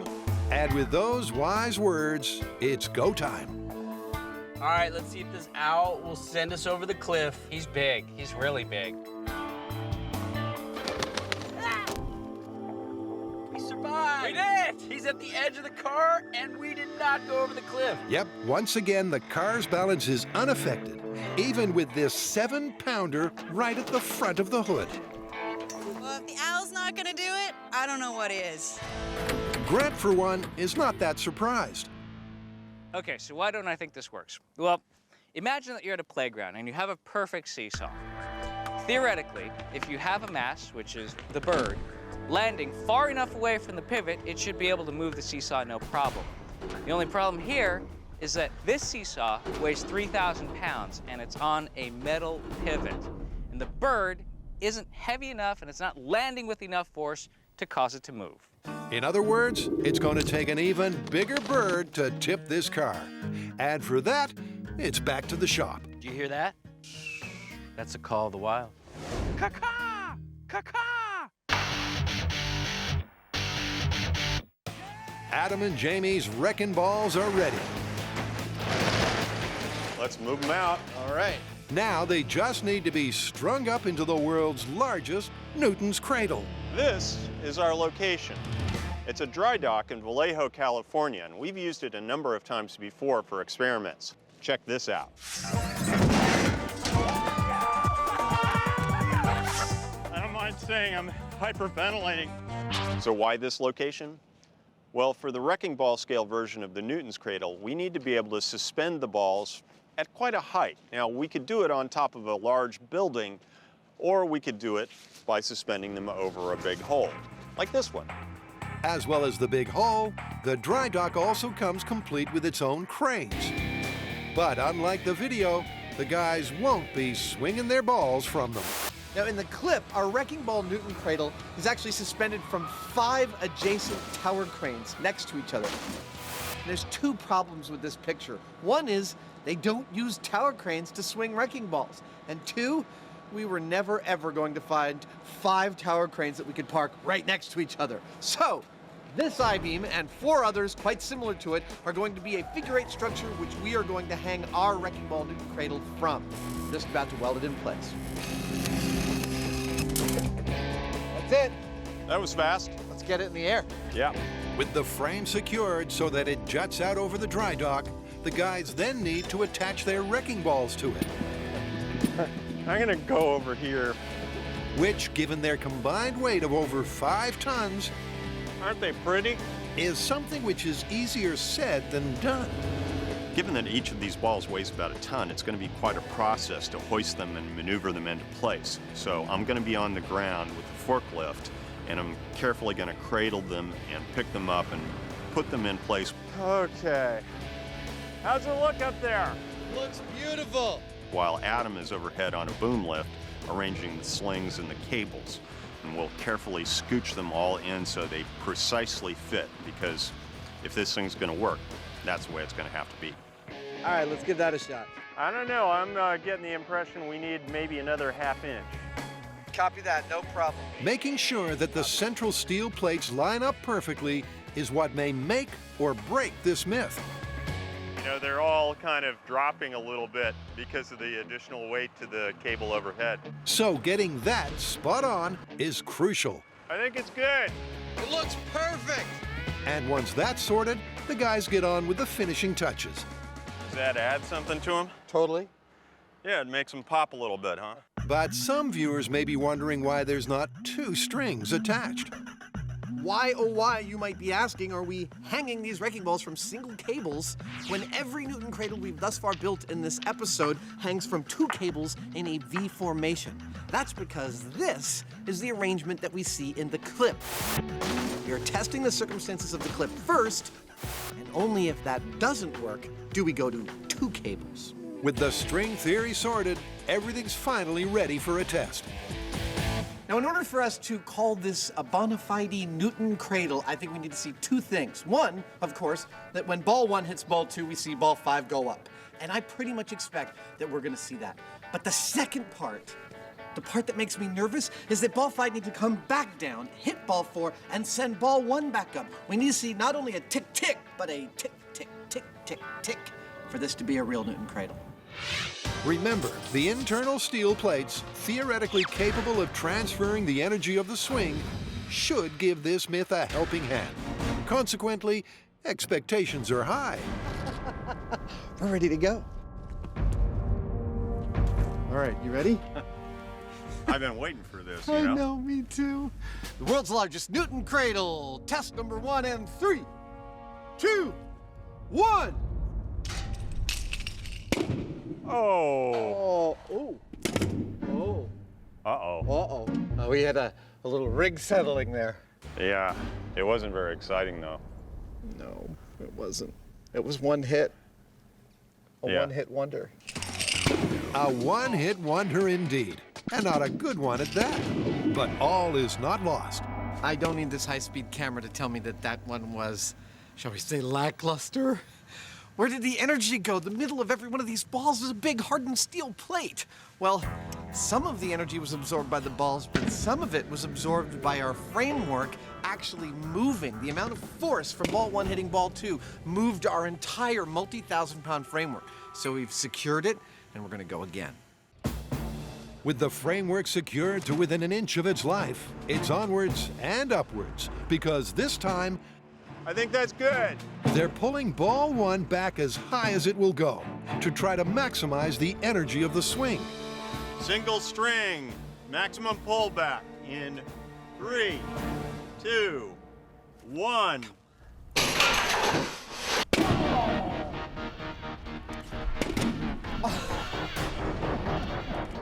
That was a hell of a hit. That was a hell of a hit and a very sad, sad story. They're all just sort of swinging together. That's kind of a letdown. That is a real letdown. Yep, despite ball 1 hitting ball 2 with an impact in excess of 150,000 psi, there's still no ka-ching to the swing. Hear that? That is the sound of failure. This thing is so awesome. I wish you could see it. Unfortunately, all we've got to show for it is some swinging shiny balls. They're not tick-tick-ticking like the Newton cradle of our dreams. Sorry. No need to be sorry, Adam, because this myth's grand finale is still to come. A pigeon cannot cause a precariously balanced car to tip over the edge, but could a much, much bigger bird. All right, despite what they say about working with animals, those birds were really cooperative. But since we don't have access to any bigger flying birds, I think we need to come up with another plan. Yeah, and it's starting to get a little dangerous for these birds. What if we went with a model helicopter? We get one that's the same weight as the biggest flying bird and have it land on the front of the car. That's a great idea. Not only can we match the mass of the bird, but we also get the downforce from the rotors, just like the bird flapping its wings. Awesome. Weighing over 20 pounds, the California Condor is majestic, a far cry from the MythBusters helicopter stand-in. But while it won't win any prizes for elegance, what's key is that the Condor copter weighs the same as the real deal. So I slightly altered an RC helicopter to emulate the heaviest flying bird in North America. It should not only be the same weight, but also it should represent its flight path when it lands on top of the car. And that flight path's something that's been studied by Grant. Now, I found something very interesting about the way large birds land. Check out this video of our giant owl. See how he swoops down right before he lands? He rears up and then lands very softly. He's minimizing his landing speed, minimizing that momentum that he imparts on the target zone, and that's exactly what we're gonna want our helicopter to do on the hood of the car. So now that we've moved on to the helicopter, this thing weighs more than 3 times as much as our biggest bird, the eagle owl. I have a feeling that extra weight, Grant and I might be going for a ride. Well, with the boys all buckled up, All right, time to go to work. and expert pilot Wolf Witt chomping at the bit, it's time for this myth to lift off. That bird is just trying to psych us out right now. I know, here it comes. The very precise landing route that the heli must adhere to is making life very difficult for pilot Wolf. Get away, you stupid condor. And when the wind kicks up, things get harder still. Oh, he's playing games with us. But eventually, Eagle has landed. He did it! He did it! And we didn't go over! Woo! We survived! Still there! 20 pounds, just like the condor, the biggest flying bird in North America, still didn't tip the car. so to get that elusive drop-off, the team's finishing up with some poultry in motion. We want to see birdwise what it takes to get that car to tip off the cliff. So, I spent all morning training 80 of my best hens to land gently on the hood of that car. They're going to single file line up at the front and work their way back until it finally goes off. Okay, you guys ready? Are we ready? No laughing. Each hen weighs 1.5 pounds. They just sit and play dead. It's incredible. So by keeping tally of the number on the hood, How many you got on there? 5. Bird down. the guys will know how much weight it would take 22. I'm starting to get a little nervous. to unbalance the car. 60. Can you believe this? 60 game hens. That's 90 pounds, man. 90 pounds, and still we are hanging on to the cliff. Yet incredibly, even with all 80 hens on there, That's like a small person standing on the hood. the car still doesn't go. I know, this is getting stupid. That's totally stupid. But Tori came prepared for this eventuality. Oh my God, that's crazy! And brought a 20-pound robotic turkey, which dances and jigs until Oh!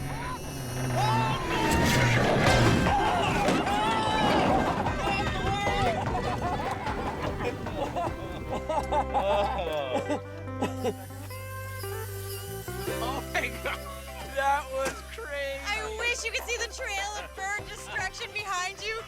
You have to make that stop. It's so creepy. All right, it is not looking good for this myth. I know that movie version where a tiny little bird just kind of dink, lands at the end and the whole thing goes. Looking a little busted to me. The good news is we got birds to get the car to go off the cliff. The bad news is it took over 80 birds, 140 pounds to be exact. And the only way that would happen is if a pterodactyl were to land on the front of your car. And we all know that that's not gonna happen. And what that means is this myth is busted. At least now we know why the chicken crossed the road. To get out of the way of the falling car. The MythBusters' giant Newton's Cradle started with a song. 5 homemade wrecking balls, 1 huge steel frame, huge empty dry dock, and a wrecking ball Newton cradle. But ended with a dong. That was a hell of a hit. And a very sad, sad story. But there may be light at the end of the tunnel. So check this out. Even though this is hardened steel, the areas where the balls are impacting have become flattened from the impacts. And it's not just here, it's throughout all of the balls, which means that they're all kind of squashing like hamburger patties. The amount of force here is something on the order of 500,000 times as much as what's happening with those little balls on the desktop toy. So clearly, lack of energy is not our problem. Which means the problem may be the single cable system causing the balls to lose focus. That's kind of a letdown. So, having restrung the balls with an extra cable, things are looking up. So with some preliminary playing with the 5 wrecking balls on the 2 lines, Jamie and I are actually seeing somewhat of a radical improvement in their behavior. Oh! That's a little more positive. We're actually not just seeing a tick and then a boom. We're actually seeing a tick, tick, which is, it makes me cautiously optimistic about this next test. So why would 2 strings per ball work better than a single string? Well, the Newton's Cradle is all about efficient energy transfer. So if any one of these balls is a little out of line, that's going to mess up the efficiency. The 2 strings will help keep these all lined up perfectly, and hopefully that'll improve what we're seeing from this device. Well, there's only one way to find out. Wrecking ball size Newton Cradle V formation cabling in 3, 2, 1. Go, baby! Yes! 1, 2. 3-ish. 4. It's another disappointing result, but at least there was some improvement. That was a little bit better.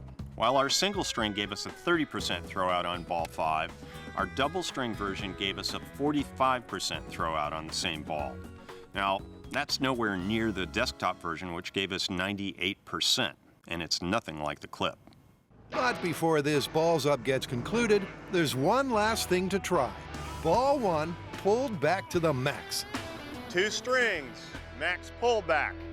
In 3, 2, 1. It really is now or never, and it's never. That went quite a ways. And now it's all done. So cue one of the MythBusters mottos. Failure is always an option. There goes one of our cameras. As far as we're aware, this is the largest Newton's Cradle that's ever been built. And it is a Newton's Cradle because it's demonstrating exactly the same physical properties that the small one does. But as we get larger and larger, it becomes harder and harder to rein in the physical losses of energy in the system, from the balls to the cables to the overhead structure. While it is a Newton's Cradle, it's just never going to be as perfect as the little ones are. So where do we stand? We set out to replicate what we saw in that clip, and nobody can say that we didn't give a wrecking ball-sized Newton Cradle the best possible chance of succeeding. But it didn't look anything like the clip. Nah, this one is totally busted. Yeah, it's busted. And it's busted not just because their best-case scenario balls failed to fire, but also because the viral video was nothing but CGI. Hey, you know, we ought to start our own demolition company. We got wrecking balls, we got explosives. Absolutely. Whatever you want.